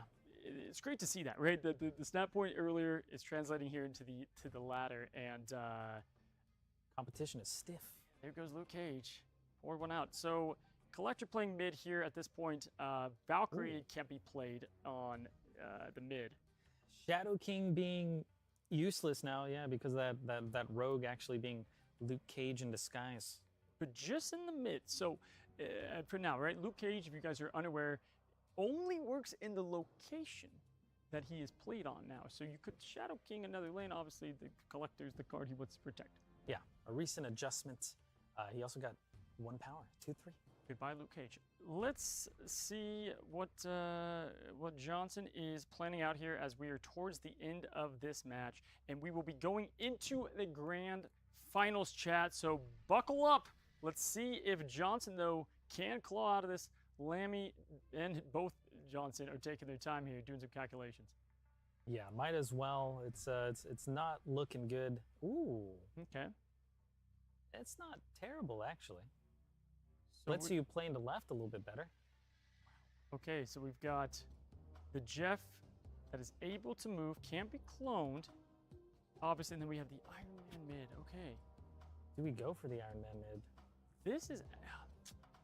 I actually like this play line here. Iron Man mid is just 14 power, I think. That's not a lot. No.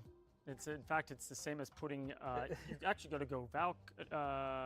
Valk would help your side here, right? Valk is adding the points to your side at least. Yeah, but if you're playing Valk, that's the only card you're playing. But that might be it. Move Jeff right, Valk mid, hope they don't overcommit right, and you're able to get a win mid with 28 power. I feel like that has to be it. Now we're seeing this come full circle. That Luke Cage from the Rogue is actually huge here, right? Because he's unable to stop. Now the Collector wasn't going to get any higher because Johnson does have that priority. Another thing to kind of look out for here, Lambi whether this was on purpose, I'm assuming it was, didn't have the priority because of the possible Valkyrie play at hand. Right, yeah. This is scary. Okay, so he goes instead, not Goes for Valkyrie. throwing mid? Abandoning right? We're gonna end with 16 power left. Resets that collector. Let's see how this plays out. I think Lambi's feeling pretty confident here.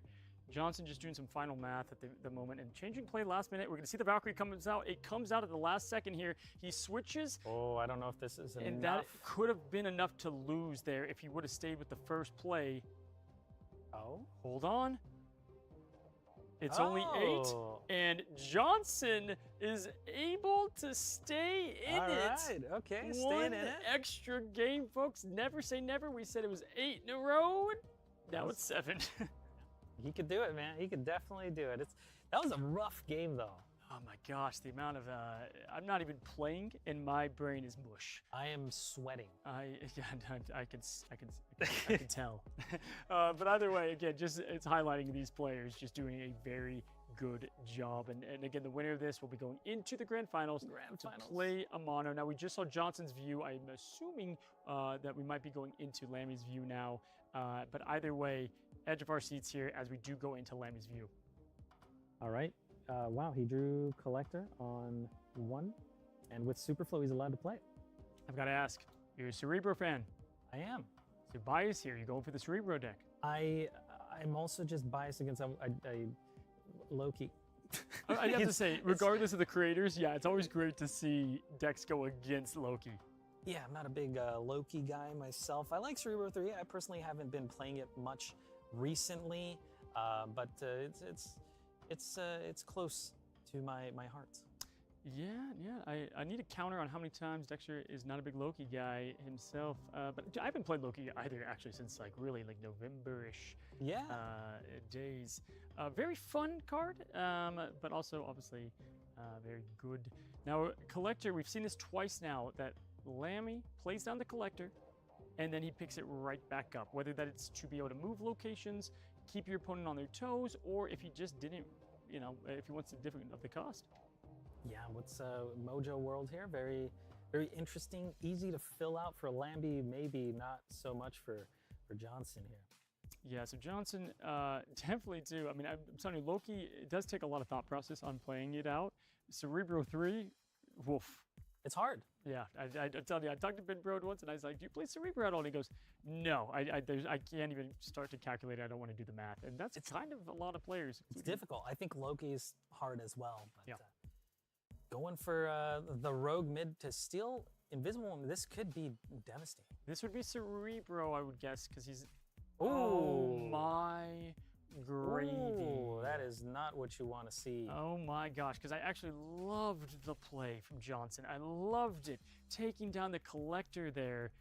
It was beautiful towards the end of the game. Yeah, well, I guess silver lining is there's no more rogue for the Cerebro, possibly. It's a half glass full there. Yeah, but that Shang-Chi could have won the game. Yeah, that's a rough one for sure. Putting his own Shang-Chi. Putting his own Shang-Chi, which, I don't I think know he's why. just playing it for 3 power. Yeah, for the 3 power, because you're not able to get it above that. Definitely the right play here from Johnson, keeping that lane alive. And on top of that, you do also have Superflow, to where now Johnson does have a 1 power extra, which is going to matter because he has Ravona to do some discounting. Yeah, he's got a lot of energy to play with here. Ooh, Silk. What are you going to Mirage here? Nico Mirage? Mirage Nico? Nico's cloning. Nico will be cloning, so Lambi's trying to decide what he wants to clone. Obviously, with turn 7, he's going to be cloning the Mirage, potentially, is what it looks like here to get, I mean, really, I almost like the Silk clone here, but what do I know?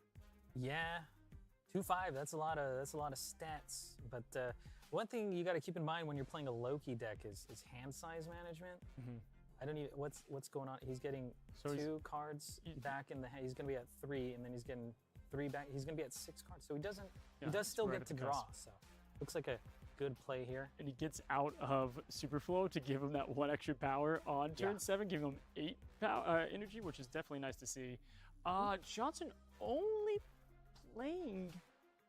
What is it? Fair amount. 4 power out of the 7 he could have. Or cost. Or energy, yeah. Yeah. That's interesting. I wonder what the rest of his hand is. Why did he do that? Oh man, so that's 3 energy left on the table. We're gonna have to see what he has in store. We have a change of location for Nico. Would have been fun to see that maybe on the last turn. Mojo World is where that would come into the biggest effect, right? If he wants to play into Mojo World to shut that down, but he's got 4 cards. This is turn 6, but he can't turn off You're Limbo correct, sorry. because of Rogue is invisible on him, so he can't shut it off. So then does he go? I think you don't play Nico yet, but the werewolf's awkward, right? You know what though? And forgive me if I'm wrong. I think Nico can shut this off. I think Nico is controlling the ability. So if you, but it's playing the card. I think this could work. I think this could shut this off. It's a little backwards than what we're used to, but I think this does shut down Limbo. I'm assuming I'm wrong and you're right because Lambi's making the play and he's rank 1. This is going to be potentially. This could be the end. The swan song for Johnson. Although it looks like Lambi's considering other options here. Yeah. Maybe he doesn't know if it works. I don't think it works. I think he's deciding, but I think you have to play the card, and that's not playing the card. So it is not going to happen there. I think Lambi even went through that. There's a lot of interactions to keep in track with. I don't think it works, though. I don't. God, now I'm curious. And now I'm curious, too. Either way here, we've got Mirage, Maria Hill being played down with Werewolf, getting that up a good significant power. Okay. Putting 4 on Mojo. Kind of awkward. He still has to throw some power on that Iron Man lane and the mid lane as well. Shadow King is not that that matters too much, but that's the card he gets from Maria Hill. That is not awful. It's not awful. Doesn't do anything in this instance. And here we go, y'all. This is it. This is the potential final turn of play. Now, really good play by Johnson on that right side of Mojo World. Remember, the card hiding behind there is just Shang-Chi. Yeah. Which is not going to do anything. Shadow King also kind of useless. Are you expecting a Killmonger here? It'll get rid of Maria Hill. He can't really get the werewolf back to the right lane. What the Nico... What effect did Nico have? Oh, okay. All right. Lambi is thinking, yeah, so she can go to a 1-4. The Cerebro, not as important. Okay, Forge Nico. Oh, this wow, is, I like this. Yeah, I like this too. This is a solid play by Lambi. We don't know what Johnson has in his toolkit, but if you kind of do some deduction here, Valkyrie could be there. I think is that 8 power on the right?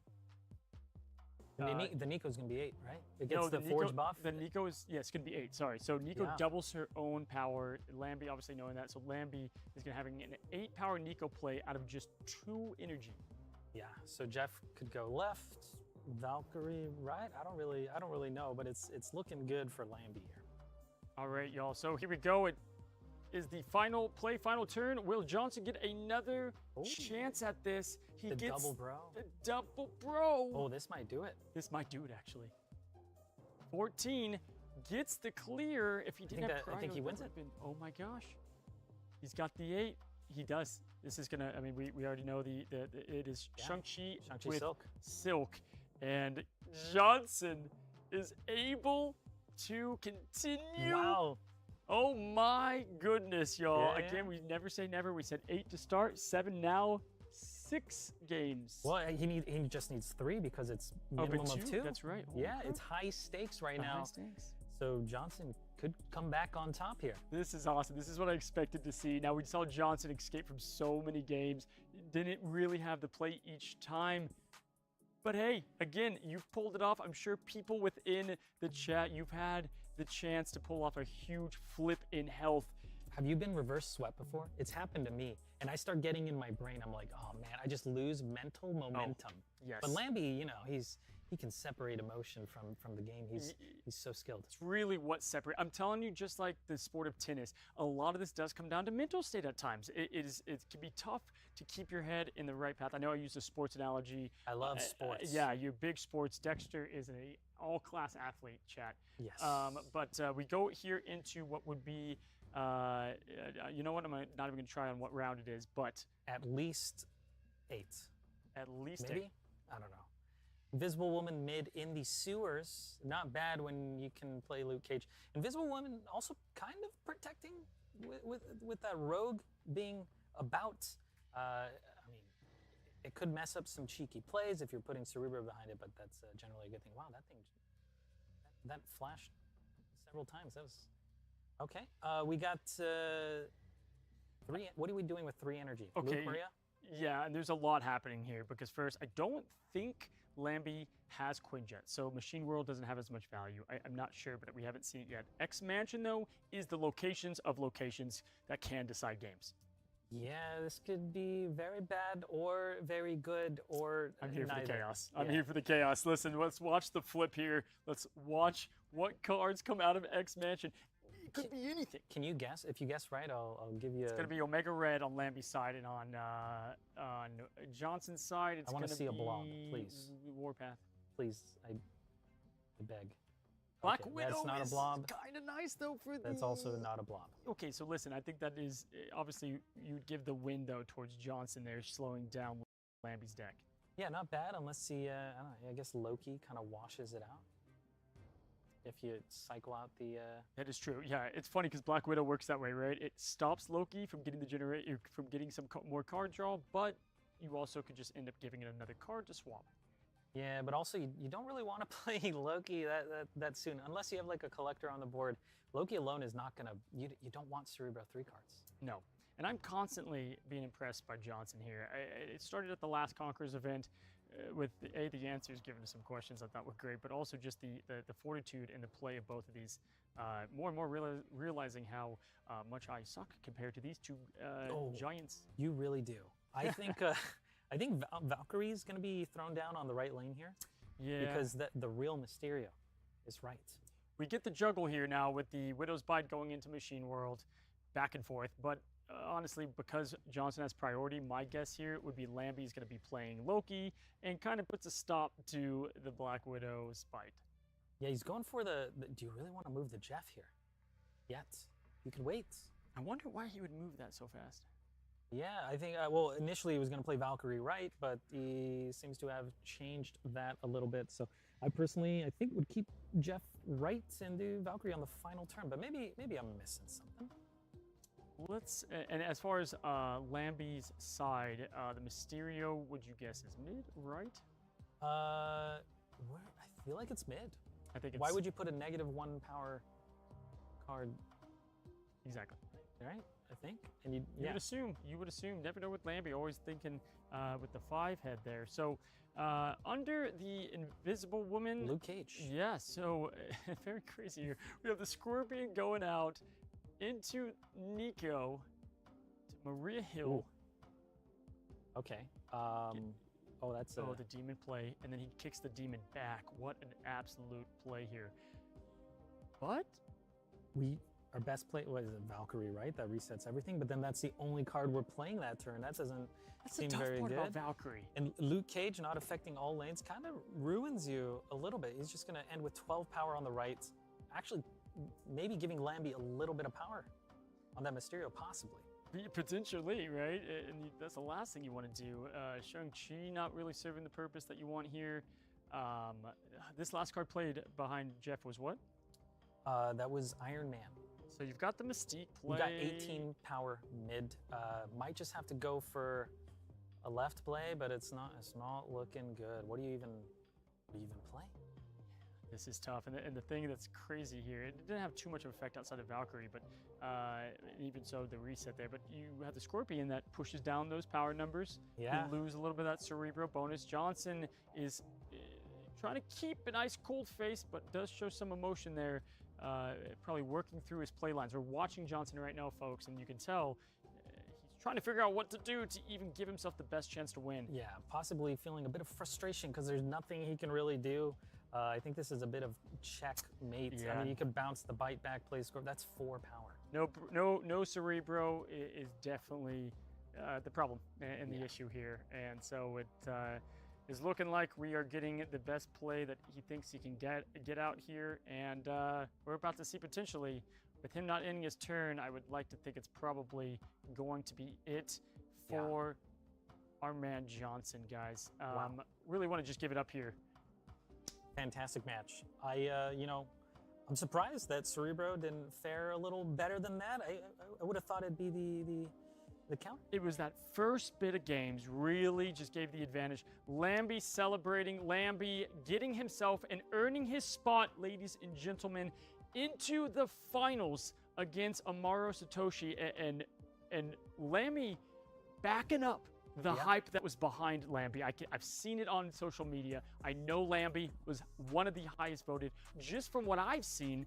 And here he is. He's making himself known even more so, getting into the finals. Yeah, he is such a fantastic player. Kind of expected, to be honest. We got the final bracket here. It's going to be Amano against Lambi for the grand final. Oh my gosh, y'all, you have heard David versus Goliath, King Kong versus Godzilla, Lambi versus Amaro Satoshi. Now we've asked this, are they going to swap decks?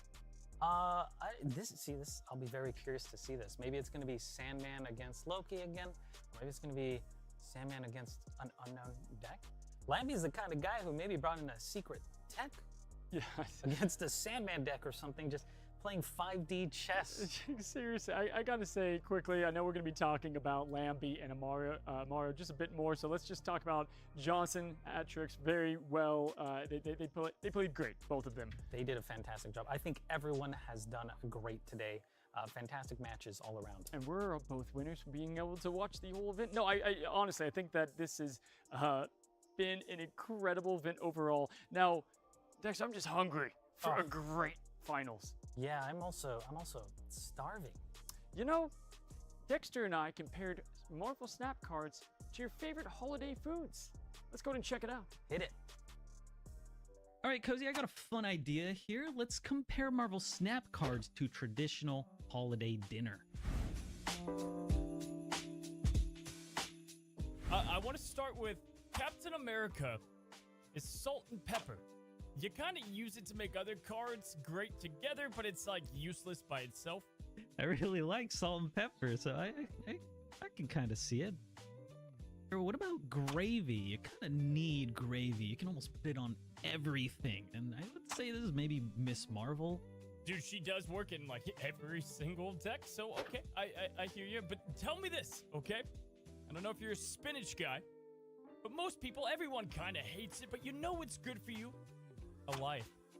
You know what? I feel that. I feel that. Actually, I like spinach. I don't really like Goliath though, but spinach is right when you use it properly, you know.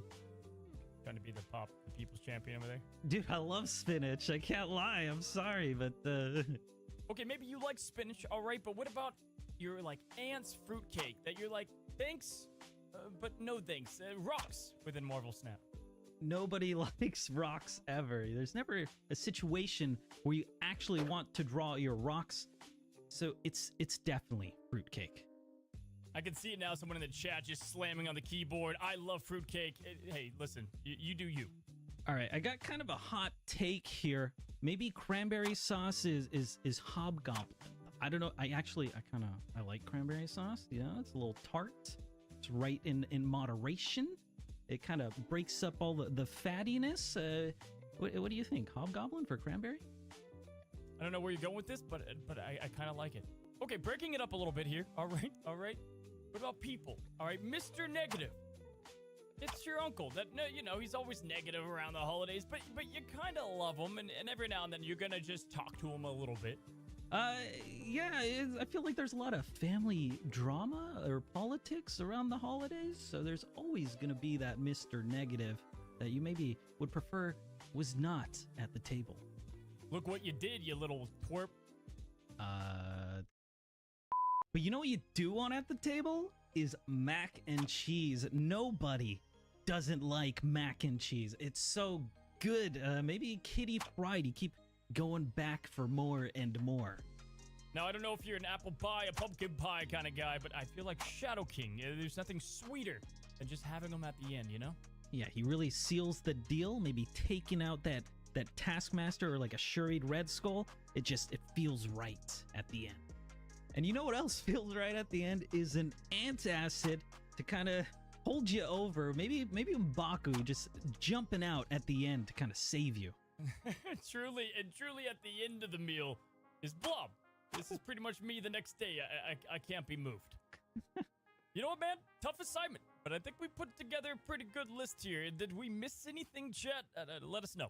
Back to us.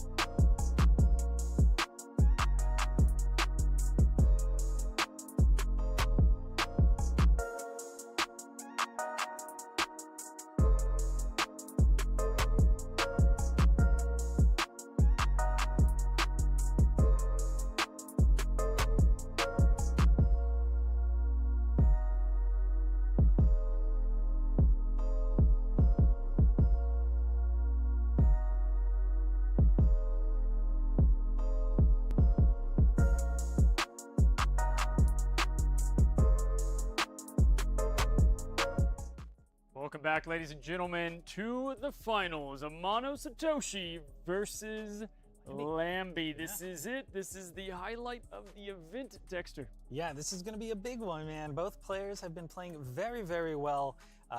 Again, we're curious. We don't know if they're both going to bring Loki decks. Maybe one Loki deck, maybe no Loki decks. Does Amano go back to what he just ran with the ramp list?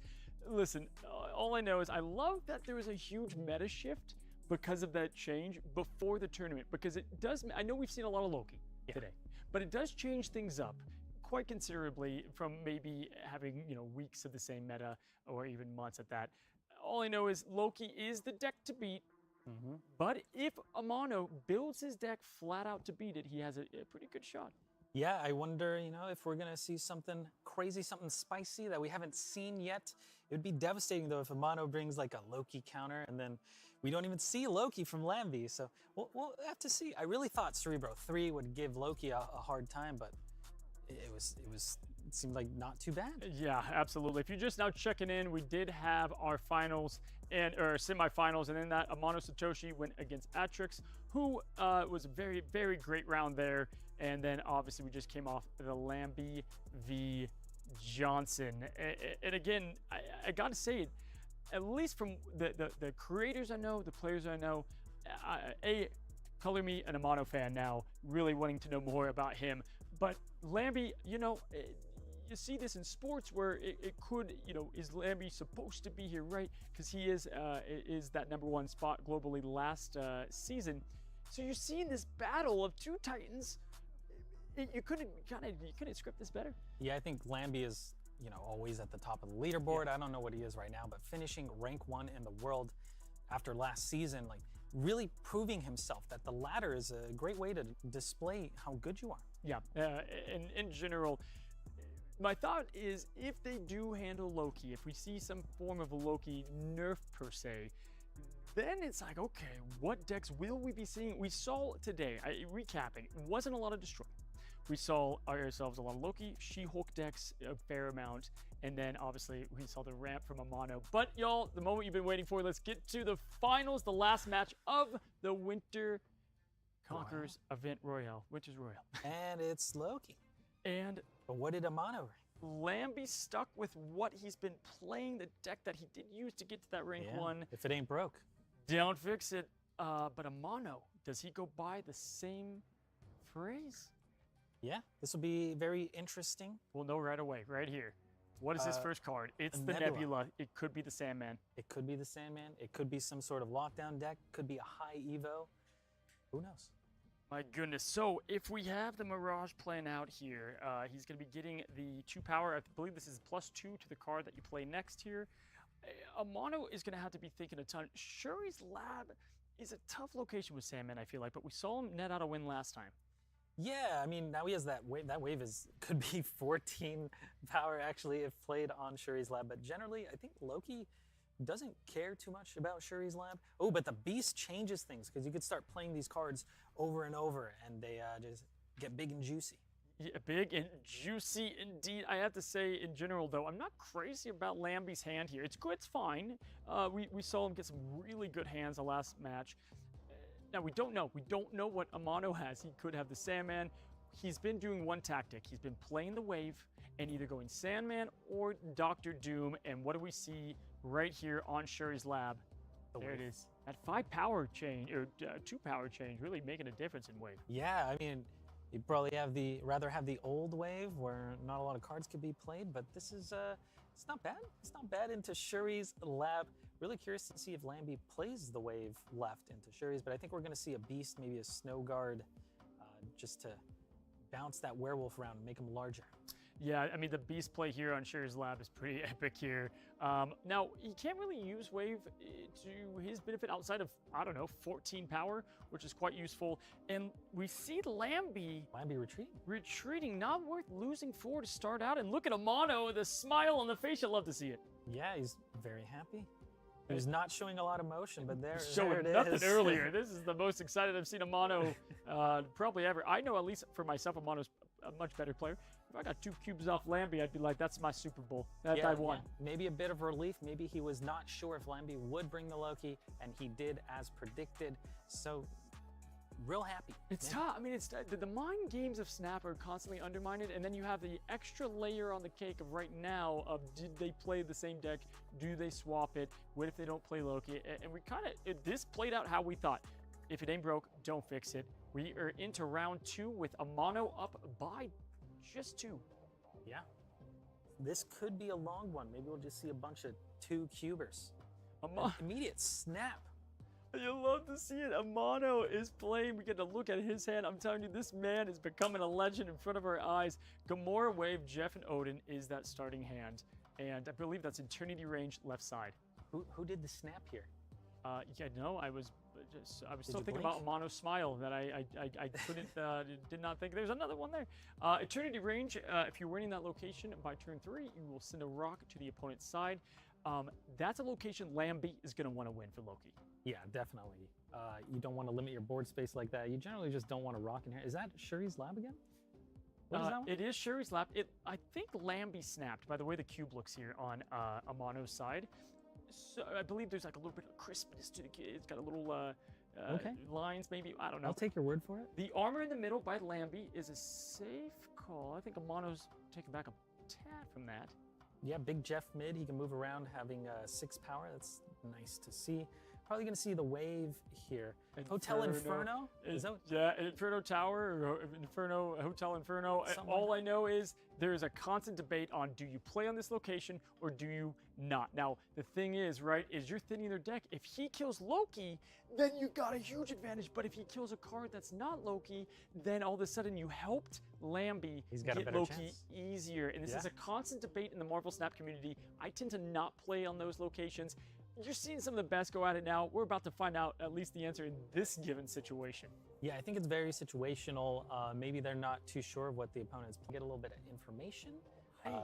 Yeah, you never know. I like it for Amano. I do, but at the same time, it can be tough. It looks like he's not playing it, though. It's probably smarter to not play it in this situation because you just don't want that rock. Yeah, right. Send the rock over to his side. Neither play it. There's your answer, folks.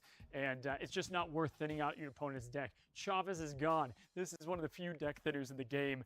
And we've got Wave on the left, sending the rock. Lambi's low on space now, and this is starting to look a lot better for Amano Satoshi. Yeah. Where could we go here? Gamora mid? He's got a life, but no prio, so Yeah. that doesn't matter. You probably want like Doom at this point. You can't really do that. So maybe the Gamora mid is huge. Gamora mid is great either way. I don't think Lambi would play mid because of the werewolf. He's gonna need to start hopping. He could go back into it to protect it, but Yeah. I feel like looking like Gamora right, based off of what where he put his mouse before.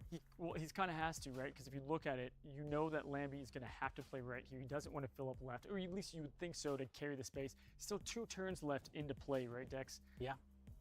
Okay. He could do left into mid, maybe a beast left to bounce that, but a lot of things could happen here. Looking like the Gamora mid is going to be the final play, though. Yeah, but if you look, it's interesting because he doesn't have a play next turn outside of Sunspot Electro at the moment. Yeah, but this But Gamora, he gets it. He gets big the Gamora. 24 power coming right at you, folks. Yeah, it's going to be hard to beat that lane. Look at this, though. Oh. He's getting a 12 power play just with 1 card That's of a a 1 lot. cost. That's insane. Okay, well, maybe that's not too hard to beat. So what does Amano want to do here, folks? One thing only. Get priority right here. If I'm Amano, I'm snapping if I think I can get this priority. However, It's hard. What does he doesn't have? Not a lot of power in his hands here. Electro Nebula. What do you? Electro Sunspot maybe? It's not. It's not good. I would honestly go Sunspot full float and play it on the left side. I think Lambi's going to know this. You can move Jeff, though. So actually, oh, man, this is tough. Do you move Jeff for priority. Jeff to the left? Sounds like a song, the Electric Slide or something. But Jeff to the left, you go Odin potentially middle next turn, or you can do Jeff to the left. If you get priority, you just ally it. Do you not Electro here mid for 4 power? I know, I was kind of thinking that too. Definitely a possibility, but the float is interesting. This is always the tough thing. I don't know if you've been in this situation where you have a little bit of extra cards. Do you just give it to Sunspot? Or Well, not? I think it really depends. Nebula is a 1/1, so it's kind of a wash. But if you put a mid, it's a 1/2, so you're getting more value by playing the Nebula mid here. I was thinking Electro because it gives you that extra energy. He's only going to play 1 card next turn regardless, but looking like just the Nebula mid. Yeah, and you got to think Werewolf is going to hop out of that lane, right? So you could have just moved the Jeff there to capitalize on that lane. But here we go. We've got the Werewolf jumping mid, now left side, which means he does not have that priority. If he moved the Jeff, he would have had it. Wait, no, he would Oh. not have, actually, because of the 28 in the middle. So I feel like the best play here is a Doom mid. Do mid, and do you move the Jeff? I feel like you move the Jeff, you're adding 4 mid. It's not a lot. You're at 36. They just need to add 8 power, meaning just a 4 power card mid and they tie it. Yeah. 5 power and they win. This is definitely a tough play by Amano. Probably grateful he didn't snap here again. It's tough because if you snap and you have priority, Lambi's going to leave. But we are seeing the Doom play out. Now, keep in mind, Lambi watched Amano's game. He knows he has Doom. Yeah, he knows. And he might even have his Doom. Yeah, it's definitely possible. If I was Amano, I feel like maybe I would retreat here. I'm out, because if you think about it, he's got Sunspot and Nebula potentially, Lambi does, but on top of that, he also has the Dr. Doom, and he can play all these at once to net the win. It's funny, we haven't seen Amano check Lambi's hand size or deck size here to see how many cards swapped. Maybe he just knows. Yeah, maybe he's got it all figured out already. Looking like the Doom mid and the Jeff right is going to be the play. Gotta get out of here, I think. I mean, that Wolf moving left, going right, he could definitely win it, but it's looking a little bit scary, I think. He's got a 2 health advantage, so he's down 2 by sticking in this, right? Yeah, Jeff goes back mid, maybe left. I like the Jeff left Doom because I you do win too. right unless he plays right. Ooh, and it gets locked. What? Oh my Mid. gosh. Would the Jeff left have won it? Wow. Hold on, folks. Oh, wow, I think it may have. It would have won it if he could have. Wait, if he moves that Jeff. Wow. If Oh. Amano would have moved the Jeff, he would have had Either 19, lane. 19. Oh, that's devastating. Well, he would have 19 and tie left. Mid, he would have been up by only a few, and then the tiebreaker. Is that enough? I think it was by 1 point difference. I'd have to see that screen again, but it was a close tiebreaker if it was a tiebreaker. But He originally had Jeff Wrights, which would have won it. That's heartbreaking. I've been there where you have your play, it's locked in, and then you change it the last second, and then you're like, no, I should have stuck with what I had down originally. I'm sure he ran through the different scenarios and knew that was kind of like maybe a 50-50. Does he go big on right, big on left? You don't really know. So. And all's good. He's only down 2, right? So he had the 2-point cushion, and now he's down 2, and so plenty of game to be had here. You're seeing a battle of a lot of wits going on here, and again, Lambi playing Loki, the ramp coming out. This is crazy. Yeah, it seems like if he went Jeff left, I think he would have lost the tiebreaker. Yeah, by 1, I believe. So Jeff Wright I was thinking about that. would have resulted in the win. A really hard decision to make, but he's still in it. It is 8-6, I think. Yep, down by 2 here. We've got Monster Island coming down, and we have a Nebula right side with Murray Hill in the middle, and the raft comes out, which definitely is going to favor Lambi over Amano, who doesn't have a deck built for the raft.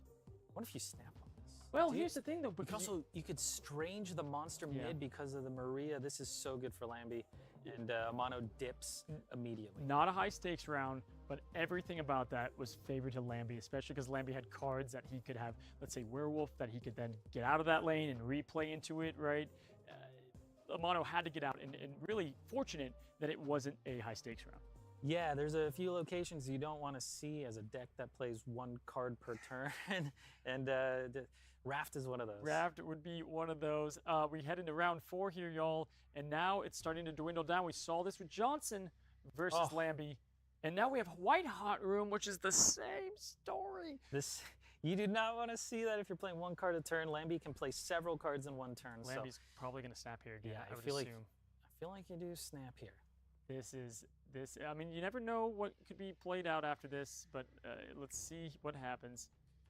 Forge into Mirage. Okay. Oh, the mansion. Okay, so Pet Mansion actually helps out a little bit. A little bit here, yeah. Mirage gonna have 4 power. Maybe you steal a Jeff here, or maybe Jeff gets played. You gotta play the Jeff now if you have it, right? I mean, just you would hope so. That way he doesn't get it. You can also play in a White Hot Room and have a small advantage. But we do have Lambi pushing down the pedal, playing aggressive. Was that the snap from Lambi? That was the snap from Lambi. It's scary. Okay, all right. That's a Jeff left. You can tell because it wasn't played in Pet Mansion. Wow. I played this game before. So we've got potentially, I mean, Amano does have Sunspot. Does he have another 2 cost who could sneak into White Hot? He might be able to do it. As long as he plays a 3rd card now and then a 4th card next turn. He already stuck in through the snap, so he's obviously... He must be feeling relatively confident here. Yeah, and honestly, if Amano gets White Hot Room, folks, the ramp deck couldn't be better. Ooh. We knew he had the Sunspot, and he goes, Sunspot Daredevil. That White Hot is so good for Sunspot. I would have snapped here, maybe, because he's got the Jeff that he can move out to. Lambi is shocked. I think Lambi knows now that he's probably now playing a bit more defensive than the offense that we just saw from his aggressive play style. Amano now has extra 3 max energy per turn, y'all. That's a huge difference maker without Electro or Sandman. I wonder if we see a Sandman here.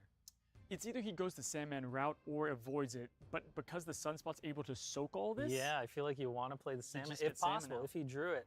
Looks like he's going Sunspot, Nico, Snowguard, bouncing that Werewolf around. Maybe next turn he goes for a Falcon. But what's crazy here, too, is that he gets to see turn 5, so he also has the advantage of knowing what Lambi is going to do next turn. This is Sandman right side, you would assume, yeah? It's only 1 card? That's what I would do if I had it. No, there's a Gamora instead. He does get the Slice going up to 12. And the Sunspot getting juiced by 2. He's got a Goliath as well. The Loki will be coming out this turn to give, this is going to be, I would assume, a retreat from Lambi, but we'll have to see. Yeah, that Rogue not being very useful, so he's just going to cycle that out with the Loki. But Amano's going to see this because he does have Daredevil on the board. We've all been there, right? That's the thing about Rogue. She has incredible value, but if you don't play her, it feels like just a dead card. Yeah, so this is one of those situations, but it doesn't really matter if you're cycling it out. Now, keep in mind, they know each other's decks at this point, I'm assuming.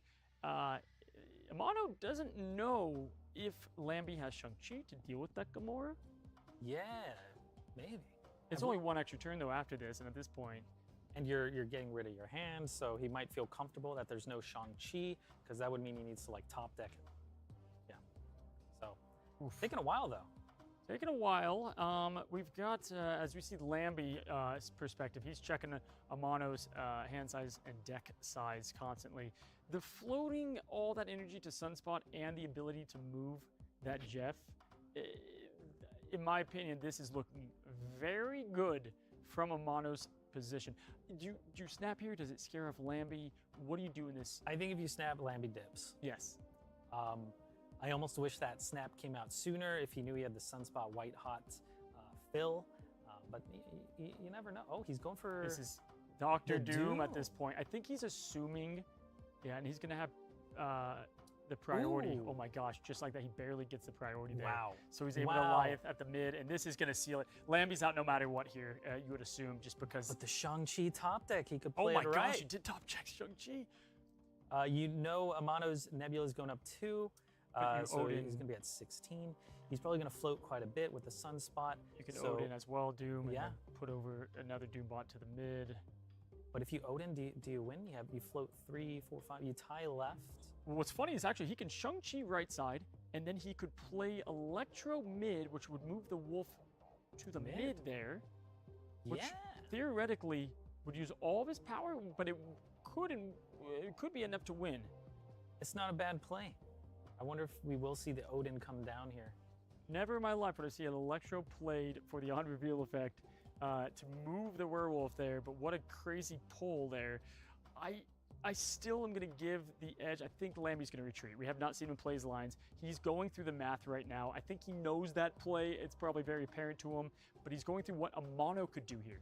Yeah, he knows he can't win that left lane because he's going to pull Werewolf out unless he fills it. He could do like a Shang-Chi Electro right so the wolf stays left. But it's the there Eliath. it You is. could just play Eliath and kill Yeah. that Shang-Chi before it even pops off, right? And Yep. he knows that.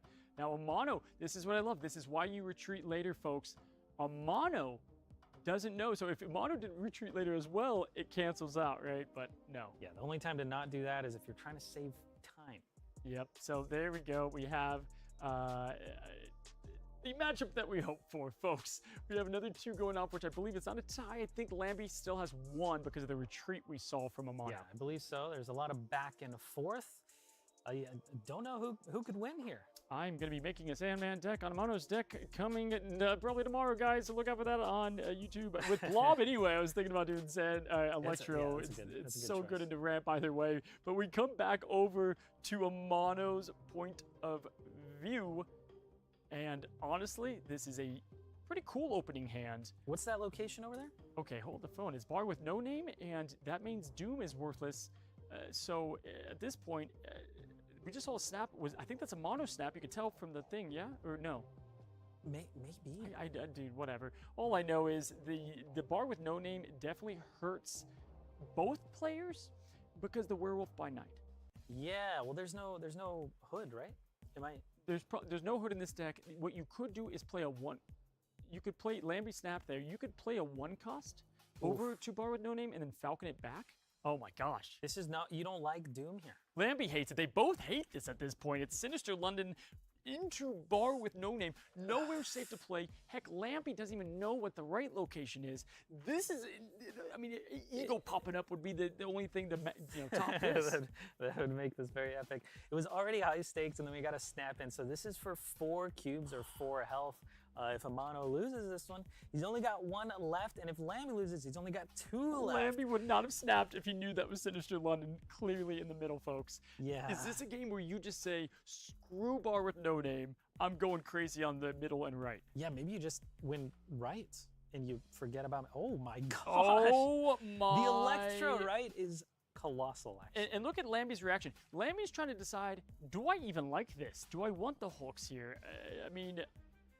Well, we know Lambi has a Shang-Chi, so having Hulks on the right might not be the best thing. I mean, Electro this is such a nutty location. Electro for Amano is obviously the play that he would like. Turn it into the Hulk, have the extra energy, you can continue to play, then you throw down Sandman, but you're gonna have to do some wacky things to beat 24 power off the rip. Yeah, this is a really awkward set of locations. I don't think either player is very happy here. How do you Requires win this as a lot of Amano? thinking. Very strange. How do you win this as Amano? Because if you think about it, you know that we know that Lambi has Shang-Chi. Yeah, I think this might. Oh, is this a? Oh, putting 48 power. That's a lot of power. I would venture to say I don't know a way here outside of winning Sinister, and Lambi has more going to the left. But what to do now? Jeff mid. I mean, this isn't great. How do you beat 48? I don't think you can really add 36 power, right? It's probably going to come down to a tiebreaker, and I just don't think you can compete with that amount of power. You Sandman now, I think, and then you can then play Jeff mid. It's only turn 4 at this point, and then you limit to Lambi to 1 card per play. But even if Lambi's going to be on the defense now. Lambi doesn't need to play Sinister London at the moment.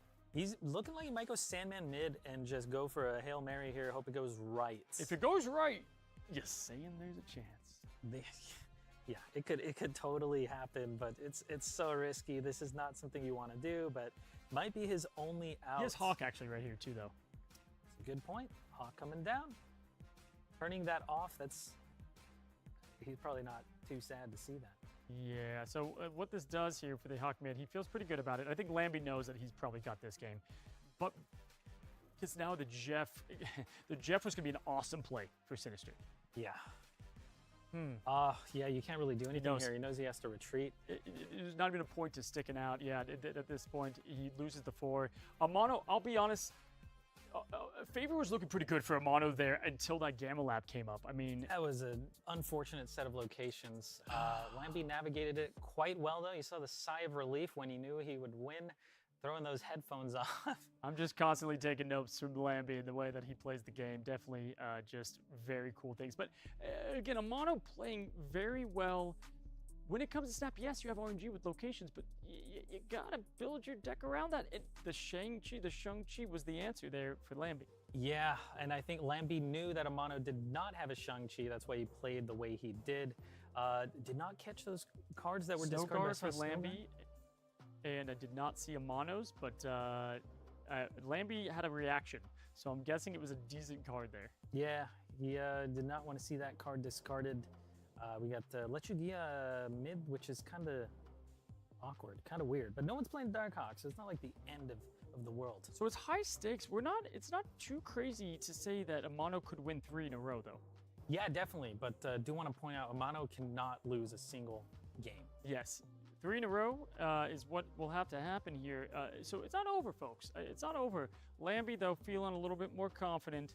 I'm sure here, and let's see what happens. He's got a bit of wiggle room here, so don't love his hand. No, this is not great. I mean, the Mirage Falcon, you never know what you're gonna get. Tinkerer's Workshop did go off, so he's got 4 energy on turn 3. It's a decent play, but also it's not a great hand at the same time. Yeah, I mean, at this point we have. Does it look like both players have not locked in? Did Lambi lock in here? I actually have no clue. Okay. Well, Amano is back. The smiles have been tamed just a bit on Amano's side. Understandably, after the Gamma Lab play there. Let's see what he plays. I think this is probably just Jeff if we were to take a stab. All right. Oh, my. A Jeff would be okay. a wave. Okay, So we have the Professor X, meaning we know that the cheapest thing in Amano's deck is that Professor X, but who cares when you got wave? I mean, Lambi could take the risk of X and himself here. Obviously, Amano might go with X into the Nebula lane. Pretty decent play line there. But he could just go Doom, get the priority, and try to feed off that as well. Yeah, and it does seem the card that was discarded was Sunspot for Amano.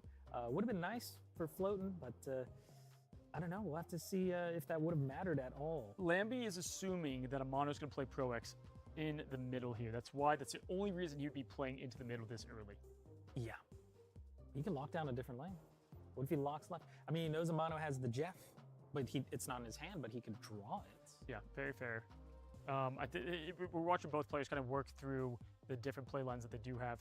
Forge, Nico, didn't catch the Nico spell, and there it is, the +2 power. Not the best. Would have preferred it to be a buff to Nico instead. You probably stack that and then play the Beast. Lambi's hating it. He gambled on the Pro X mid. Instead, we're getting, if this is Pro X left, this is a huge play. No, it's Sandman Still left. A big play. Still big, especially because the Cole is coming as the next draw, shuffling 3 more of those into the deck. And he doesn't have Loki. He doesn't have, honestly, outside of the Shang-Chi, a lot. And I think we might just see Doom into, well, no, it's actually, he only has 5 energy here. So the Pro X, we could see Gamora here as well. Yeah, not looking good for Lambi. You probably just want to play Professor X. It's a 5/5, and he's going to top deck another rock. Yeah. At least if I was playing, I would top deck another rock because it lets you get a shuffling 3 in. Guaranteed, right? So, you know, and neither player has Darkhawk, right? So this isn't doing anything on that front. You know, I like Amano's positioning here. He's got Nebula to build up power. Yeah. So you don't, what's so great about Nebula and Sandman. It plays a lane for you in a sense. Ooh, he's going for the mid play? The Okay, mid maybe X. not. I The like odds this of play. drawing a rock are quite high if he's going mid. But he has priority. If the so Doom, don't have to worry about that. Oh, he does play right though. This is major.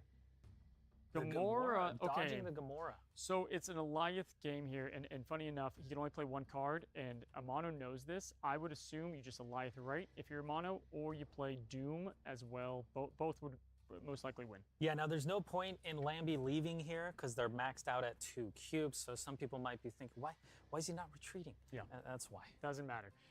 Yeah, I would assume that there's the Doctor Doom, the Odin play. There's a lot here that clearly Amano has the advantage. Doing some quick math over there, and at that point, that means there's only 2 games Amano has to win. Yeah, I mean, this is kind of a guaranteed loss. Maybe Lambi just hoping he gets a sneak peek at a card he hadn't seen yet or something. Yeah. But going on to another round here, Lambi will be left with 4 health and Amano with 1. I think he's going through the calculations of what Lambi could have. Also, obviously, we're on this side of things. We know it. There's only 1 card, and there hasn't been a Loki played yet. So you got to feel pretty good as Amano just to play that Tinkerer's Workshop. Yeah, I mean, what can contest here from Lambi's deck? From a typical Loki build, yeah, I mean, nothing. Loki right, he just needs to add 1 power right. Loki left. I guess he's thinking he might have a 6 power card, is maybe what he's thinking? It's got to be what he's thinking. Does he have a 6 power card here? He does play on top of it. It's just the Eliath play. The cloud eats it up, and Lambi knows it's only 2 games left. Wow, this is coming down to the wire.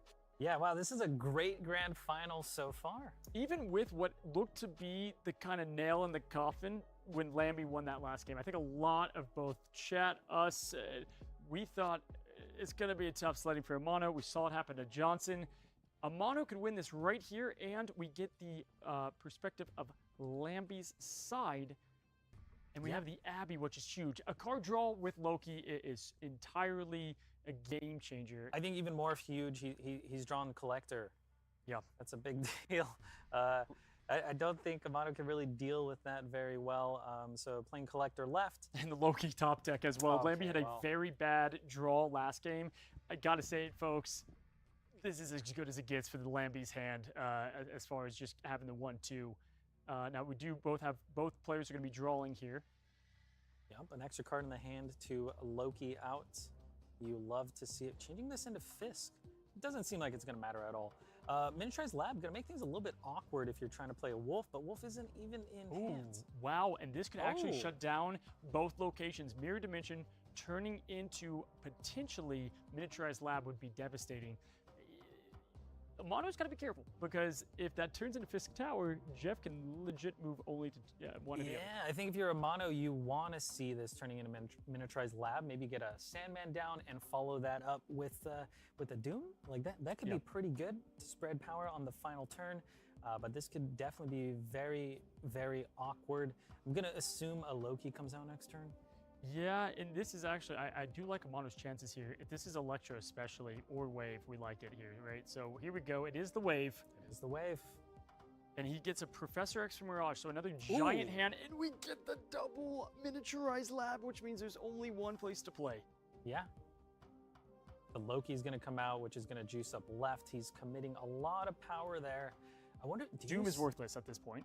Do you Sandman now? That means you're gonna have to float your next turn. I guess you can move Jeff. So I would Sandman now. That's and then actually you a move great Jeff play. to get priority, and then it's actually it will come down to a bit of a guessing game. But I do think, oh my gosh, this is crazy. I think this is actually going to end up being pretty close. Let's see what Amano plays. He could go Gamora, which would end up putting what now? We have 11 power going. He has 1 extra power played. Ooh, I really want to see. Oh, there it There's is. the Sandman Okay. from Amano. This is very good. We can Jeff mid, get that priority. Oh, you know what? Maybe Eliath comes out. It could definitely happen because the Nebula is going to gain, not gain power because Lambi's going to be playing here. I think you go Eliath to cancel out what this could be. Lambi also has it. It's going to come down because he doesn't have Doom. It's going to come down to where does Amano play Eliath if he has him in hand. Potentially, this could happen here. Yeah, this is this not looking as good for Amano as I had expected. But the Eliath going to completely wipe his card. The honor veil not even going to go off. Hopefully this isn't a Doom, but actually we won't even know what the card is. He's got to move Jeff right now, and if he moves Jeff, he has essentially a 50-50 chance if he also has Eliath to guess where Lambi's going to play with the 1 card that he has. He doesn't know if Lambi has Doom, doesn't know if Lambi has Jeff, and so that's where I think we're going to run into some difficulties. Yeah, it's possible that this Eliath just ruins it for Amano. I'm so curious to see what he destroys. I'm waiting in suspense. I mean, obviously, Eliath is the play for Lambi here. Here we go. Jeff moves. He's going for the priority. Goodbye, sweet. I'm going to say Gamora. It would have been an Electro. Electro is what that would have been. So he could possibly still have Doom here. So this is the tough part about Amano. He has no idea what Lambi has from the Loki, right? Which is why at some stakes, you know, MODOK shows all the cards he discards. It'd be interesting if Loki showed that. It would take away a little bit of heat from his power there. Yeah, I think that would be good to add. But, what do you win if you're Amano and you play Doom left? So this is so crazy. I think essentially Lambi has to guess, is Amano going to Eliath one of these 2 locations? Does he just Dr. Doom? And if you're looking at everything, if you Doom left, it is a win outside of Gamora played right. Yeah. So Gamora's I feel like right is the only play there. If he drew it, he's got it. And then we'll be going on. This has been neck and neck, man. 4 health to 1. So it's crazy, right? Because this is either Eliath right side, Lambi's going through, is it Doom left, which I'm sure he's thinking of, or is it going to be Eliath on one of these 2 lanes? We don't know. We truly don't know. Amano has one decision to make here, and look at the man's face. I mean, really going through the different play lines. Yeah. But this is kind of a 50-50 thing. He does play the correct play. Unless Eliath comes right side, we will most likely see an L here, and Lambi win the final and become our ultimate conqueror. Yeah. However, I guess Odin could be played on wave 2. I think he's. He went mid. It's Eliath. There's a 50-50 guess. Lambi ends up taking it with the 50-50 Eliath. Amano knows that it was just one location or the other. Lambi can't believe it. I can barely believe it. This is an absolute crazy finish. I don't think we could have asked for a better grand finals here. Kind of came down to a 50-50 there. If he did play the Eliath right, he would have wiped the Gamora, and we would have been on to one more match. But yeah, Lambi is the ultimate conqueror. Oh, Amano, big shout out to you. You're going to be thinking about where you played that Eliath for the rest of your Snap career. But either way, hats off and a huge congratulations to our ultimate conqueror for the Winter Royale, Lambi series, holding down the name as just, in my opinion, one of, if not the very best player in Snap at the moment. Yeah, nothing but fantastic play from Lambi. I think he maybe just played the same deck the whole time through. But again, if it ain't broke, don't fix it, because it worked. Yeah, absolute craziness from Johnson to Atrix to now Amano, who I think really went from personally not knowing him all that well to I'm a fan. I'm a Amano fan. I'm a big fan, yeah. He played well. He played as good as you could in that situation. Yeah, I don't think he really made any mistakes. I mean, you can't really blame losing a 50-50 on anything. That's not his fault. The Gamma Lab game was a killer, right? Because there was 4 cubes, I believe, on the line on that game as well. And then you had the bar with no name. Really could have been either or being our ultimate conqueror, but Lambi ended up securing the win and cementing himself as such. Yeah, near perfect play from both players. It's been a fantastic event. So happy that we were able to do this. Absolutely, y'all. In general, just our pleasure to cast this event, and I would say the format worked. It was very fun to see 2 different types of play And that's what's great about this friendly conquest battles. It is different stakes. It's played differently, more methodical, as we just saw. Yeah, totally different than ladders. So the fact we were able to implement both of those, I'm just very happy. A very successful event. I love that Amano took so much time on that last turn, and it really just came down to probably, do I play a life mid 50-50. or right? And you could see Lambi there was thinking the same thing. He truly didn't know either what way he was going, y'all. So hopefully y'all enjoyed Conqueror's Winter Royale. Again, the new deck builder is helping players get right back into it. If you don't know the meta, first of all, check out some of these awesome players, but also you can use the deck builder as well to get some of these decks in your hand. Also, y'all, if you have not downloaded Marvel Snap, you can do so on the Google Play Store and on iOS. And on Steam. Steam as well, guys, and hopefully y'all enjoyed the overall event here. I know I did. Yeah, that was a great time. Thank you all for being here and watching. I do appreciate it. Now keep in mind the Season Pass winners will be contacted if you did win the Hellfire Gala Season Pass, and we will see you on the next Conquerors. Until then, Dexter. Goodbye. Happy snapping, y'all. Happy snapping.